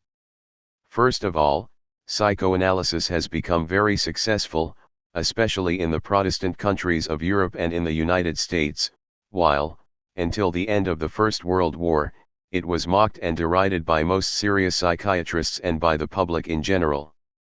There were many reasons for the growing success of psychoanalysis, which will be discussed presently. The fact is that the movement, ridiculed during the first 20 years of its existence, came to be considered respectable in psychiatry, accepted by many social scientists, and popular among many literary men, some of whom, Thomas Mann, for example, were quite outstanding. But this academic and intellectual recognition was not all. Psychoanalysis became popular with the public. Psychoanalysts found it difficult to take all the patients who asked for their help. In fact, the profession of psychoanalysis became one of the most rewarding from the economic standpoint and from that of prestige. This successful development, however, was by no means paralleled by a corresponding richness and productivity of psychoanalytic discoveries as regards theory and therapy. In fact, it may be surmised that the very success of psychoanalysis contributed to its deterioration. Psychoanalysis, as a whole, lost its original radicalism and its critical and challenging character. Around the beginning of the century, Freud's theories, even though they may not all have been correct, challenged existing mores and thoughts. They necessarily attracted people with a critical mind and were part of the critical movement which existed in other spheres of intellectual, political, and artistic life in Western society. But by 1930 the social mores had changed, to some extent under the influence of psychoanalysis, but mainly through the development of a consumer society which encourages consumption in all spheres and discourages the frustration of desires. Sex was no longer taboo, and to speak freely of incestuous wishes, of sexual perversions, and so on, ceased to be shocking for the urban middle class. All these topics, which an average decent person would not even have dared think about around 1910, lost their tabooed qualities and were accepted as the latest and not particularly exciting results of science. In several ways psychoanalysis, instead of challenging society, conformed to it, not only in the obvious sense that since Freud's future of an illusion and civilization and its discontent, psychoanalysts, with very few exceptions, did not produce any social criticism, but on the contrary, the vast majority of psychoanalysts represented urban middle-class attitudes and tended to consider as neurotic anyone who deviated from this attitude, either to the left or to the right. Very few psychoanalysts had any serious political, philosophical, or religious interests beyond those customary in the urban middle class. This very fact points to another aspect of the deterioration of psychoanalysis. Instead of being a radical movement, it became a substitute for radicalism in politics and religions. Its adherents were people who, for one reason or another, were not interested in serious political or religious problems, and thus whose lives were lacking in the meaning such interests had given to former generations. Yet, since man has a need for some philosophy which gives meaning to his life, psychoanalysis was very handy for this class. It presumed to give an all-embracing philosophy of life, even though Freud had denied such an intention explicitly. Many a psychoanalyzed person believed that he had solved all the riddles of life by means of the concepts of the Oedipus complex, the fear of castration, etc., that if the whole world could be psychoanalyzed, or at least all its leaders, there would be no serious political problems left for man to solve. The modern individual, even more isolated and lonely than his grandfather was, finds a solution in psychoanalysis. First of all, he is a member of a somewhat esoteric cult. He is one of the initiated who has gone through the ritual of analysis, now knows all the secrets worth knowing, and thus is part of a cult. Furthermore, he has the satisfaction of having found somebody who listens sympathetically and without accusing him. This factor is particularly important in a society where hardly anybody listens to anybody. While people talk to each other, they do not listen to each other, except for a superficial and polite hearing of what the other says. In addition, the psychoanalyst's significance has been inflated by the person being analyzed. Transference: the analyst is converted into a hero whose assistance in living is as important as that of the priest was in a religious world, or the big or small Führer in certain political systems. Beyond that, psychoanalysis, with its emphasis on early childhood experiences as being the cause for later development, tended to relieve many persons of a sense of responsibility. They believed that all one had to do was to talk and talk until one had recalled the childhood traumas, after which happiness would follow as a matter of course. Many people believed in this achievement of happiness by talking and forgot that nothing in life is achieved without effort, daring to take risks and often some suffering. Paying the analyst, talking for 5 hours a week on the couch, and some anxiety produced when the resistance grows, were often considered as the equivalent of effort and daring. But, if at all, they are a rather insufficient equivalent. This holds especially true for the upper middle class, for which neither the money nor the time represent any serious sacrifice. What does the patient want? If he has serious symptoms such as psychogenetic headaches, or a wash compulsion, or if he suffers from sexual impotence, he wants to be cured of his symptoms. This is what motivated most of Freud's patients to seek analytic help. In general, it is not too difficult to cure such symptoms psychoanalytically, and it is, if anything, an underestimation to assume that at least 50% of such patients are cured.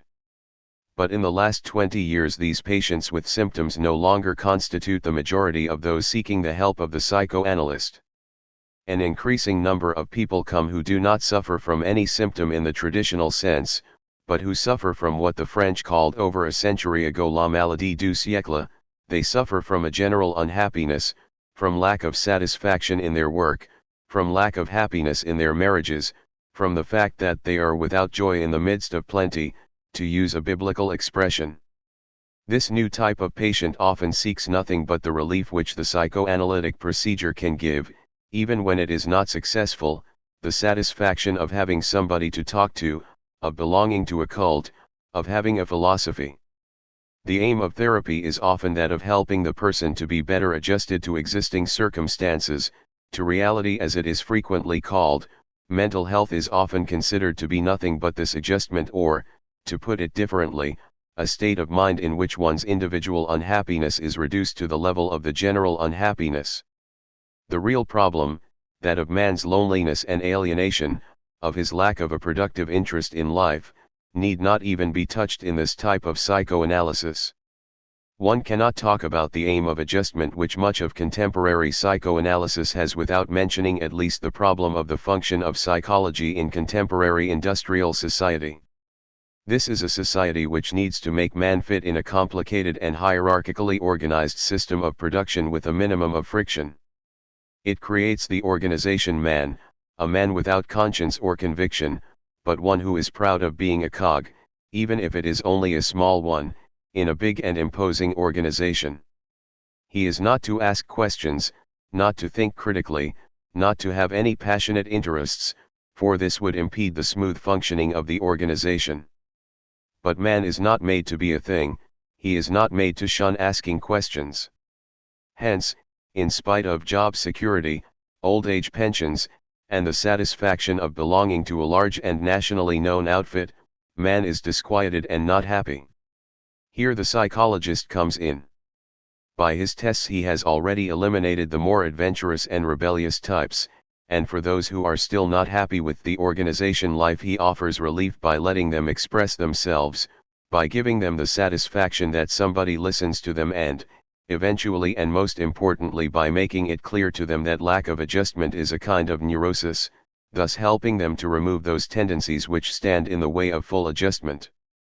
The psychologists, using the right words from Socrates to Freud, become the priests of industrial society, helping to fulfill its aims by helping the individual to become the perfectly adjusted organization man. To return from the role of psychology in an industrial society to the specific problem of psychoanalysis and its deterioration, one more factor must be mentioned, that of the bureaucratization of the psychoanalytic movement itself.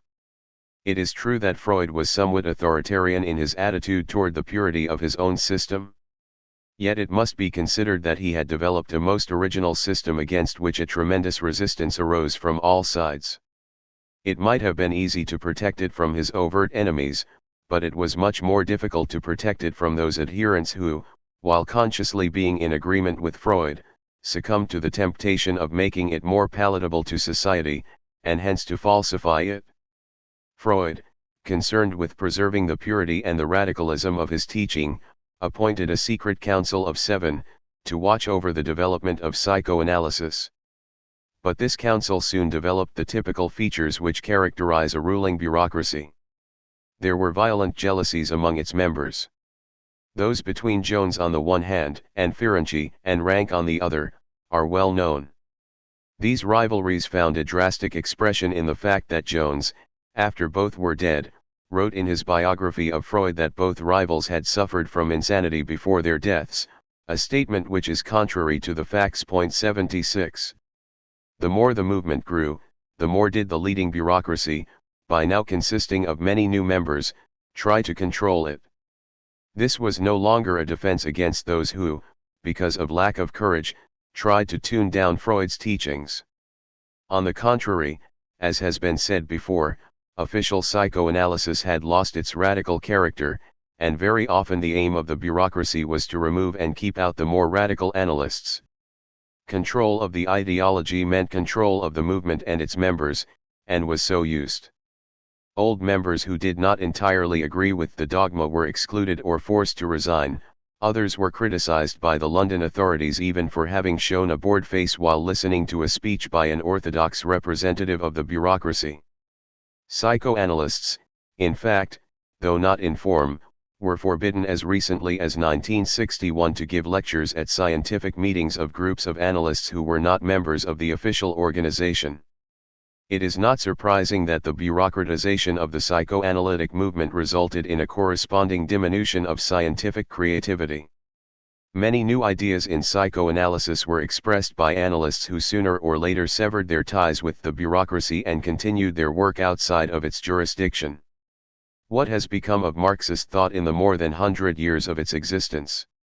Here again we must begin with a statement of what it was originally, and that means essentially in the time from the middle of the 19th century to the beginning of the World War of 1914.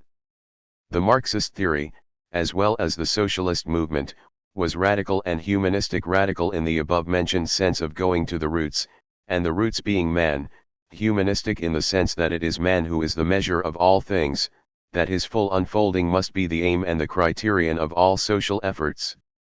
The liberation of man from the stranglehold of economic conditions which prevented his full development was the aim of all of Marx's thought and efforts. Socialism in these first 50 or 60 years was, though not in theological language, the most important authentic spiritual movement in the Western world. What became of it? It became successful, gained power, and in this very process succumbed to its opponent, the spirit of capitalism. This development is not too surprising. Capitalism was successful beyond anything the early socialists could have visualized.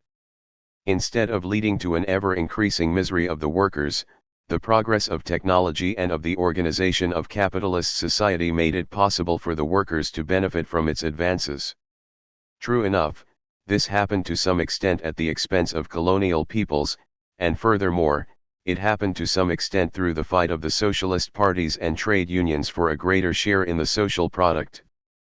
But whatever the role of these various factors may have been, the result is that the workers and their leaders were more and more captivated by the spirit of capitalism and began to interpret socialism in accordance with capitalist principles. While Marxism had aimed at a humanist society transcending capitalism, a society which would have as its aim the full unfolding of the individual personality, the majority of socialists regarded socialism as a movement to improve the economic and socio-political situation within capitalism. They considered the socialization of the means of production, plus the principles of the welfare state, as a sufficient criterion of a socialist society. The principles of this type of socialism were essentially the same as those of capitalism: maximum economic efficiency, large-scale bureaucratically organized industry, and subordination of the individual under this bureaucratic but economically efficient system. Basically, the majority of socialists in the West and in the East shared this capitalistic interpretation of socialism, but, according to their respective economic and political positions, they arrived at different solutions. The Western leaders began to make their peace with capitalism at the beginning of the War of 1914. Instead of remaining faithful to their basic doctrine of peace and internationalism, the socialist leaders of both camps supported their governments, claiming that they were supporting the war for the sake of freedom, because they had the good luck to be fighting the Kaiser and the Tsar, respectively. When the imperial system in Germany collapsed as the result of prolonging a virtually lost war far beyond any reasonable consideration, the same leaders formed a secret alliance with the generals in order to defeat the revolution. They permitted first the growth of the Reichswehr, and of secret and half-secret semi-military organizations which became the basis of Nazi power, and they virtually capitulated completely before the increasing strength and oppressiveness of the Nazi and nationalistic right-wing forces. The French socialist leaders followed a similar direction, which led the French Socialist Party under the leadership of Guy Mollet to the open support of the Algerian War. In England, as in the Scandinavian countries, the situation was somewhat different. In these countries the socialists won majorities, either temporarily or more or less continuously, and used their strength to build a welfare state. A highly developed system of social security, and particularly of a social health service, brought to its full fruition the system that had been started by conservatives in Europe in the 19th century, Disraeli in England and Bismarck in Germany, and which was started in the United States under the leadership of F.D. Roosevelt in the 30s. In addition, the British Labour Party socialized some of the key industries, believing that such socialization of the means of production was the touchstone of true socialism. But while they satisfied the economic interests of the workers, their brand of socialism ceased to be the vision of a fundamental change of the human condition. They lost one election after another and sought to recoup their losses by giving up almost all radical aims. The same process occurred in Germany, where the Social Democratic Party not only gave up almost all socialist aims, but also accepted the principles of nationalism and rearmament to such an extent that the Social Democratic policy is hardly distinguishable from that of their opponents. What happened in Russia was apparently the opposite of the Western development, and yet there are certain similarities. Russia, in contrast to the Western European countries, had not yet become a fully industrialized country in spite of the fact that the industry that existed was highly developed. 3/4 of the population were peasants, most of them poor. The Tsarist administration was corrupt and largely incompetent, and, in addition to all this, the War of 1914 had bled the Russian people without bringing them victory. The First Revolution of 1917, led by Kerensky and others, failed mainly because of the unwillingness of the leaders to end the war, and thus Lenin was confronted with the task of taking over power in a country which did not have the economic conditions which, according to Marx's thinking, were necessary for the building of a socialist system. Logically, Lenin put all his hopes in the outbreak of a socialist revolution in Western Europe, and especially in Germany. But these hopes failed to materialize, and the Bolshevik Revolution was confronted with an insoluble task. By 1922-23 it was perfectly clear that the hope for a German revolution had completely lost its basis. At the same time, Lenin became gravely ill and died in 1924. He was spared having to solve the final dilemma. Stalin, using the names of Marx and Lenin, in reality devoted himself to building up a state capitalism in Russia. He organized an industrial monopoly of the state led by a new managerial bureaucracy, and employed a method of centralized, bureaucratic industrialization which was also developing in Western capitalism, although less completely and drastically. In order to transform a peasant population into one with the work discipline necessary for modern industrialism, and, furthermore, in order to induce the population to accept the sacrifices in consumption necessary for the rapid accumulation of capital to be used for the construction of basic industries, he used two means: 1, force and terror, although due to his own mad suspiciousness and his unlimited desire for personal power, a terror which went far beyond what would have been necessary for the above-mentioned economic aims, and which, in fact, in many ways weakened his economic and military position. The other means Stalin used was the same as in capitalism, the incentive of increased income for better and more work. This incentive is the most important one used to improve the efficiency of workers, managers, and peasants. In fact, any capitalistic manager convinced that the profit motive is the only efficient motivation for progress would be delighted with the Russian system, especially if he is opposed to the interference of trade unions in the managerial function. 77. In the years until Stalin's death, the Soviet Union had built a sufficient basis for increased consumption. It had also trained its population sufficiently in industrial work discipline to permit the end of terror and the construction of a police state. While this state does not permit the expression of opinions critical of the system, and even less of corresponding political activity, it has freed the average citizen from the fright of being arrested in the early morning hours for expressing critical thoughts, or simply because of the denunciation by a personal enemy. The degradation of Stalin, finding its completion at the Congress of the Communist Party in the fall of 1961, and the new program of the Communist Party accepted by the same Congress, are the final steps marking the transition from the Stalinist phase to the Khrushchevist phase in the Soviet Union. This phase can be characterized as consisting of various elements: economically, a completely centralized state capitalism, bringing the monopolistic principle of contemporary industrialism to its final development; socially, a welfare state which takes care of the basic social and economic needs of the whole population; politically, a police state which restricts freedom of opinion and political activity, yet which has a considerable amount of legalism, protecting the citizens from arbitrary police measures. The citizen knows what he can do and what he cannot do, and, provided he moves within these limits, he need not be afraid. Culturally and psychologically, the Khrushchevist system proclaims a Calvinistic work ethic, and a strict morality centered around fatherland, work, family, and duty, a morality more similar to the ideas of Pétain or Salazar than to those of Marx. The Soviet Union today is a conservative half-state, more reactionary in many ways than the capitalist states, more progressive in one essential point, namely, that private corporate interests cannot interfere with the general political and economic plans of the government. The Soviet system still uses revolutionary and socialist ideas voiced by Marx, Engels, and Lenin as ideologies, which give a sense of meaning to the masses.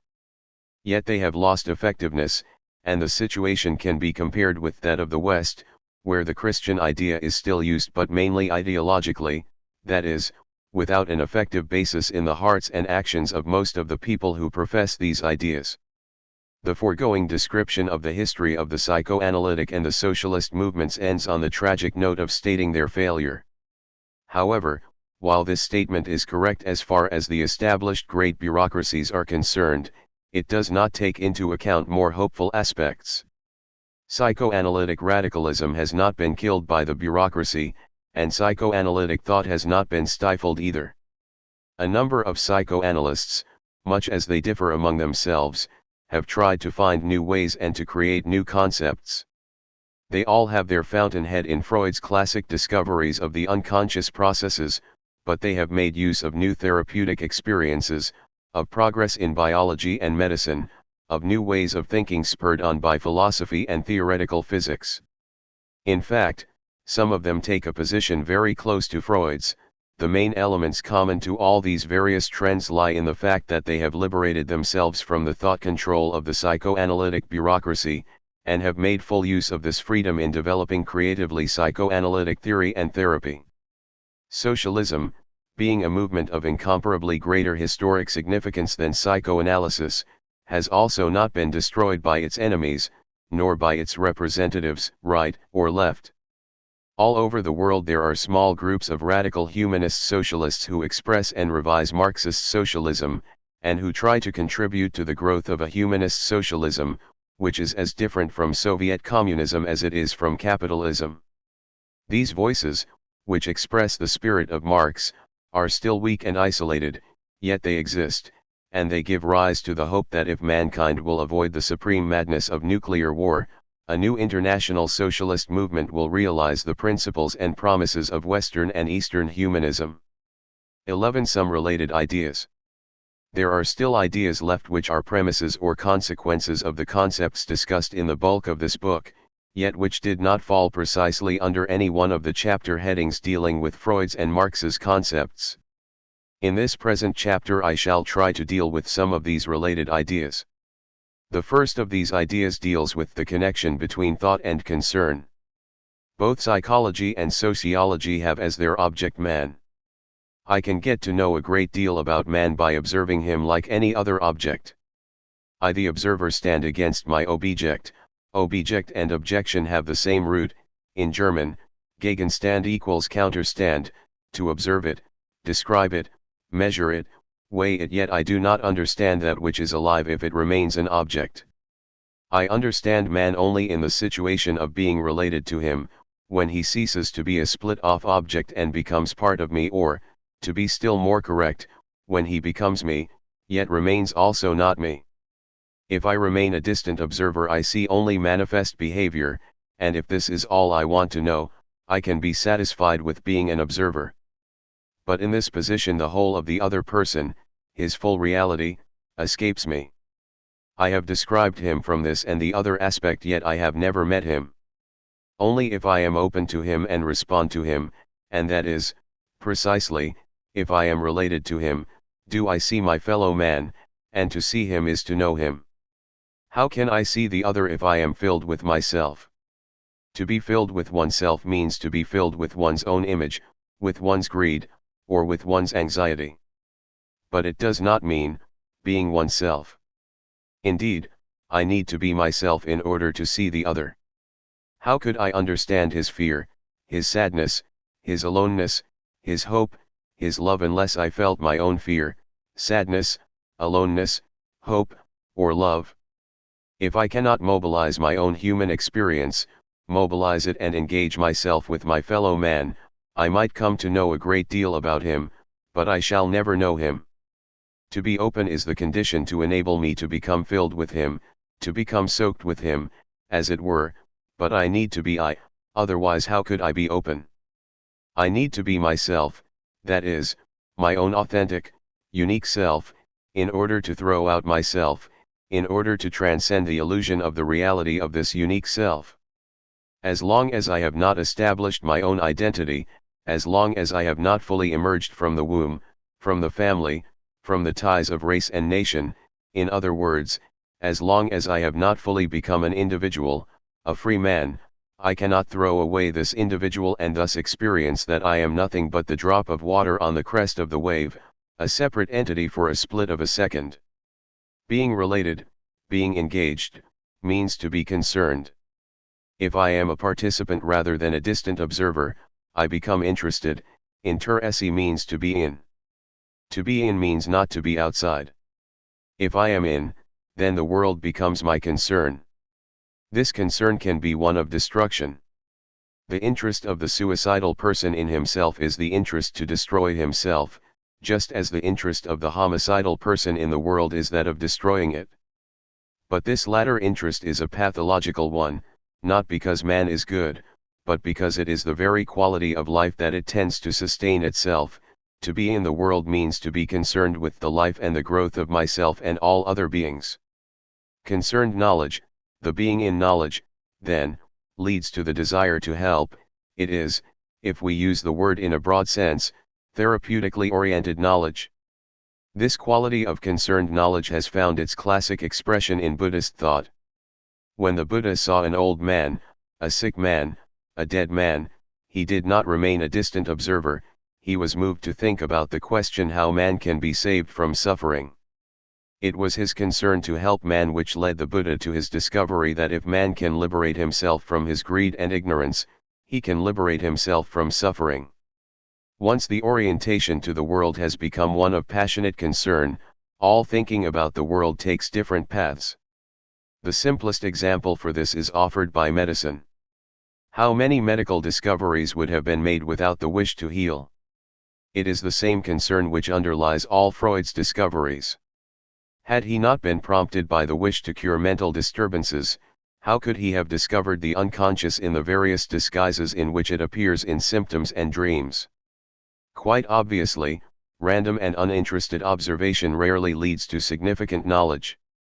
All questions posed by the intellect are determined by our interest.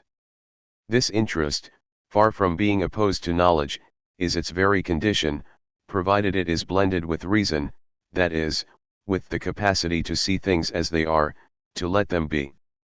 I was greatly helped in seeing this by my activity as a psychoanalyst. I had been trained in accordance with the strictly orthodox Freudian procedure of analyzing a patient while sitting behind him and listening to his associations. This technique of psychoanalysis was modeled along the lines of the laboratory experiment. The patient was the object, the analyst observed his free associations, dreams, etc., and analyzed the material produced by the patient. The analyst was supposed to be a distant observer, a mirror, rather than a participant. The longer I worked in this manner, the less did I feel satisfied. First of all, I often became tired and even sleepy during the analytic work. I often felt relieved when the analytic hour was over. But worse than that, I had less and less the feeling that I really understood the patient. To be sure, I had learned to interpret, and I had learned enough so as to interpret in such a way that usually the patient's associations and dreams fitted into my theoretical expectations. But I still was talking about the patient rather than to him, and I felt that much of what I ought to understand was escaping me. At first I thought, quite naturally, that all these doubts were due to my lack of experience. But when the doubts grew with my experience instead of decreasing, I began to have doubts about the method I was using. Stimulated and encouraged by colleagues who had had similar experiences, I began to grope about to find a new way. Eventually I found this to be a simple one. Instead of being an observer, I had to become a participant, to be engaged with the patient, from center to center, rather than from periphery to periphery. I discovered that I could begin to see things in the patient which I had not observed before, that I began to understand him, rather than to interpret what he said, and that I hardly ever felt tired any more during the analytic hour. At the same time I experienced that one could be fully objective while being fully engaged. Objective here means to see the patient as he is, and not as I want him to be. But to be objective is only possible if one does not want anything for oneself, neither the patient's admiration, nor his submission, nor even his cure. If the latter sounds like a contradiction of what I said before, namely, that is precisely the wish to help which fertilizes one's thinking, I want to stress that, in fact, there is no contradiction. In the genuine wish to help, I want nothing for myself. I am neither hurt in my self-esteem when the patient does not improve, nor am I elated about my achievement when he gets well. What holds true for psychology holds true also for sociology. If I am not concerned with society, then my thinking about society has no focus. It is nothing more than a blind groping, even if the blindness is hidden by a collection of data and impressive statistics. If I am concerned with man, and how can concern with the individual man be separated from concern with the society of which he is a part? I am struck with the suffering that society causes, and I am prompted by the wish to reduce the suffering so as to help man to become fully human. If one is concerned with man, then this concern poses various questions. How can man be free? How can he be fully human? How can he become what he could be? It was this concern which prompted Marx to make his great discoveries. They, like any other scientific discovery, were not all correct. In fact, the history of science is the history of errors. This holds true for Marx's as it does for Freud's theories. What matters is not that a new insight is necessarily the last word of truth, but that it is fruitful, that it is conducive to further discovery, and more than that, that in discovering truth, man changes himself because he becomes more awake and can transmit this greater awakeness to those who follow after him. The interrelation between concern and knowledge has often been expressed, and rightly so, in terms of the interrelation between theory and practice. As Marx once wrote, one must not only interpret the world, but one must change it. Indeed, interpretation without intention of change is empty, change without interpretation is blind. Interpretation and change, theory and practice, are not two separate factors which can be combined. They are interrelated in such a way that knowledge becomes fertilized by practice and practice is guided by knowledge. Theory and practice both change their nature once they cease to be separate. The problem of the interrelation between theory and practice has still another facet, the connection between intelligence and character. To be sure, every individual is born with a certain level of intelligence, and no psychological factors are responsible for his being either an idiot or a genius. But idiots and geniuses are exceptions. What impressed me more and more was the stupidity of the vast majority of people who do not fall under either of these extreme categories. I am not referring to the lack of the sort of intelligence which is measured by intelligence tests, but to the incapacity for understanding the less obvious causes of phenomena, of grasping contradictions within the same phenomenon, of making connections between different and not obviously related factors.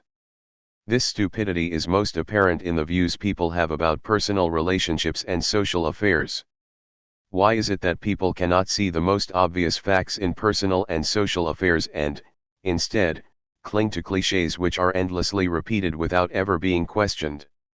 Intelligence, aside from the native faculty, is largely a function of independence, courage, and aliveness. Stupidity is equally a result of submission, fear, and inner deadness. If an essential part of intelligence consists in the ability to make connections between factors which so far have not been seen as being related, the person who sticks to the cliché and to convention will not dare to recognize such connections. The person who is afraid of being different will not dare to recognize fictions for what they are, and hence will be greatly impeded from uncovering reality. The little boy in the story of the emperor's clothes who sees that the emperor is naked, is, after all, not more intelligent than the adults, but he is not yet so eager to conform. Furthermore, any new discovery is an adventure, and the adventures require not only a certain degree of inner security, but also a vitality and joy which can be found only in those for whom living is more than releasing tensions and avoiding pain. In order to reduce the general level of stupidity, we need not more intellect but a different kind of character, men who are independent, adventurous, and who are in love with life. I cannot leave the topic of intellect without talking about another aspect, the danger of intellectualization and of the misuse of words. Words can be used without meaning what they purport to mean. Words can be empty shells, and one can learn certain philosophical, religious, and political ideas as one learns a foreign language. Indeed, one of the greatest dangers to be avoided is to confuse words with facts. the fetishism of words prevents the understanding of reality. This can be observed in all areas, most of all, perhaps, in religion, politics, and philosophy.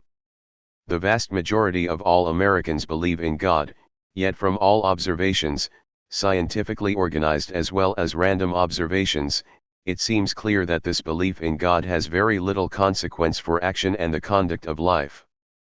Most people are concerned with health, money, and education, the latter as part of social success, and not at all with the problems which would arise if they were concerned with God.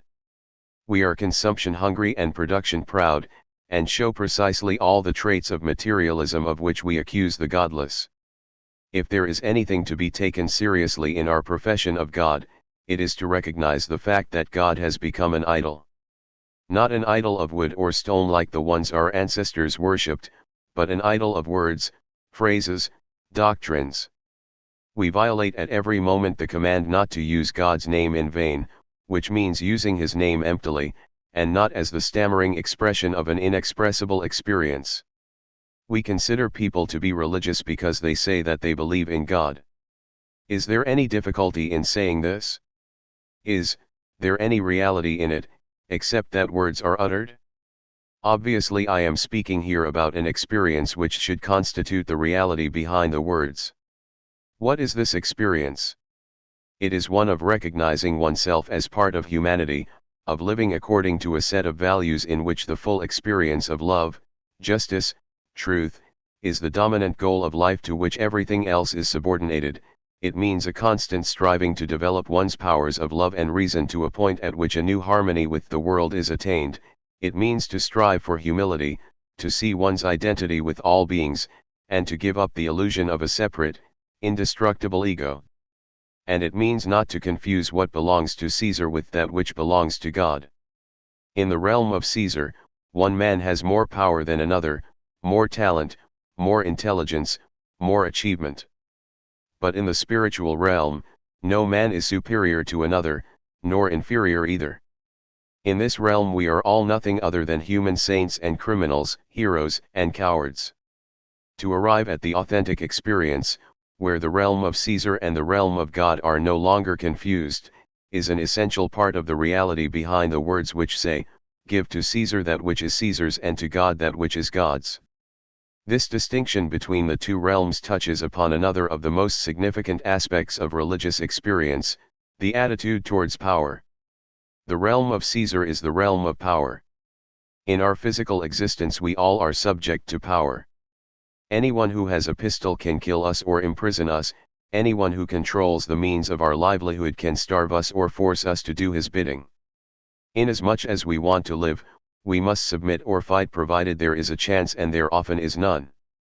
Precisely because power decides upon life and death, freedom and slavery, it impresses not only our bodies but our minds. The one who controls superior force is admired and sanctified. He is supposed to be all-wise and even all-good, even though he enslaves us, for we prefer to submit voluntarily to the good and wise ones, rather than to accept the fact that we are helpless to refuse obedience to the wicked ones. As long as we glorify power we accept the values of Caesar, and if we link God with power, then indeed, we commit the utmost sacrilege of transforming God into Caesar. Yet this is precisely what man has done for thousands of years. Genuine spiritual experience knows the facts of power, but it never glorifies power as the bearer of wisdom or goodness. Its motto is the prophet's words, "Not by might and not by power but by my spirit, speaks the Lord." The evolution of religion is closely interwoven with development of man's self-awareness and individuation.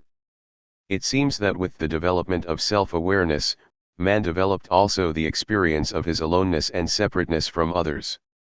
This experience leads to intense anxiety and, in order to overcome this anxiety, man developed the passionate desire to be united with the world, to cease being separate. For hundreds of thousands of years he attempted to return to where he had come from, to become one again with nature. He wanted to be again one with the animal, one with the trees. He wanted to escape the burden of being human, of having consciousness of himself and of the world. He tried to achieve this union in many ways. He worshipped trees and rivers, he identified himself with animals and sought for fulfillment by feeling and acting like an animal.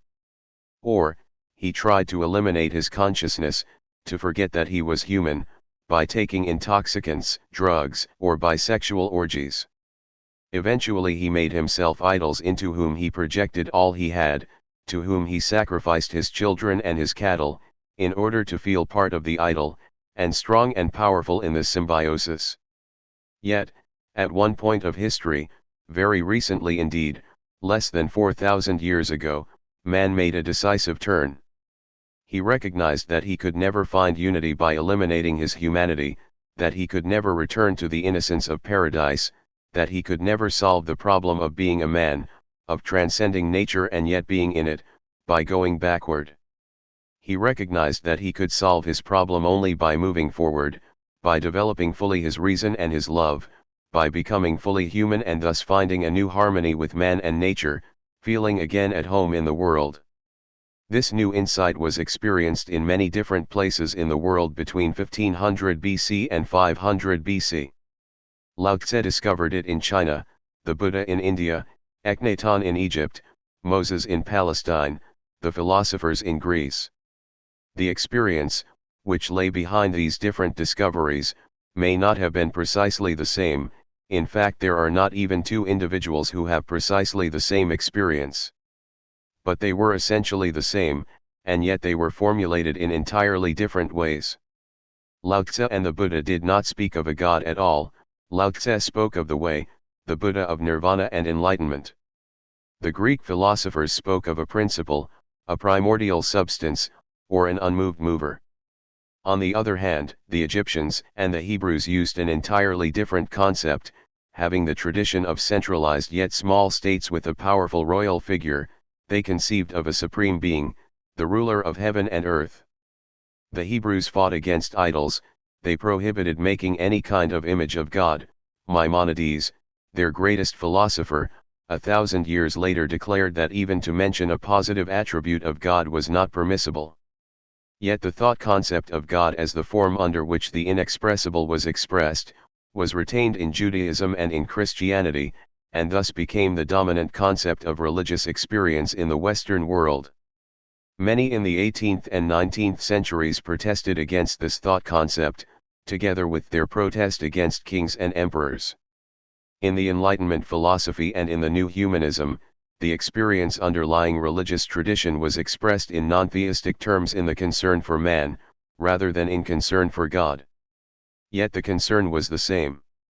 It was a concern for man's full development, for making him an end and not a means, for creating the social conditions for the spiritual development of man. The socialism of Marx, Fourier, Kropotkin, Owen, Jors, Rosa Luxemburg, and Gorky was the most important genuine religious movement of the last 100 years. The breakdown of the humanistic tradition, beginning with the World War of 1914, almost completely destroyed this non-theistic religious movement. Nietzsche said that God was dead. What happened after 1914 was that man was dead. Only in small circles and among a few individuals did the humanist spiritual tradition continue. Its greatest representatives in our times are men like Gandhi, Einstein, and Schweitzer. The fetishism of words is as dangerous in the realm of political ideology as it is in that of religious ideology. Words have to be seen together with the deeds and with the total personality of him who utters them. Words have meaning only in the total context of deed and character. Unless there is unity among these factors, words serve to deceive others and oneself. Instead of revealing, they have the function of hiding. All this was driven home to many by the historical period in which we lived. Most of the socialist leaders who had spoken the language of internationalism and peace before August 2, 1914, participated in the war hysteria a day later. The same leaders 4 years later prevented any effective socialization after the German Revolution, by using the slogan "Socialism is marching." The socialist Mussolini became the leader of fascism, yet until the day of his betrayal, his words were not different from those of other socialists. Hitler called his system, the aim of which was to serve German heavy industry and expansionism toward East and West, National Socialism. Stalin called his system socialism, a system that served the rapid build-up of an industrialized Russia with complete disregard for all those human values which characterized Marxist socialism. Yet his friends as well as his enemies took the words for realities. We do the same by calling Franco and other dictators representatives of the free world. The fetishism of words is the opposite of the recognition of reality, and man's search for reality and his own increasing approximation of it characterizes his development. His search for reality is at the same time his negation of illusions. The Buddha, Moses, the Greek philosophers, the new science, the Enlightenment philosophers, the great artists, the great physicists, biologists, chemists, Marx and Freud, they all have in common the passionate desire to break through the deceptive maya of the senses and of common sense and to arrive at a perception of human and natural, of spiritual and material reality. Their fields differed, their methods differed, but no doubt their impulse and goal was the same. All that the human race has achieved, spiritually and materially, it owes to the destroyers of illusions and to the seekers of reality. The search for reality and the uncovering of illusions not only produces insight and knowledge, it changes man in the process. His eyes are opened, he awakens, he sees the world as it is and, correspondingly, he learns how to use and develop his own intellectual and affective powers in order to cope with reality. Only the one whose eyes have been opened is a realist. It is not accidental that the most creative men and women in the arts and sciences today, with very few exceptions, stand on one side. They share the conviction of the need for international understanding, for the political and economic emancipation of the non-industrialized nations, for the need to end war and the armament race, for the faith that man is capable of becoming fully human, and that he must decide for life and against death. Yet these leaders of our civilization are accused by realists of being sentimental, soft, and unrealistic. The spokesmen for realism claim, contrary to all historical evidence, that an ever more acute arms race can preserve peace. They play around with a balance sheet of destruction according to which 60 million dead Americans are acceptable, while 100 million may not be acceptable. They speak of shelter programs which are to protect the population, and they invent fantastic arguments in order to avoid stating the fact that, in the event of thermonuclear war, in all likelihood almost all the inhabitants of our big cities will be destroyed within seconds and hours, shelters or not. These realists do not know that they are being most unrealistic. In the past the various sectors of human society were so independent of each other, that when the realists of one civilization led it to destruction, other civilizations could continue flourishing. Today the human race is so intertwined that one group of mad realists can put an end to the valiant efforts of hundreds of generations. It is difficult to know to what extent a man born in 1900 can convey his experience to people born after 1914, or after 1929, or after 1945. I selected these dates, of course, intentionally. Anyone who was, like myself, at least 14 years of age when the First World War broke out, still experienced part of the solid, secure world of the 19th century. To be sure, if he was born as the son of a middle-class family with all necessities and quite a few luxuries provided, he experienced a much more comfortable aspect of this pre-war period than if he had been born into a poor family. Yet even for the majority of the population, and especially for the working class, the end of the last and the beginning of the present century were a tremendous improvement over the conditions of existence even 50 years earlier, and they were filled with hope for a better future. It is difficult for the generations born after 1914 to appreciate to what extent this war shattered the foundations of Western civilization. This war broke out against the will of everybody, yet with the connivance of most participants or, rather, of special interest groups in each country which exercised sufficient pressure to make the war possible. By and large, Europeans, after almost 100 years without major and catastrophic wars, and almost 50 years after the German-French War, were prone to think that it can't happen. The powerful Socialist International seemed to be resolved to prevent war. The anti-war and pacifist movement was a potent force. But even the governments, whether that of the Tsar, of the Kaiser, or of France and England, seemed to be resolved to avoid war. Yet it did happen. Reason and decency seemed suddenly to have left Europe. The same socialist leaders who only months before had pledged themselves to international solidarity, now hurled at each other the vilest nationalistic epithets. The nations that had known and admired each other suddenly broke out in a mad paroxysm of hate. The British became cowardly mercenaries to the Germans became vile Huns to their enemies, the music of Bach and Mozart became tainted, French words in the German language were ostracized. Not only that, but the moral rule against the killing of civilians was broken. Both sides bombed helpless cities and killed women and children. It was mainly the lack of development in aviation that restricted the scope and intensity of these raids. But the fate of the soldiers was equally in contrast to all demands of humanity. Millions on both sides were forced to attack the enemy trenches and were killed in the process, although it should have been clear that such tactics had become futile. But perhaps worst of all, the slaughter was based on a lie. The Germans were persuaded that they were fighting for freedom, and so were their Western enemies. When the chips were down, especially when, after 1916, a possibility for peace arose, both sides refused to settle because both insisted on gaining the territories for which the war was really being fought regardless of the cost. At one point millions of men recognized the great deception.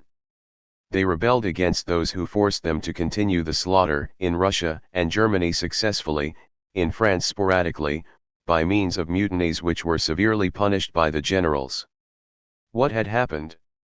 The belief in continuing progress and peace had been shattered, moral principles which had seemed secure, were violated. The unthinkable had happened. Yet hope had not disappeared. After the first step in brutalization, hope arose again in the minds of men. It is important to understand this because nothing is more characteristic of Western history than the principle of hope, which had governed it for 2,000 years. As I said before, the First World War shattered this hope but did not yet destroy it. Men rallied their energies and tried to take up the task where it had been interrupted in 1914. Many believed that the League of Nations would bring about the beginning of a new era of peace and reason, others, that the Russian Revolution would overcome its Tsarist heritage and would develop into a true humanist socialist society. Aside from this, people in the capitalist countries believed that their system would follow a straight line of economic progress. The years between 1929 and 1933 shattered what was left of these hopes. The capitalist system showed that it was not capable of preventing unemployment and misery for a large part of the population. In Germany the people permitted Hitler to come to power and thus began a regime of archaic irrationality and ruthless cruelty. In Russia, after Stalin had transformed the revolution into a conservative state capitalism, he initiated a system of terror which was as ruthless, or more so, than that of the Nazis.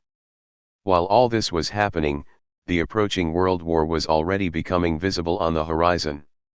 The brutalization which had begun in 1914, which had been followed by the systems of Stalin and Hitler, now came to its full fruition. The Germans initiated it by their air attacks on Warsaw, Amsterdam, and Coventry. The Western Allies followed by their attacks on Cologne, Hamburg, Leipzig, Tokyo and, finally, with the dropping of the atomic bomb on Hiroshima and Nagasaki. In hours or minutes, hundred thousands of men, women, and children were killed in one city, and all this with few scruples and hardly any remorse. Indiscriminate destruction of human life had become a legitimate means for attaining political goals. The process of increasing brutalization had done its work. Each side brutalizes the other, following the logic if he is inhuman I must, and can, be inhuman too. The war ended, and there arose a new flicker of hope, of which the foundation of the United Nations was a symbol. But soon after the end of the war the brutalization continued. The weapons of destruction became ever more powerful. Now both sides are able to destroy at least half of each other's population, including most of their educated populations, in one day. Yet the consideration of the possibility of such mass destruction has become commonplace. Many on both sides are fighting to prevent the final act of madness, groups of men and women who follow the tradition of science, of humanism, and of hope. But millions have succumbed to the process of brutalization, and many more are just apathetic and escape into the trivialities of the day. The loss of hope and the increasing brutalization are, unfortunately, not the only evils that have befallen Western civilization since 1914. Another cause for the deterioration of Western civilization is connected precisely with its greatest achievements. The Industrial Revolution has led to a degree of material production, which has given the vast majority of the peoples of the West a standard of living that would have seemed unthinkable to most observers 100 years ago. However, the satisfaction of real and legitimate needs has changed into the creation and satisfaction of a powerful drive, namely, commodity hunger. Just as depressed individuals often are seized by a compelling desire to buy things or in other cases to eat, modern man has a greedy hunger for possessing and using new things, a hunger which he rationalizes as an expression of his wish for a better life. He claims that the things he buys, if they are not directly enriching to life, help him to save time. Yet he does not know what to do with the time he saves, and spends one part of his income to kill the time he is so proud of having saved. We see this phenomenon most clearly in the richest country of the world, in the United States. But it is quite clear that the trend in all other countries is the same. The goal everywhere has become maximal production and maximal consumption. The criterion of progress is seen in the figures for consumption. This holds true for the capitalist countries as well as for the Soviet Union. In fact, the rivalry between the two systems seems to center around the question of which can produce a higher level of consumption, rather than a better life. As a result, man in the industrialized countries transforms himself more and more into a greedy, passive consumer. Things are not provided to serve the perfection of man, but man has become the servant of things, as a producer and as a consumer. The industrial system has had very unfortunate effects in still another direction. The method of production has changed considerably since the beginning of this century. Production, as well as distribution, is organized in big corporations, which employ hundreds of thousands of workers, clerks, engineers, salesmen, etc. They are managed by a hierarchically organized bureaucracy, and each person turns into a small or large cog in this machine. He lives under the illusion of being an individual while he has turned into a thing. As a result, we observe an increasing lack of adventurousness, individualism, willingness to make decisions and take risks. The goal is security, to be part of the big powerful machine, to be protected by it, and to feel strong in the symbiotic connection with it. All studies and observation of the younger generation show the same picture, the trend to look for safe jobs, not to be concerned so much with high income but rather with satisfactory retirement provisions, the tendency to marry young and to shift quickly from the haven of the parental family to the haven of matrimony, cliché thinking, conformity and obedience to the anonymous authority of public opinion and of the accepted patterns of feeling. From the fight against the authority of church, state, and family which characterize the last centuries, we have come back full circle to a new obedience, but this obedience is not one to autocratic persons, but to the organization. The organization man is not aware that he obeys, he believes that he only conforms to what is rational and practical. Indeed, disobedience has become almost extinct in the society of organization men, regardless of their ideology. Yet one must remember that the capacity for disobedience is as great a virtue as the capacity for obedience. One must remember that, according to the Hebrew and Greek myths, human history began with an act of disobedience. Adam and Eve, living in the Garden of Eden, were still part of nature, as the fetus is in the womb of the mother. Only when they dared to disobey an order were their eyes opened, they recognized each other as strangers and the world outside as strange and hostile. Their act of disobedience broke the primary bond with nature and made them individuals. Disobedience was the first act of freedom, the beginning of human history. Prometheus, stealing the fire of the gods, is another disobedient dissenter. "I would rather be chained to this rock than be the obedient servant of the gods," he said. His act of stealing the fire is his gift to men, thus laying the very basis for civilization. He, like Adam and Eve, was punished for his disobedience, yet he, like them, has made human evolution possible. Man has continued to evolve by acts of disobedience, not just in the sense that his spiritual development was possible only because there have been men who dared to say no to the powers that be in the name of their conscience or of their faith.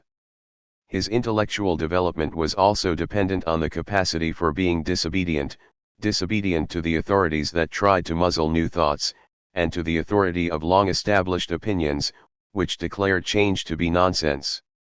If the capacity for disobedience constituted the beginning of human history, obedience might cause the end of human history. I am not speaking symbolically or poetically. There is the possibility that the human race will destroy itself and all life on Earth within the next 10 to 15 years.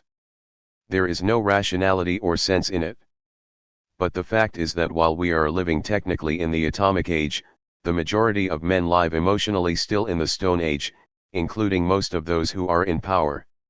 If mankind commits suicide, it will be because people will obey those who command them to push the deadly buttons, because they will obey the archaic passions of fear, hate, and greed, because they will obey obsolete clichés of state sovereignty and national honor.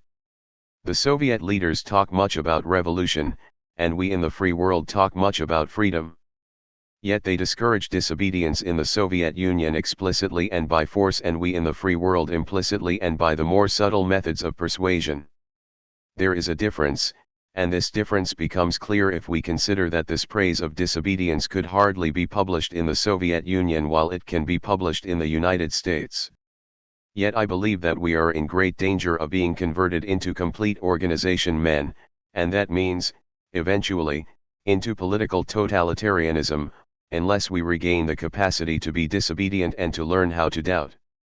There is one other aspect of the present situation which I mentioned briefly in the beginning of this book but with which I must now deal more extensively, the problem of a renaissance of humanistic experience. Sociologically, it is easy to see that the evolution of the human race has led from small units like the clan and the tribe through city-states, national states, to world states and world cultures, like the Hellenistic, Roman, Islamic, and modern Western civilization. Yet the difference, as far as human experience is concerned, is not as fundamental as it may seem. The member of the primitive tribe differentiates sharply between the member of his group and the outsider. There are moral laws governing the members of the group, and without such laws no group could exist. But these laws do not apply to the stranger. When groups grow in size, more people cease to be strangers and become neighbors. Yet in spite of the quantitative change, qualitatively the distinction between the neighbor and the stranger remains. A stranger is not human, he is a barbarian, he is even not fully understandable. Long before the human race was on the verge of becoming one world, socially and economically, its most advanced thinkers had visualized a new human experience, that of one man. The Buddha thought of man as men having the same structure, the same problems, and the same answers, without regard to culture and race. The Old Testament visualized man as being one, bearing the likeness of the one God. The prophets visualized the day when the nations shall beat their swords into plowshares, and their spears into pruning hooks, when nation shall not lift up sword against nation, neither shall they learn war any more. Isaiah 2. They visualized the day when there will be no more favorite nations. In that day shall there be a highway out of Egypt to Assyria, and the Assyrian shall come into Egypt and the Egyptian into Assyria. In that day shall Israel be the third with Egypt and with Assyria, even a blessing in the midst of the land, whom the Lord of hosts shall bless, saying, Blessed be Egypt my people, and Assyria the work of my hands, and Israel mine inheritance. Isaiah 19. Christianity created the concept that the Son of Man became the Son of God and God himself. Not this or that man, but man. The Roman Church was a Catholic Church precisely because it was a supranational, universal church. Classic Greek and Roman thinking arrived independently from Judeo-Christian thought at the concept of one man and of natural law rooted in the rights of man, rather than in the necessities of a nation or a state. Antigone sacrifices her life in defense of universal human, natural, law against state law. Zenon had the vision of a universal commonwealth. The Renaissance and Enlightenment enriched the Greek and Judeo-Christian traditions and developed them further, in humanistic rather than in theological terms. Kant constructed a moral principle valid for all men and outlined the possibility of eternal peace.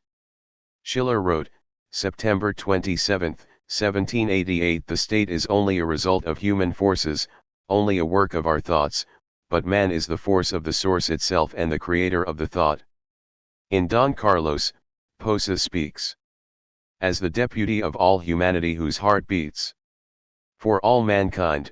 His passion was the world and future generations. The most complete and profound expression of this humanism appears in the thought of Goethe. His Iphigenia speaks in the voice of humanity, as the classic Antigone did. When the barbarian king asks her, "And dost thou think that the uncultured Scythian will attend the voice of truth and of humanity, which Atreus, the Greek, heard not?" She answers, "'Tis heard by everyone, born 'neath whatever clime, within whose bosom flows the stream of life, pure and unhindered." Goethe wrote, in 1790, at a time when everybody is busy erecting new fatherlands, the fatherland of the man who thinks without prejudice and can rise above his time is nowhere and everywhere. But in spite of the ideas, which the greatest representatives of Western culture held, history took a different path. Nationalism killed humanism. The nation and its sovereignty became the new idols to which the individual succumbed. In the meantime, however, the world has changed. The revolution of the colonial peoples, communication by air, the radio, etc., have shrunk the globe to the proportions of one continent or, rather, one state, as they existed 100 years ago. The one world, which is in the process of being born, is, however, not one world because of the friendly and brotherly relations that exist among its various parts, but rather because of the fact that missiles can carry death and destruction to almost any part of the world in a matter of hours. The one world is one, so far, inasmuch as it is one potential battlefield, rather than a new system of world citizenship. We live in one world, yet in his feelings and thoughts contemporary man still lives in the nation-state. His loyalties are still primarily to sovereign states and not to the human race. This anachronism can only lead to disaster. It is a situation similar to that of the religious wars before religious tolerance and coexistence became an accepted principle of European life. If the one world is not to destroy itself, it needs a new kind of man, a man who transcends the narrow limits of his nation and who experiences every human being as a neighbor, rather than as a barbarian, a man who feels at home in the world. Why is this step so difficult? Man's life begins in the womb. Even after birth he is still part of mother, just as primitive man was part of nature. He becomes increasingly aware of himself as separate from others, yet he is deeply drawn to the security and safety of his past. He is afraid of emerging fully as an individual. Mother, the tribe, the family, they all are familiar. The stranger, the one who is not familiar through the bonds of blood, customs, food, language, is suspected of being dangerous. This attitude toward the stranger is inseparable from the attitude toward oneself. As long as any fellow being is experienced as fundamentally different from myself, as long as he remains a stranger, I remain a stranger to myself too. When I experience myself fully, then I recognize that I am the same as any other human being, that I am the child, the sinner, the saint, the one who hopes and the one who despairs, the one who can feel joy and the one who can feel sadness. I discover that only the thought concepts, the customs, the surface are different, and that the human substance is the same. I discover that I am everybody, and that I discover myself in discovering my fellow man, and vice versa. In this experience I discover what humanity is, I discover the one man. Until now the one man may have been a luxury, since the one world had not yet emerged. Now the one man must emerge if the one world is to live. Historically speaking, This may be a step comparable with the Great Revolution, which was constituted by the step from the worship of many gods to the one God or the one no God. This step was characterized by the idea that man must cease to serve idols, be they nature or the work of his own hands. Man has never yet achieved this aim. He changed the name of his idols and continued serving them. Yet he changed. He made some progress in understanding himself, and tremendous progress in understanding nature. He developed his reason and approached the frontiers of becoming fully human. Yet in this process he developed such destructive powers, that he may destroy civilization before the last step is taken toward constructing a new humanity. Indeed, we have a rich heritage which waits for its realization. But in contrast to the men of the 18th and 19th centuries who had an unfailing belief in the continuity of progress, we visualize the possibility that, instead of progress, we may create barbarism or our total destruction. The alternative of socialism or barbarism has become frighteningly real today, when the forces working toward barbarism seem to be stronger than those working against it. But it is not the socialism of managerial totalitarianism, which will save the world from barbarism. It is the renaissance of humanism, the emergence of a new West which employs its new technical powers for the sake of man, rather than using man for the sake of things. It is a new society in which the norms for man's unfolding govern the economy, rather than the social and political process being governed by blind and anarchic economic interests. In this struggle for a humanist renaissance, Marx's and Freud's ideas are important guideposts. Marx had a much deeper insight into the nature of the social process, and he was much more independent than Freud of the social and political ideologies of his time. Freud had a deeper insight into the nature of the process of human thought, affects, and passions, even though he did not transcend the principles of bourgeois society. They both have given us the intellectual tools to break through the sham of rationalization and ideologies, and to penetrate to the core of individual and social reality. Regardless of the shortcomings of their respective theories, they have removed mystifying veils which covered over human reality. They have laid the foundations for a new science of man, and this new science is badly needed if the age of man is to be ushered in, if, to speak with Emerson, things are to cease riding mankind, and if man is to be put into the saddle. 12 Credo. I believe that man is the product of natural evolution, that he is part of nature and yet transcends it, being endowed with reason and self-awareness. I believe that man's essence is ascertainable. However, this essence is not a substance which characterizes man at all times through history. The essence of man consists in the above-mentioned contradiction inherent in his existence, and this contradiction forces him to react in order to find a solution. Man cannot remain neutral and passive toward this existential dichotomy. By the very fact of his being human, he is asked a question by life: how to overcome the split between himself and the world outside of him in order to arrive at the experience of unity and oneness with his fellow man and with nature. Man has to answer this question every moment of his life. Not only or even primarily with thoughts and words, but by his mode of being and acting. I believe that there are a number of limited and ascertainable answers to this question of existence. The history of religion and philosophy is a catalogue of these answers, yet there are basically only two categories of answers. In one, man attempts to find again harmony with nature by regression to a pre-human form of existence, eliminating his specifically human qualities of reason and love. In the other, his goal is the full development of his human powers until he reaches a new harmony with his fellow man and with nature. I believe that the first answer is bound to failure.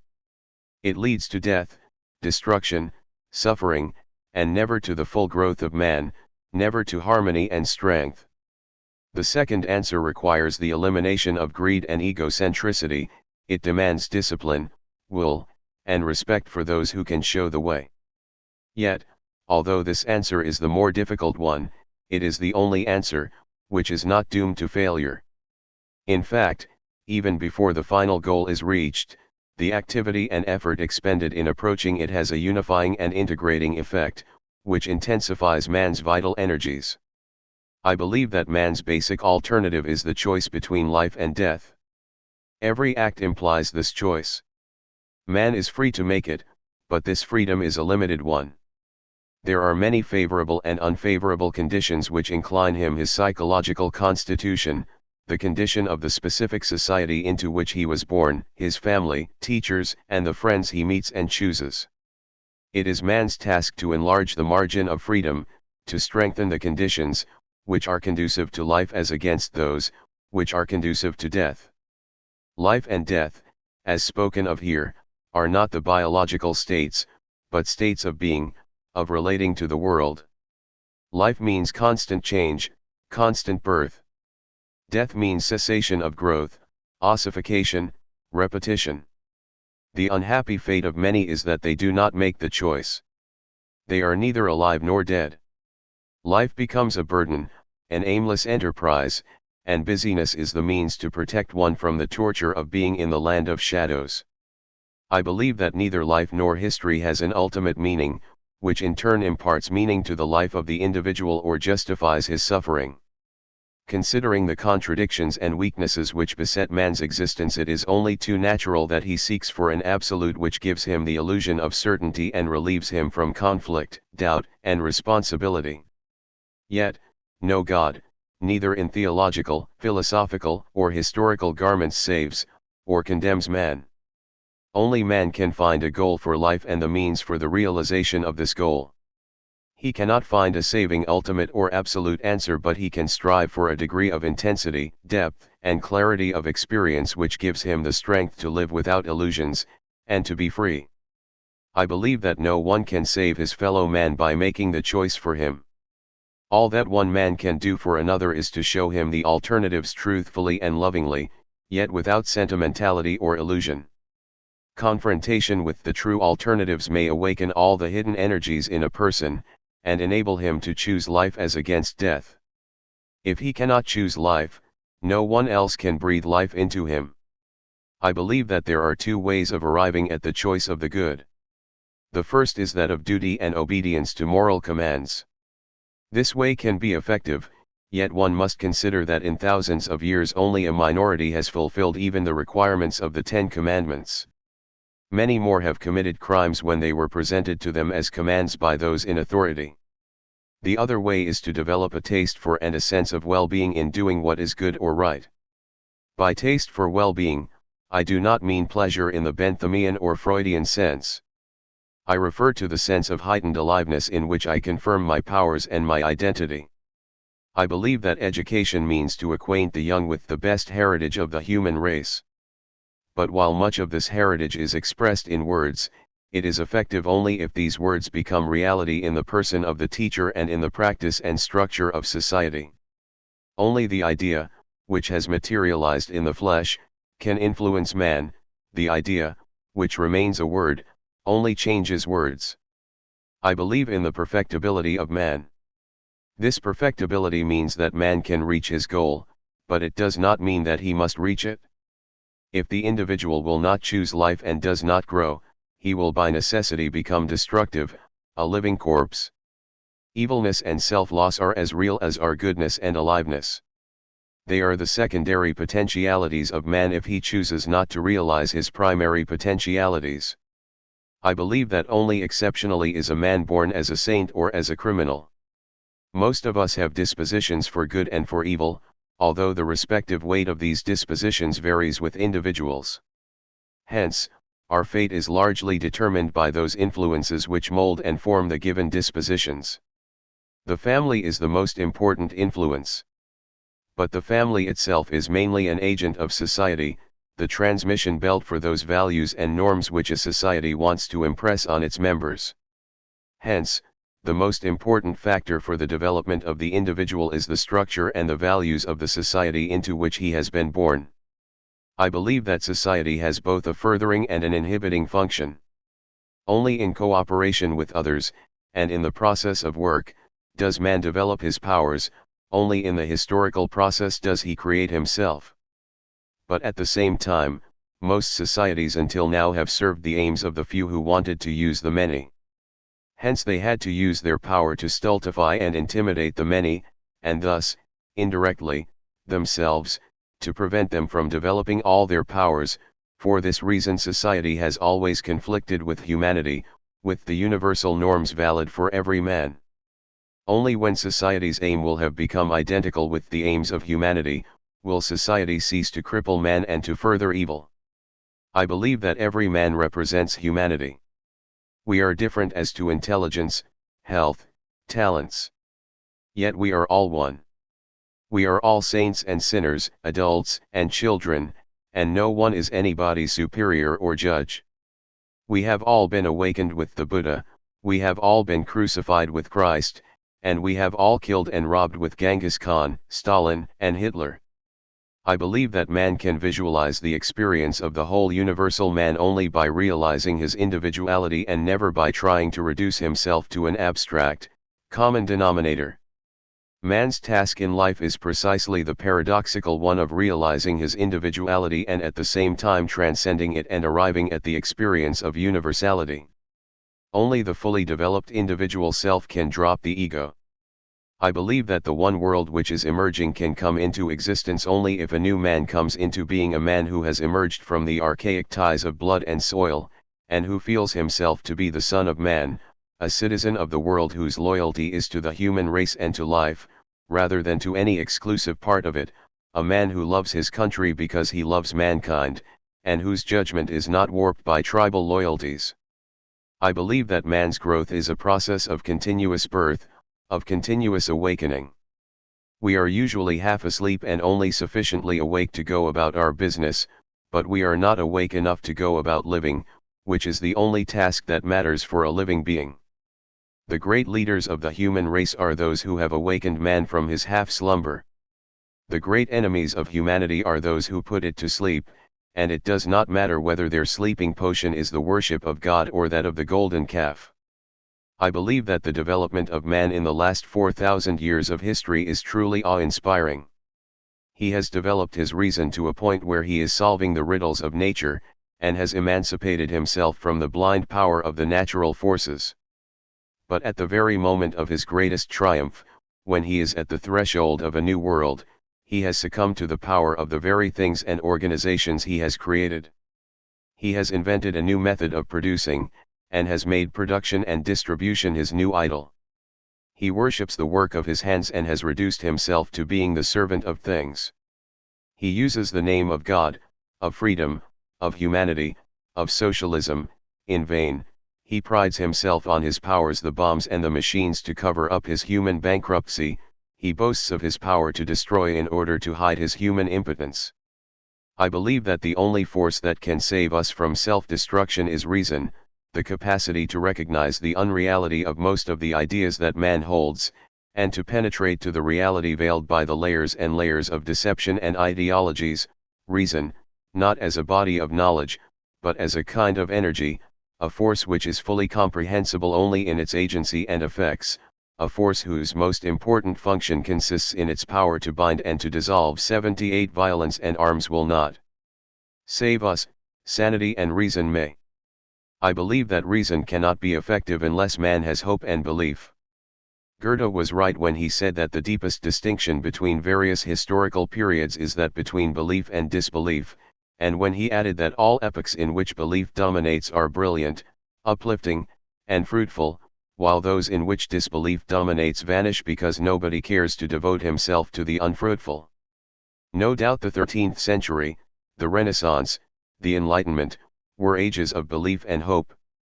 I am afraid that the Western world in the 20th century deceives itself about the fact that it has lost hope and belief.